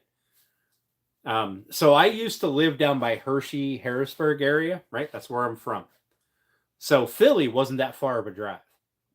I would go to the very first cheesesteak place inside Philly proper, right? And you knew it was a proper cheesesteak place because they didn't have tables. They had like a bar against the wall, right? You would lean over that bar to eat your cheesesteak. Okay? I know Grass is going to make a comment about that fucking hand motion. But if you couldn't see through the paper bag, it was a shit cheesesteak and it should not have Philly on it. Also, it's got to be made with Cheese Whiz, not mozzarella cheese. Whatever bullshit. That's this is called a bassinet, right? So this is the box that the baby lays in. Over here, we have the legs and feet for it to hold it up in the air. It'll be hanging from these holes here. Gobbling that meat, huh? Yeah. Cheese Whiz do be tasty, right? Pat or Geno's. I don't think I've ever eaten either one of those. So when I've gone to Philly, it has been. I haven't gone to Philly proper. All right.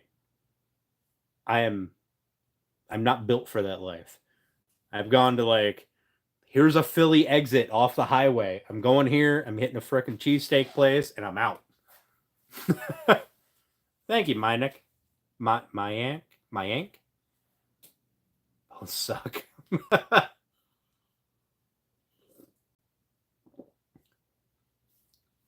Coney Island dogs. So around here in the north, what the fuck am I? Northwest PA. They got this shit called Greek dogs, which is like the greasiest sloppy Joe mix that you can find slapped on a fucking hot dog. These fucking people go nuts over that shit. And it's good. Don't get me wrong, but it's nothing to write home about. It's like if you took the world's worst lean to fat ratio burger, fried it down, kept all the grease in a fucking pot, and threw some chili sauce on it. That's it. That's your Greek sauce. It's like the greasiest shit ever, and I'm 100% behind it because it's good and I like grease. Because I'm fucking fat and I'm an American, damn it. Right? Greek everything. Greek fries, Greek dogs, Greek burgers. Pretty soon there'll be a Greek fucking salad. Sounds like a smash burger with extra steps. Texas wiener. Fuck the Texas wiener. Coney Island dog. Isn't a Coney Island dog just a foot-long hot dog with chili sauce on it? The Pittsburgh salad? The fuck is a Pittsburgh salad? Is that like a cheesesteak with lettuce?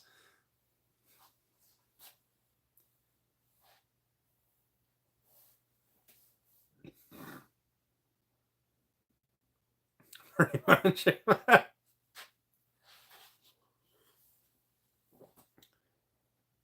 Well, Woodlot, I can tell you that I've been to two types of Philly cheesesteak restaurants, right? Where all they served was a Philly cheesesteak, right? You either ordered it with or without. Those were your fucking options. And if there was a table there and you wanted a cheesesteak, you fucking left. If there was no tables, but there was like a small like eating room, like a dining room, and you had a bar around the room with no chairs, you just leaned over that bar and ate your sub. That was proper cheesesteak.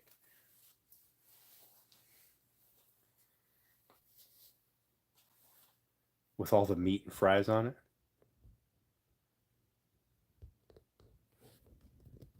With or without. Oh, with or without is with or without the cheese whiz. That's it. All the other bullshit is still in there. The onions, the peppers, mushrooms, I guess, depending on what your taste is. But you ordered it with or without cheese whiz. Those were your fucking options.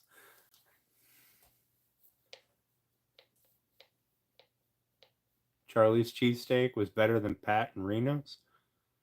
None of those names sound familiar to me. But like I said, I never went into Philly proper.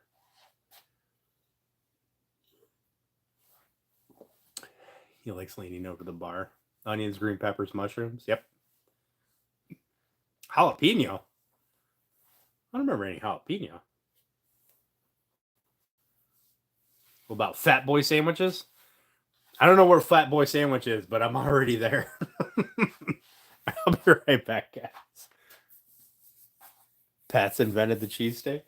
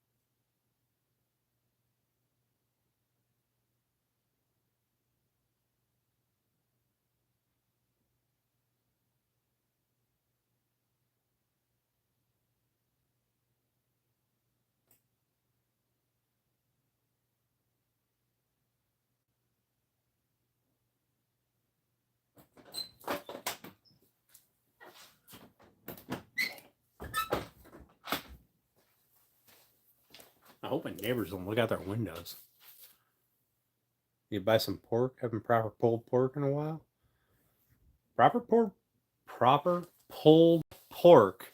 Fuck's sake. That's some good stuff.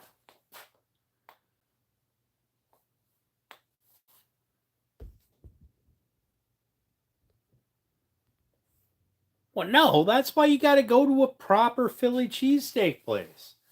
One where you, first of all, if you're eating it like a sandwich, you're probably not in the proper place. If you don't have greasy mitts, it's not a cheesesteak. Chicken fries, mozzarella sticks, eggs, sausage, cheese. All right, so one thing that I do like since I've been up here in Northwest PA, right, is when I go to Pitt for like training, the original Primanti Primini brothers, whatever, however the fuck you pronounce it. The original Primini brothers, their restaurant is in Pitts, and I fucking love going there. Get a fried egg on everything. Beyond wasted, fuck off. I am not beyond wasted. I've been drinking 1, 2, 3, 4, 5, 6 beers. It's not even close. Primanti. Is there tea in it? Really? I thought it was Primini. Yeah, whatever. All I know is the one in Grove City is fucking shit.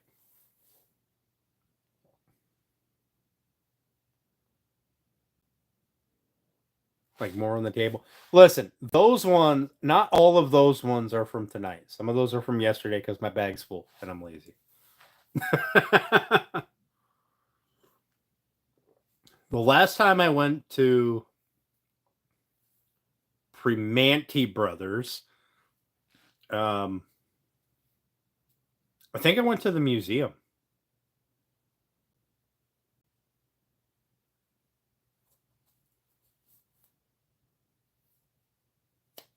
DoorDash fat boys from a food truck sitting in Rutgers. Son of a bitch. All right. So we're going to talk about food trucks. We've got a food truck that's nearby here. All they do is mac and cheese. It's fucking awesome. Right? Just straight mac and cheese, and it's fucking delicious. Make your own with a bunch of tasty stuff in it. Are we talking about cheesesteaks or mac and cheese? Mac Attack? I don't remember what the truck is called. I remember what it looks like. It's like black and yellow with fucking macaroni and cheese all over it. Yeah, he bought that over by the one stone quarry up the road here. They bought that fucking mansion next door. And they do like rentals in the mansion. I have no idea. All I know is I drive past that fucking mansion and there's a goddamn mac and cheese truck sitting there. And then every event that I ever go to, there's that mac and cheese truck. And it's freaking delicious. I don't know if he has a YouTube channel. I'm going to find out, though. Next time I see that truck out and about, I'm going to find out if they got a channel. Like Adam Sandler type shit. Bro, I can't believe them motherfuckers bought a mansion. Like, I don't know what they paid for that place, but if they could buy it owning a mac and cheese truck, then I could have probably bought the damn thing.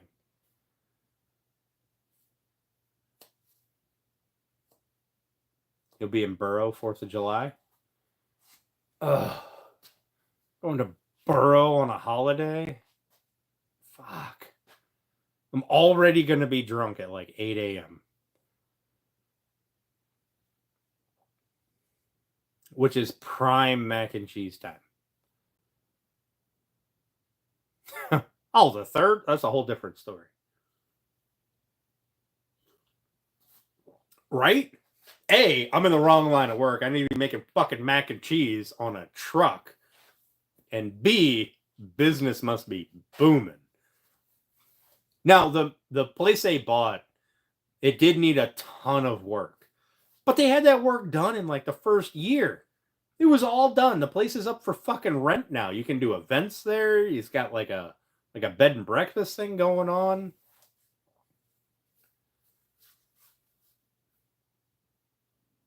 The back door of the truck, right? Make something. I did fucking make shit. Calm down, Erwin. Your goddamn weird ass name. We're just hanging the fuck out. Talking about food. Because food is the best. Yeah, right next to the Stone Quarry. On, I believe it's called Stone Quarry Road.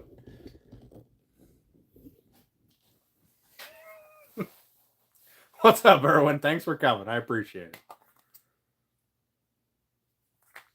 No, we pretty much quit making shit around here at 8 o'clock. 8 p.m. Eastern, we're done. We're pretty much done making shit.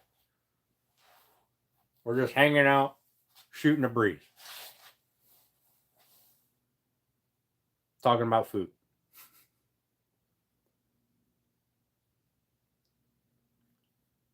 Shaved steak, onions, peppers, mushroom, ghost chilies, crumbled blue cheese, and chase it with iced coffee.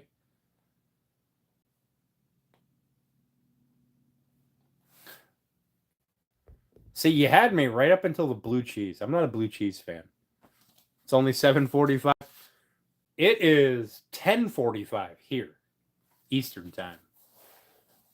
You must be a little further west. Right, crazy? Barbecue trucks everywhere. Grass.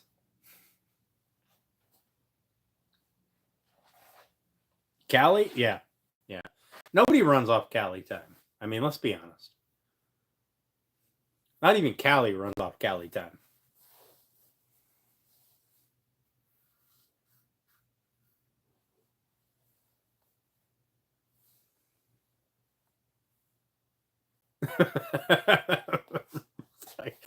I mean,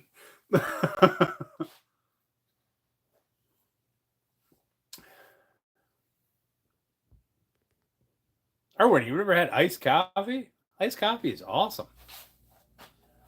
Son's girlfriend ordered Hungry Root by mistake. That's in a free pack of shaved beef.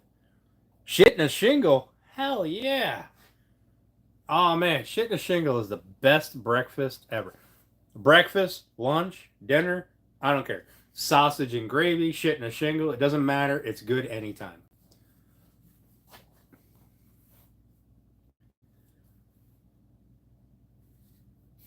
Kettle corn and snow cones. Oh,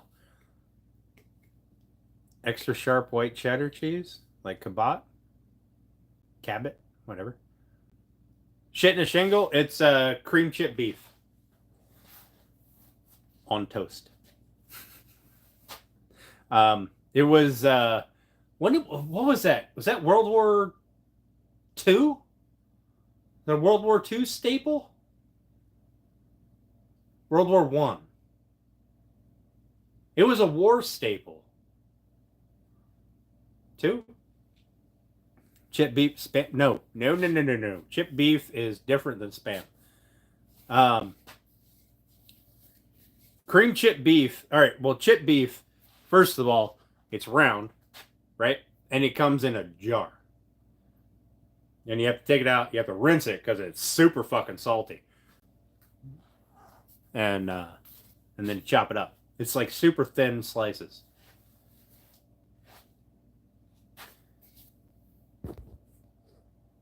Depression era staple. Yeah, I fucking love it. Oh my god, it's awesome.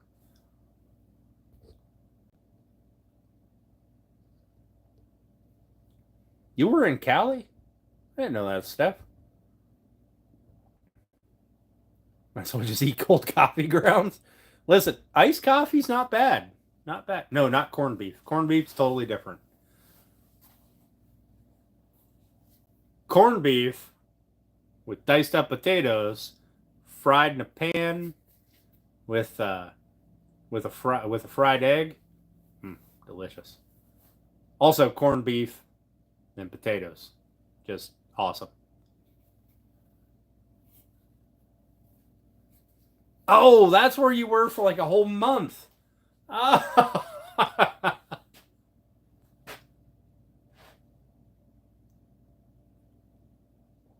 Corned beef hash? Oh, I love corned beef hash. You did see the redwoods? The giant sequoias? Oh, coffee grounds in your lip like dip. That's fair. That's fair.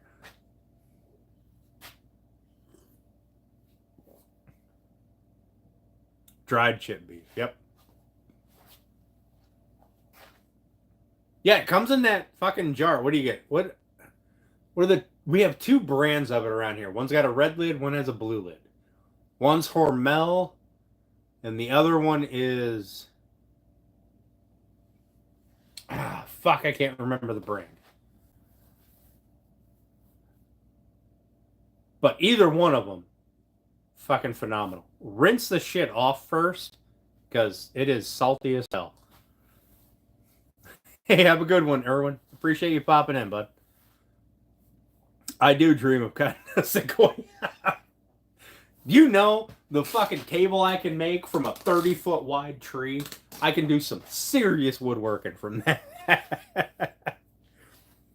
Corned beef and cabbage? Oh, corned beef and cabbage is the best. I particularly like, I mean, obviously I like the corned beef, but the cabbage, if you roast it together, the cabbage just tastes phenomenal. I'll eat a whole ass head of cabbage with it. Like, just to myself. I'll pack a whole head away. Oh, I'm sure it is. Oh, you need a branch? Hey, if I can get one of them fuckers to send me one, I'd do it. Jarred chip beef, 3 times the price. Oh, you buy it from the Amish. We got an Amish store. Steph, what's that store? Is that a Mennonite or Amish store? You go there more than I do. It's like 5 minutes from your house. Find out if they got dried beef.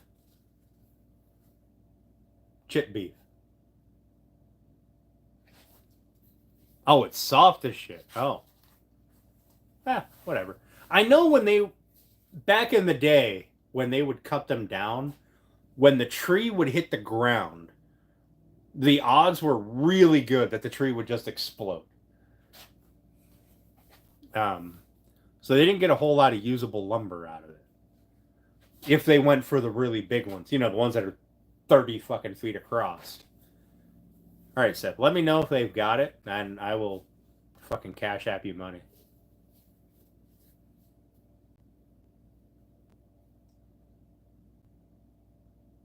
Hyperion, the tallest tree in the world. Isn't that a giant sequoia? I remember seeing pictures one day. They were black and white pictures, so they were old as shit, right? The pictures of guys standing on a tree stump, right? And it was just a fuck ton of guys just lined up, standing on this stump, holding this saw, this manual push-pull saw that was longer than the stump was wide. There had to be 30 people standing there, shoulder to shoulder on this stump. Oh, it was ridiculous. 7 people walk into work. How many are black? None. Oh, sorry. I'm sorry. They have a restaurant in Redwood. I know they have a tunnel through one that you can drive on. But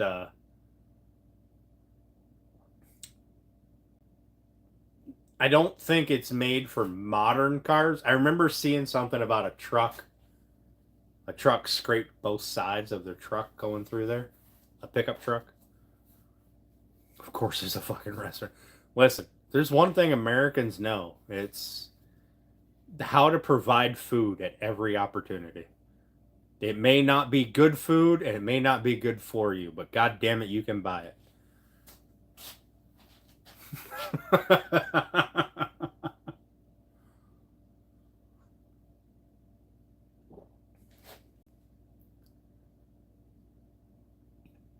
Holy shit, Woodlot, you got Scrapple? I just found a place in PA. It's in like central PA. They will ship you Scrapple.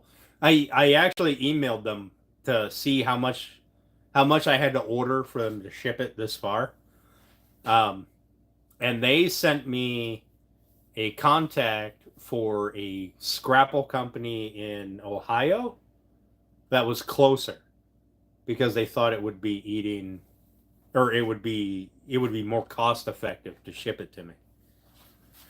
Scrapple, that's just basically meat leftovers and cornmeal packed into a brick. You slice it, you fry it, you cover it in maple syrup, and you have a great fucking breakfast. Amish at their markets? I'm going to have to check out. I'm going to have to check it out. All right, Steph. Chip beef, Scrapple. Let me know. Because that fucking store isn't far away.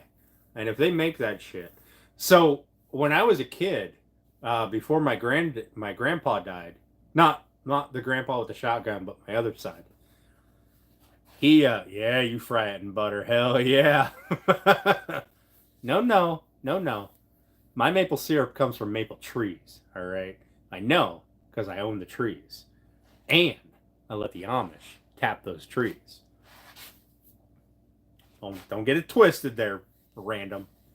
I got proper maple syrup here.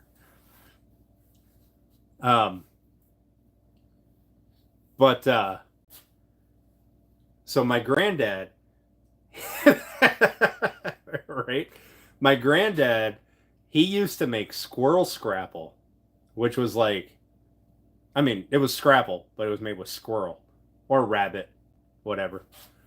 And I actually have one loaf of scrapple, right, in a vacuum bag in my freezer, and I don't want to open it because that's the last block of scrapple that my grandpa made. Oh, it's fucking delicious. Oh, I love it. Fried scrapple, corned beef hash, and some fucking eggs. I'm golden. Throw a couple pieces of bacon in there. Oh man, I'm in heaven.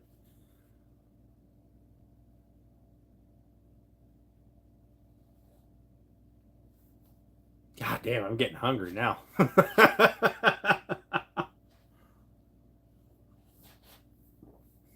Squirrel's pretty good. I agree. Seuss meat? I feel like I've heard that, but I've never had it. Beef fried noodles. Squirrel gravy? I've never had squirrel gravy. So my small game hunting ends at rabbit. That's it. That's all I hunt. It's rabbit. Oatmeal time? Yep. Yep. Well, hell, I haven't had dinner yet. On nights that I go live, I come home, I empty my lunch pail, and I come out to the shop. I very rarely have dinner before I come out. What's up, car guy? How you doing? Can't with all this game. You like fucking venison. Don't lie. Don't lie. You're constantly bugging me to bring you jerky.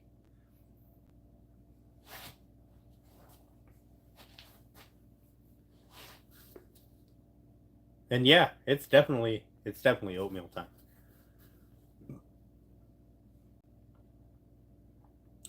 Did you guys know that if you jerky special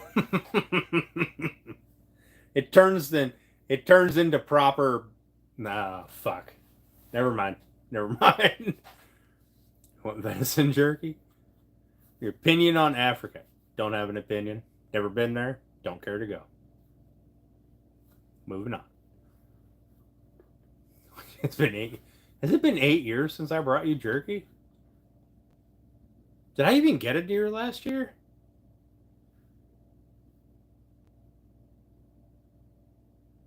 I can't remember. $5 only jerky. You hear it's dirty? What, venison? Venison ain't dirty. Proper meat in the juices of the mouth. Fucking grass.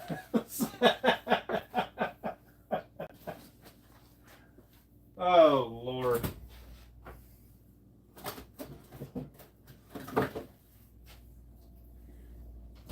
I like that I didn't even have to finish that statement. Not giving her the jerky. Did I even make jerky last year? I usually only make jerky if I get 2 or more. And if I only got 1, I definitely didn't make jerky. I just canned it. I eat the tenderloins that day. And well, the day I butcher it, I eat the tenderloins, and the rest of it usually gets canned for that first deer.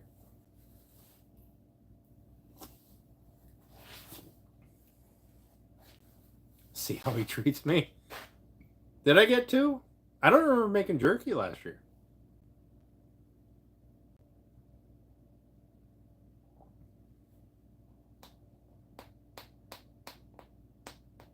Snake jerky? I've never had snake. I've not had snake.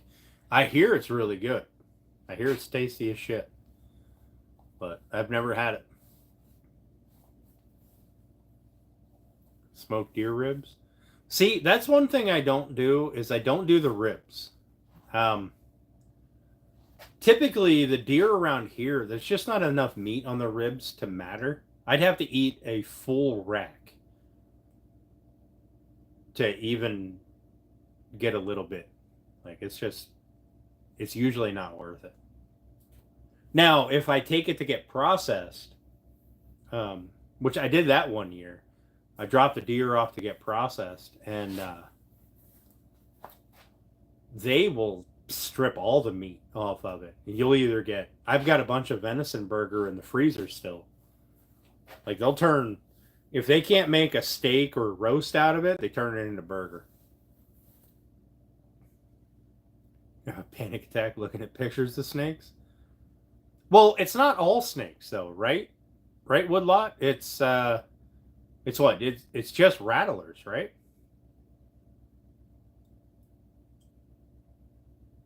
Which we don't have too many of around here.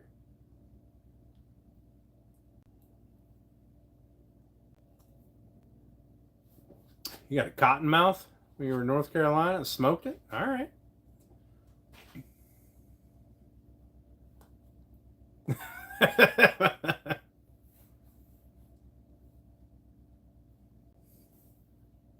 I don't listen. I'm okay with snakes as long as they're over there. Um, what's up, Juliet? Juliet, yeah. How you doing? Thanks for popping in. We're just hanging out, shooting the breeze. This is what we made on Sunday, and we just did some cutting today. That's it.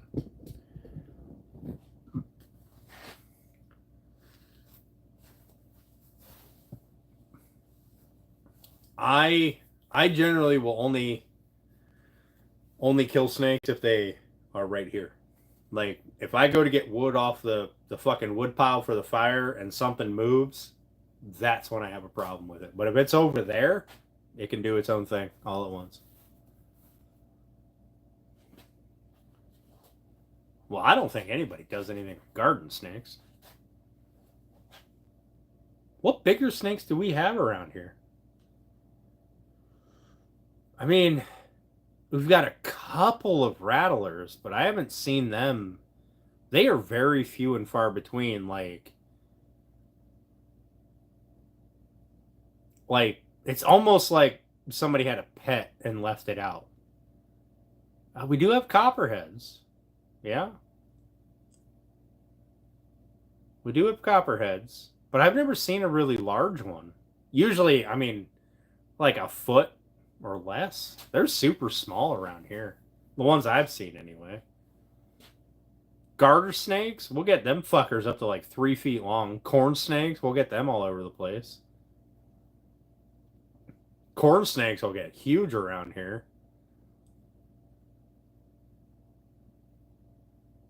Maybe it's not garter snakes at 3 feet. Maybe it's the corn snakes at 3 feet. I know I ran over a snake once with a riding mower. Fucking thing just flopped around in the blades for a while. Pissed the mower off. I don't think around here we have any really large snakes. Giving you anxiety, right? There's a guy, he does the yoink thing. He hunts for what's he hunting for? 20-foot python in the Everglades.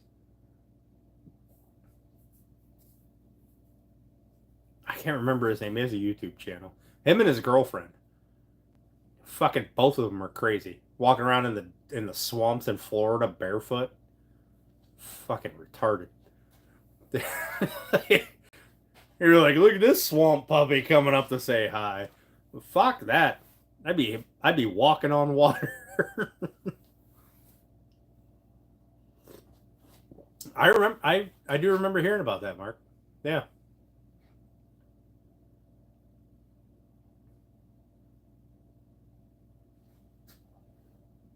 And those people in a special and swamp people. Well, Steph, you're about as far away from fucking Florida as you can get. So I remember, I think it was the Baltimore Zoo, the Baltimore Aquarium. Remember going there as a kid, and they had this hallway. It was down the, I don't know, probably the reptile corridor or whatever, right? And it did this kind of thing, just curled around. And I remember there being a skeleton on the ceiling of a big ass snake. I remember that quite vividly because that thing could have eaten me. Could eat me now. I still don't know if it was real or not.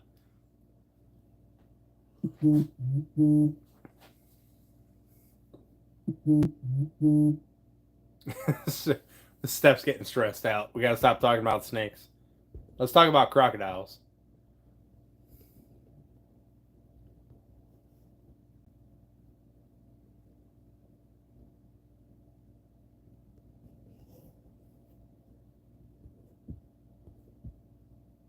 For fuck's sake.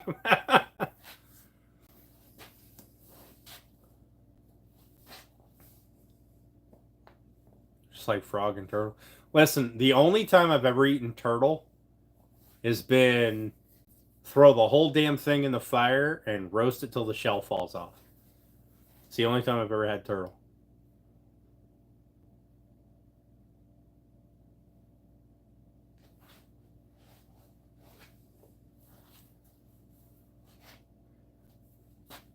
We're not supposed to be talking about snakes anymore. Steph's over there having a panic attack. Snake booze, no shit. Snapper soup. I've heard, like, don't people just usually, like, pull the legs and head out and cut them off? No, Mark, you didn't. You didn't. That's true. That's true.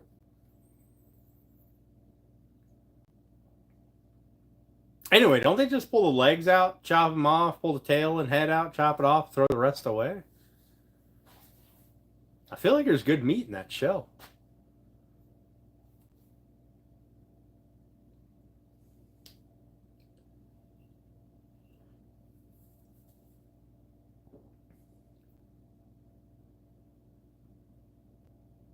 Where the hell's Turner at?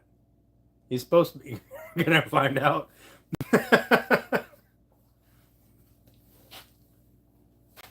I don't know if I'd Google snapper. You probably shouldn't Google snapper grass. You don't have safe search turned on. You're gonna get some weird results.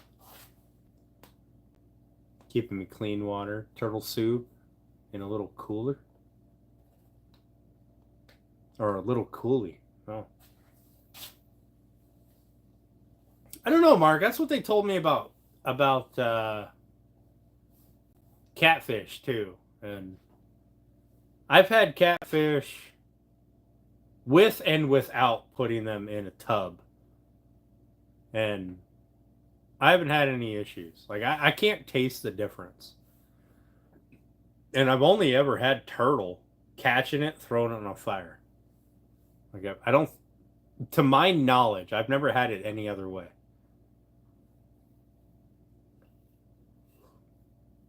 Although I did have shark once, and it was fucking awesome. And man, I wish I could have it again.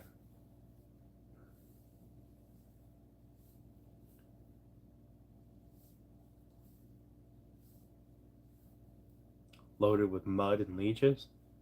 Well, the leeches are on the outside. And everything dies when you cook it. So I was always told to cook it, if you throw the whole turtle into a fire, you cook it until the shell like crumbles off. You don't have like a bowl left or anything. If the shell crumbles off, the turtle's done. And to my knowledge, I haven't contracted any parasites.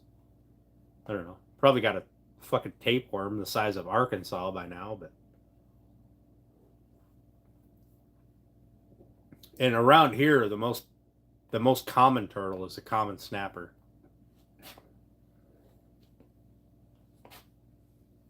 You're a Google master. That's fair, Grass. That's fair.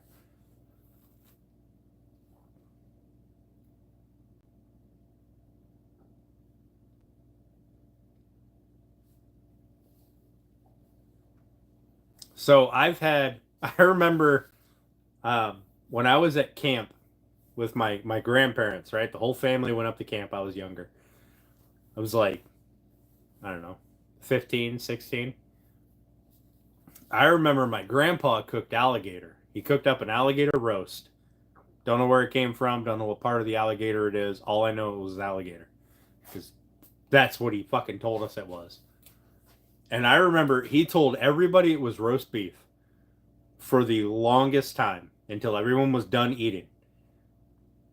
And then he told us, he'd go around and be like, how'd you like the roast beef? Whatever, blah, blah, blah. And then we're sitting around the fire at night. We're drinking because that's what you fucking do when you're up in the mountains. And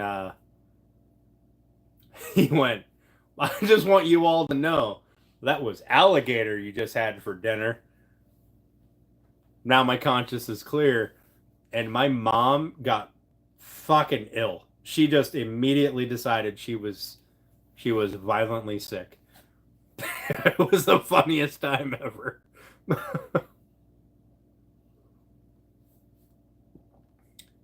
That was the only time, other than jerky, that was the only time I've had alligator.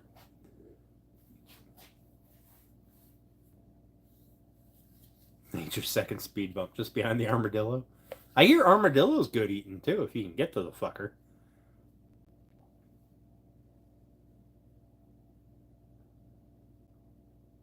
Kangaroo. I've had kangaroo jerky. Never any like roasts or steaks or anything. There's a place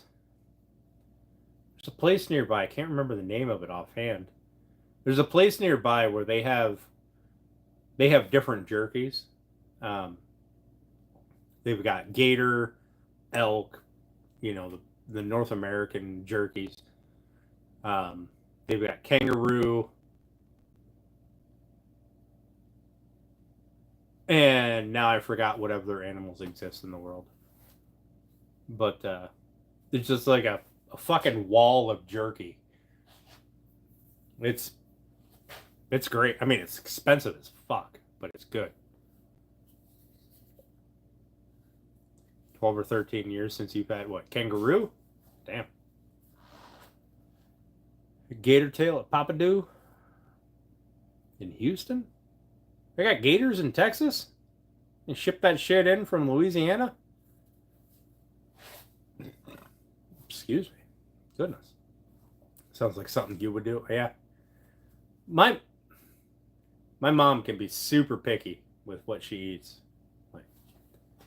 So, in hindsight, I understand why my grandpa didn't tell anybody what it was. Obviously my grandma knew. But is there really gators in Texas?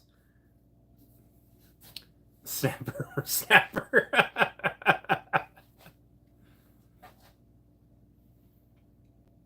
Is there really gators in Texas? Fuck. I didn't know that. I thought they were like Florida, Mississippi, Louisiana, and then they just pretty much stopped. Ostrich. That was another one of the jerkies. Ostrich.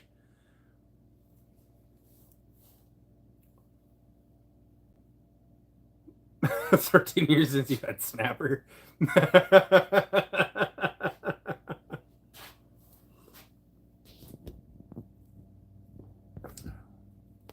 Are they saltwater gators or are they just regular gators?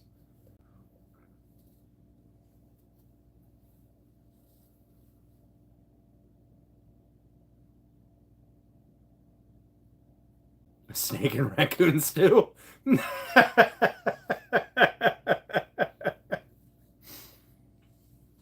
American alligator in Texas. Son of a bitch. I didn't know that. I mean, I guess it makes sense. The Gulf. I mean. No, I've never watched Lone Star Law. Listen, the closest I've ever gotten to law enforcement in Texas was Walker, Texas Ranger. That's it.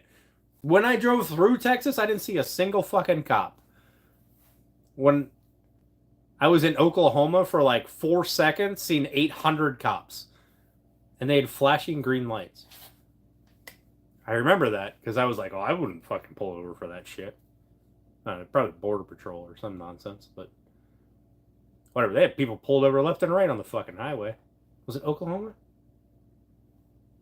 Yeah, I think it was Oklahoma. Maybe it was New Mexico. I don't know. That fucking state sucked. North Carolina, really? Does Turner have gators around him? He's in South Carolina. I don't think he has any rivers or anything around him. Just lakes. Huh. I didn't know that. Son of a bitch. Shows me what I know about the fucking South. I don't know dick. You know, if they really put gators in the Rio Grande to deter people from crossing. I don't know, Kyle, but I sure as fuck would have. I'd have loaded that river down. Although, isn't the Rio Grande like a fucking trickle anymore? What do you think feeds Lake Murray? I don't know. A spring? Fuck if I know. I've never looked at a Google Maps of his place.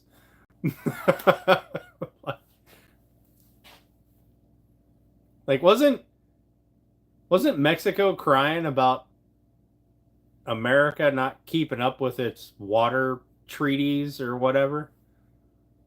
And the Rio Grande was like a fucking mud pit. Nile Crocs? Hell yeah, Mark.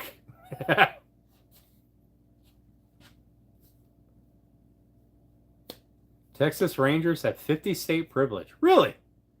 I didn't know that, Woodlot. Isn't the Colorado River what feeds the Rio Grande? Or part of what feeds the Rio Grande? That's the border on fucking Texas, Mexico, right? Rio Grande? Pretty sure. I don't know. Maybe I'm stupid. Maybe my geography's all kind of screwed.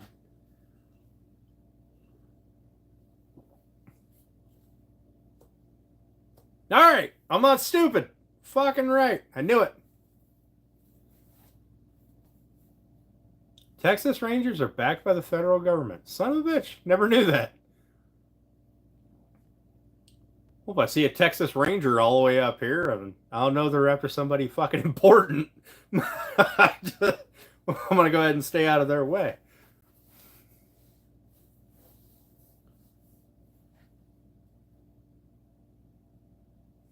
Although, if they're not all like karate masters or whatever, like fucking Chuck Norris, I'm going to be very disappointed. I had no idea. I had absolutely no idea. I thought the Texas Rangers were like a Texas version of like Texas police, kind of like state police, but better.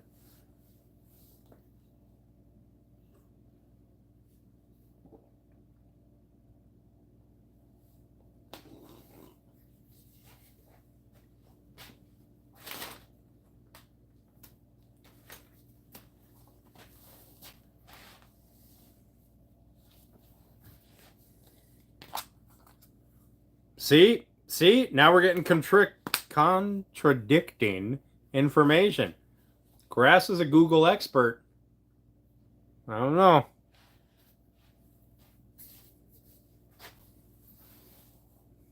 Grass, what are you drinking right now? Long Island? Are you drinking Long Island? Jack and Coke? Alright, that's acceptable.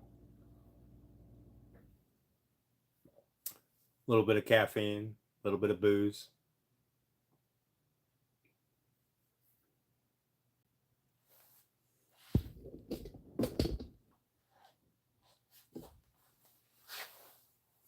Look, even if they don't have jurisdiction, if one showed up on my front porch, I probably wouldn't fuck with them.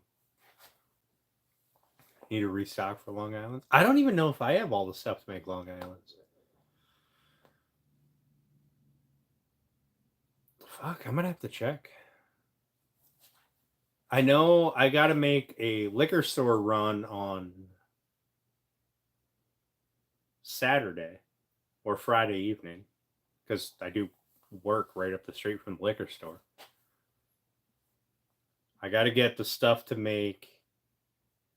I gotta restock my stuff for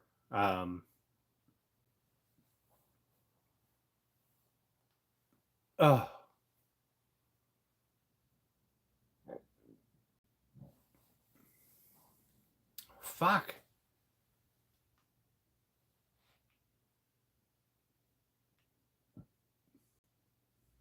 I can't remember the damn name of it. I'm having a moment. This must be what old age feels like. I drink them all the fucking time. Old fashions. There we go. Old fashions. We'll make a run when you come up. Do it. We'll do it. We got a liquor store here in town. We got a liquor store a couple miles away. That's open later than the one here in town for some fucking reason. This shitty little town, you'd think the liquor store would be open till fucking midnight. Nope, they close at 5 o'clock. One couple towns up in the college town, they close at like 10.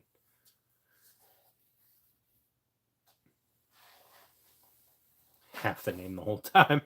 I know it. I'll be right back.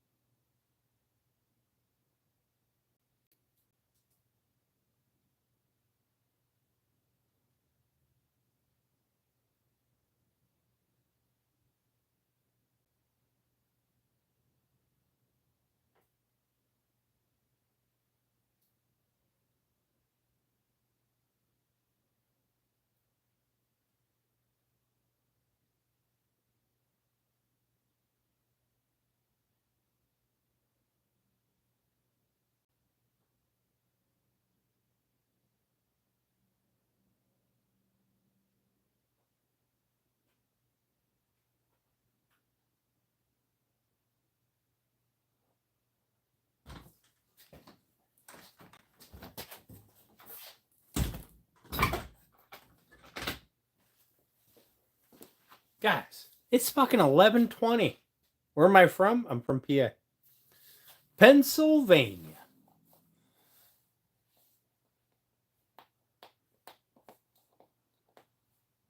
Your store? Yep.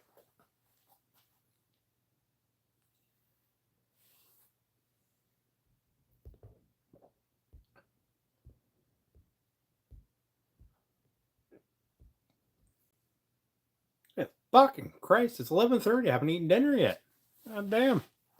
I'll have to go in and make something. Shout out from Tennessee. Hell yeah. Tennessee's where one of my favorite whiskeys is made, right? Yeah. It says Tennessee on the bottle. You know what has always perplexed me? How is the town that Jack Daniels is made in a fucking dry town? Time for coffee, a smoke, and then bed. That's fair. Or it's not even just a town, it's a whole county, isn't it? Whole county's a dry county.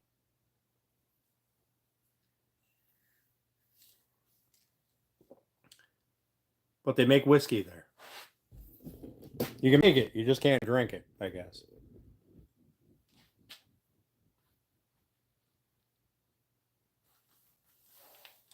My favorite restaurant that I found when I was doing my cross-country road trip was in Tennessee. It's called the Black Lantern. I don't know if it was the Inn. I don't think it was the Inn. I think it was just Black Lantern. Delicious food. You have a special permit for the workers? Well, I would fucking hope so. I mean, if you're going to make it, you should at least be able to drink it. Otherwise, you'd live in a different county. Just commute to work. It is a whole county? Fucking hell. Thought we got rid of prohibition a long time ago. What do they do in that county for fun? Shit, it's Tennessee. It can't be that exciting.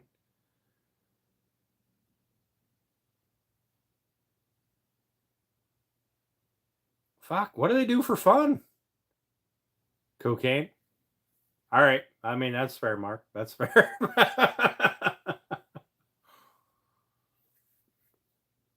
That's definitely fair. I can see it.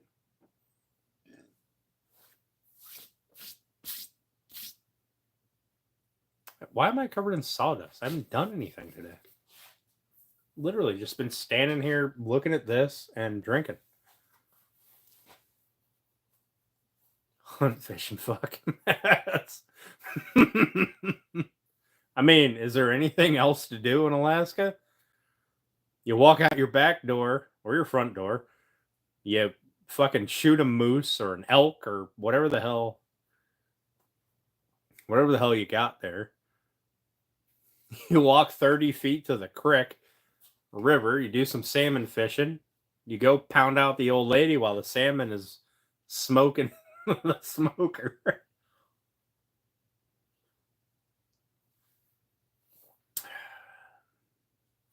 Oh boy, Lopez. Poke a grizzly bear. I mean, you can do that too. Was it Matthew? How you doing, bud? I'm doing good. How are you?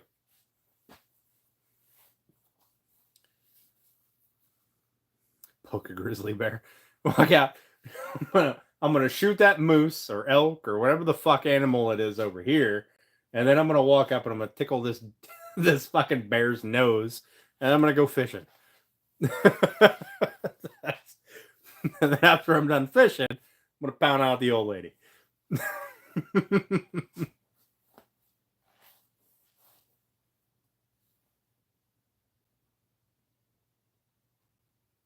Morristown is dry, so they don't sell. So they still got liquor stores. You just, if you live there, you can't buy it from them. You got to go a town over. Up late on a Tuesday. You ain't fucking kidding. 11:30. Shit. I'm usually scrolling Instagram right now.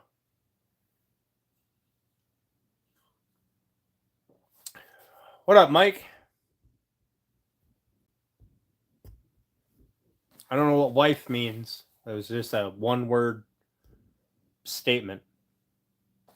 But thanks for popping in. I appreciate it. Just the distilleries? I didn't know that there was other dry towns in America other than where Jack Daniels was made. I had no idea. Don't pound her out. I mean, I'm not gonna shame anybody. You do you, bro. Goodness.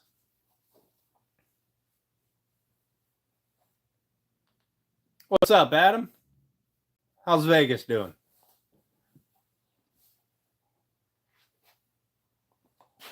Earth is flat?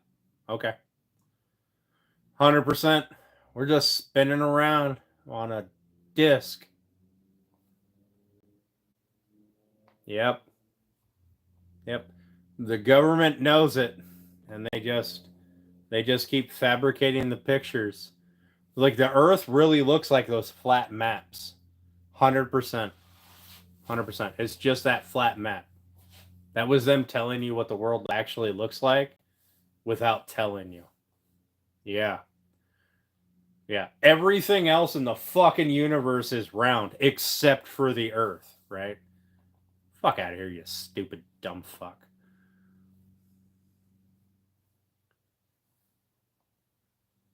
Well, shit, Woodlot, I'd have a fucking bar too, right outside the town limit. Utah's dry? Ugh.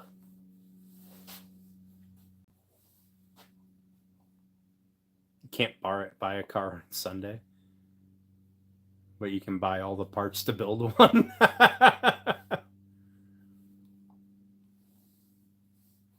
No, Mike, nope.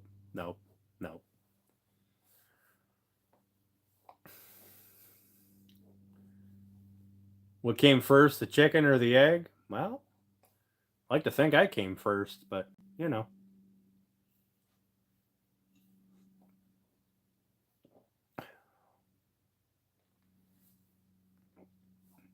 Yes.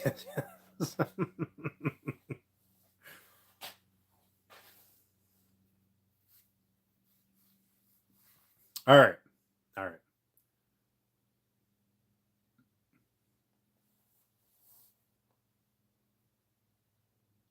It's also illegal. Oh yeah, isn't Jersey the state that makes people pump your gas for you? Like some kind of fucking weird cult. So strange. I go to a full service gas station and pump my own fucking gas.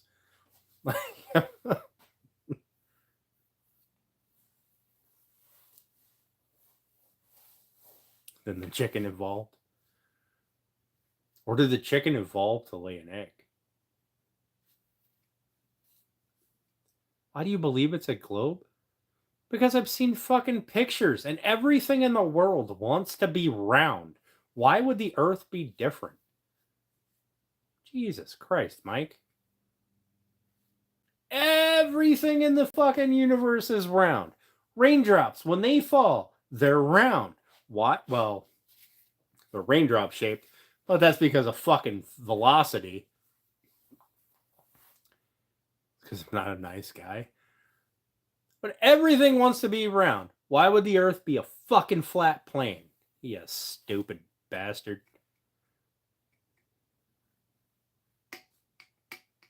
Hey, Kyle. Have a good night, buddy.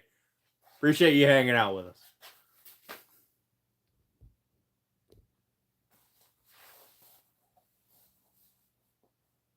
The chicken is reality. The egg is probability. The chicken came first. That was a dumb answer. You saying the fucking world is flat is the dumbest thing a person could say. Period.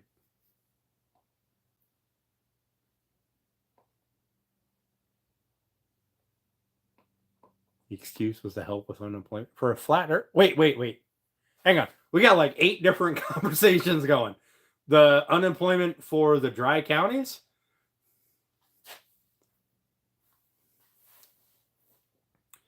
How fast does the earth orbit around the sun?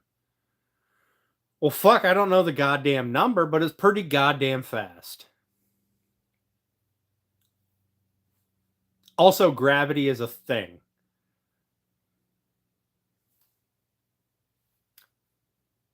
Oh, pumping gas. Oh, so you were helping unemployment by employing people to pump your gas? Okay.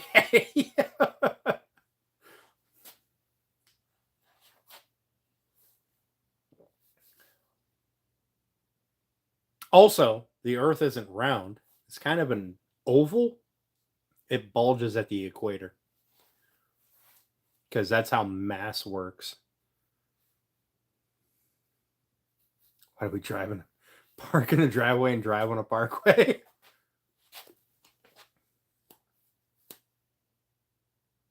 Gravity is a theory, not a thing. Mike, you have got to be the dumbest 3-year-old I've ever met in my life. And I know nothing about you other than your fucking retarded PFP of that, I don't know, some moron with sunglasses on. What's up, Pixels? How you doing? It's an oblique. Yep. Bulges at the equator because that's how fucking rotational force works.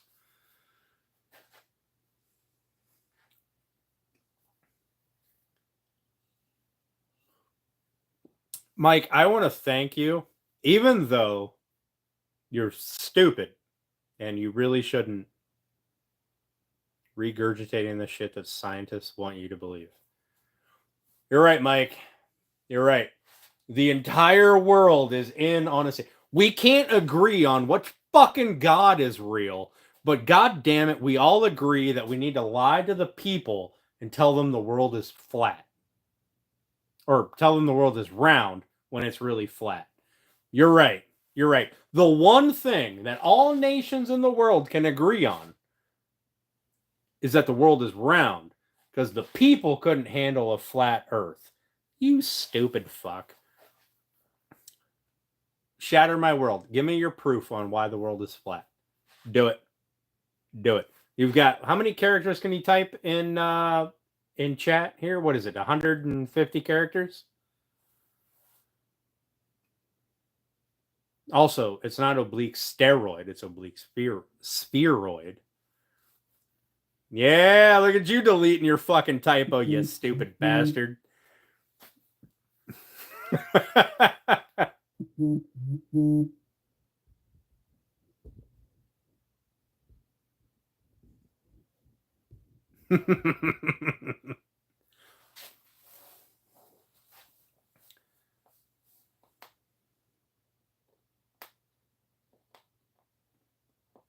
Autocorrect.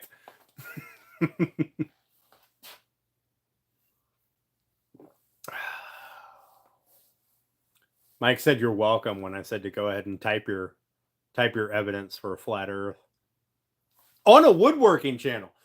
Elegant Woodcraft. Let's have a discussion about, is the world flat or round? Yeah. Too big for your simple brain. I get it.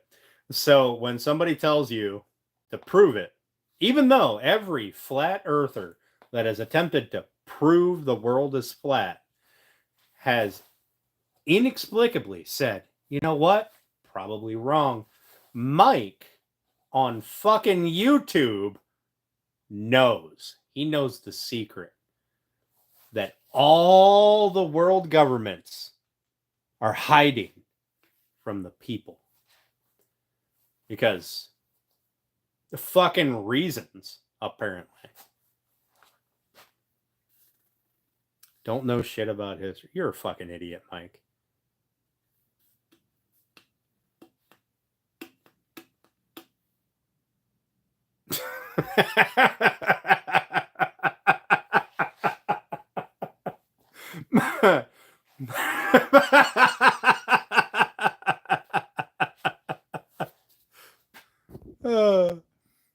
The world is rectangular.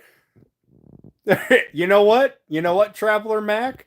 That is much more believable than the fucking world is flat. I am now I'm a believer of the world is a rectangle. Prove me wrong.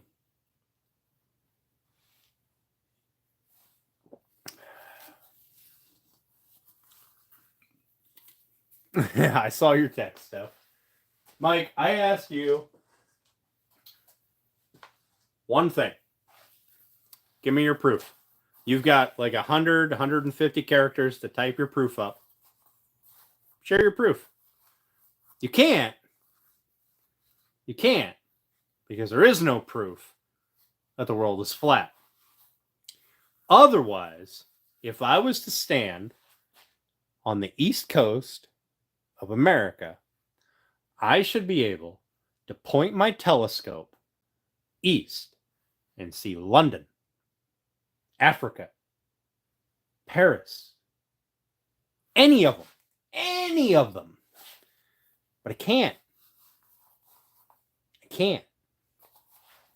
I should also be able to live on the coast of a Great Lake, point my telescope north at fucking Canada, and see anything. You're a woodworker? Bullshit. Mike. Come on. You're not a woodworker. Because wood comes from things that are cylindrical shaped. Roughly. And that would just violate everything that you believe.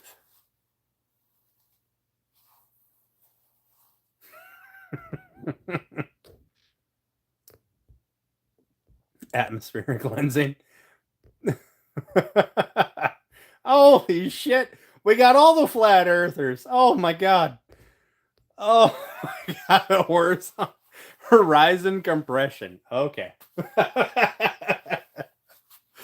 Oh my goodness. Probably think 3 buildings collapsed from 2 planes on 9/11. See, these are vastly different topics. But go ahead and cook, I think. Dad's wood's the only thing he knows. I know.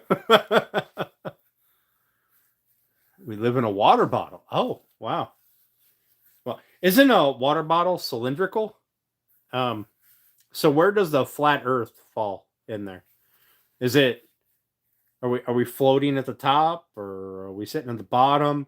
Do we have like a dome over us that keeps all the air in? What's up, Dan's Homestead? How you doing, buddy? Too drunk to comprehend. If I was drunk, it'd probably be the only way I'd give your theories some plausibility. But since you haven't produced one statement of evidence, I'm gonna go ahead and say that you're a fucking idiot. Bye. Hit that thumbs up on your way out. You and Flat Pat. Get me up to 70 likes, will you? Atmosphere. Water. All right. Okay. All right.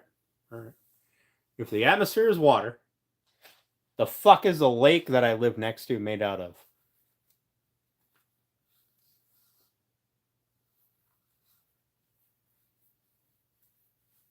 Don't understand where.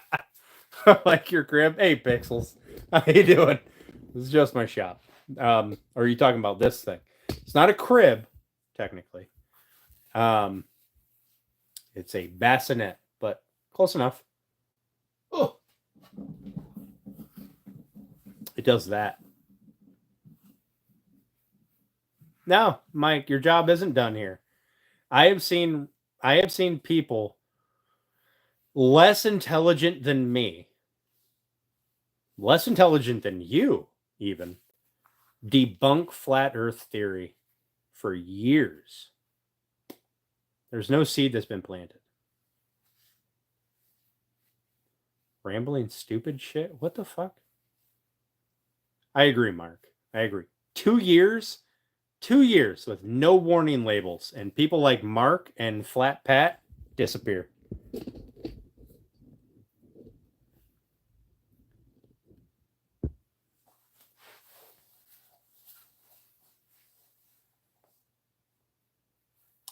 Verify nothing for yourself.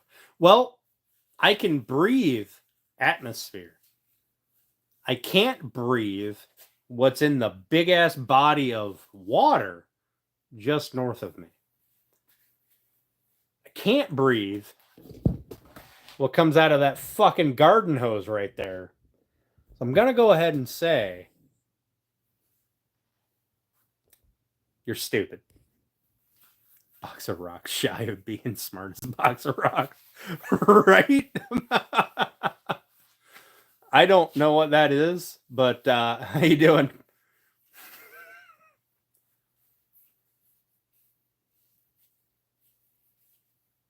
Pancake shaped. 100%. No. What's the current flat Earth theory? There's rings of ice separating different worlds, all on the same plane. Isn't that the current flat Earth theory?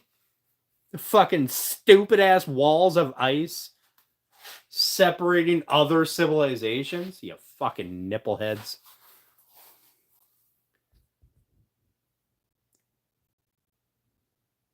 Water acting like a lens.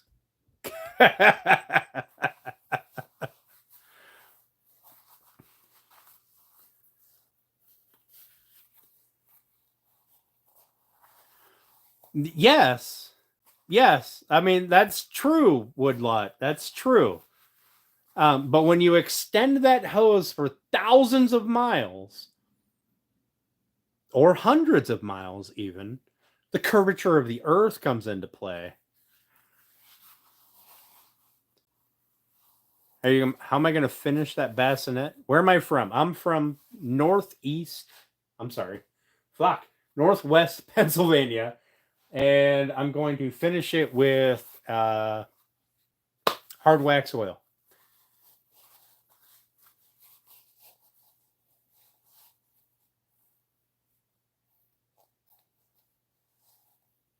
A NASA cartoon. Okay. Cool.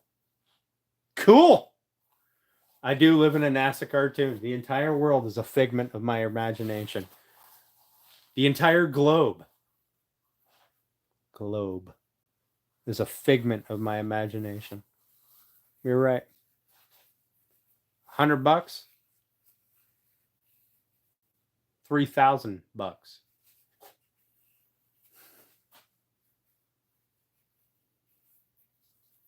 You're such an idiot, Mike. I want to thank you, Mike, Flat Pat, which I'm pretty sure are the same people.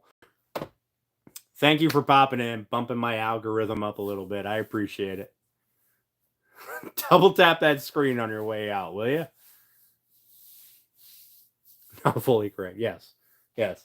If I did the water level method from here to here, yes, I could calculate that it's flat. If I did it from here to the end of my property line, yes, I could probably calculate that to flat. But if I did it from here to the edge of the county, probably not flat anymore. 250, 1750. Flat Air Society. This guy can send everybody home. Right woodlot. They better drink some of that atmosphere before they go to sleep so they don't get that hangover in the morning. Oh, fuck's sake. I can honestly say this is the first time. This is the first time I've run into the flat earth people. I thought that they were fake. 250? Who the fuck is selling shit for 250? I don't get out of bed for 250. Fuck, I make more than that when I walk into work. My day job. Fucking 250. We're on to simulation theory. Wait. Simulation theory is actually viable. Hold on. Even Neil deGrasse Tyson says maybe we're in simulation theory. But if we were, it would be simulation 1. And Neil deGrasse Tyson's pretty fucking smart. I mean, 300?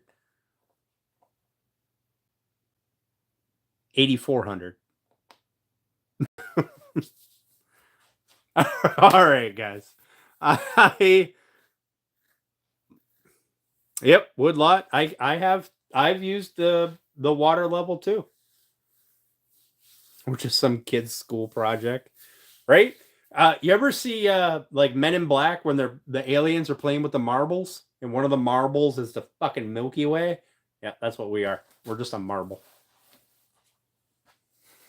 How you doing, Raul? Thanks for coming and hanging out with me, guys. I know we drug this on for fucking 5.5 hours. Good Lord. We could be. I really fucking hope we're a simulation of some fucking kids bullshit AI program. That'd be nice. Then I would know that all these stupid people like Mike don't actually exist. The unmeasurable curvature. I mean, I can't disagree with that, Pixels. He has become more of a media personality than a practicing scientist. But $1, $4. Final offer. I don't know what we're selling for $1, but god damn it, I want at least 4.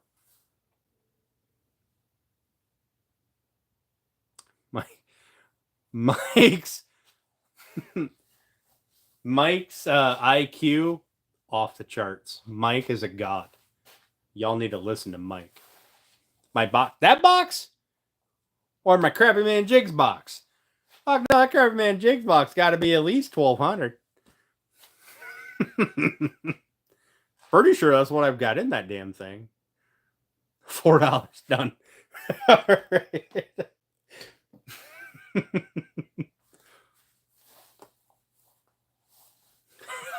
Right, Grass? Right, the Crappy Man Jigs box. Right, Grass? Those 71 pilots, they were a figment of your imagination, Grass. The SR-71 doesn't actually exist. It's a mass hallucination, right?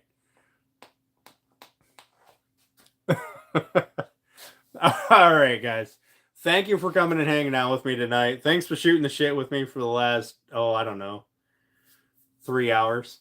I appreciate it. We'll catch y'all on Thursday when I go live again. I welcome you flat earthers back. Why not? You're fun. You keep the chat going. You get boost that algorithm a little bit. Why the fuck not? So, besides, it gives Grass somebody to make fun of. All right, guys. Have a good night. I appreciate y'all.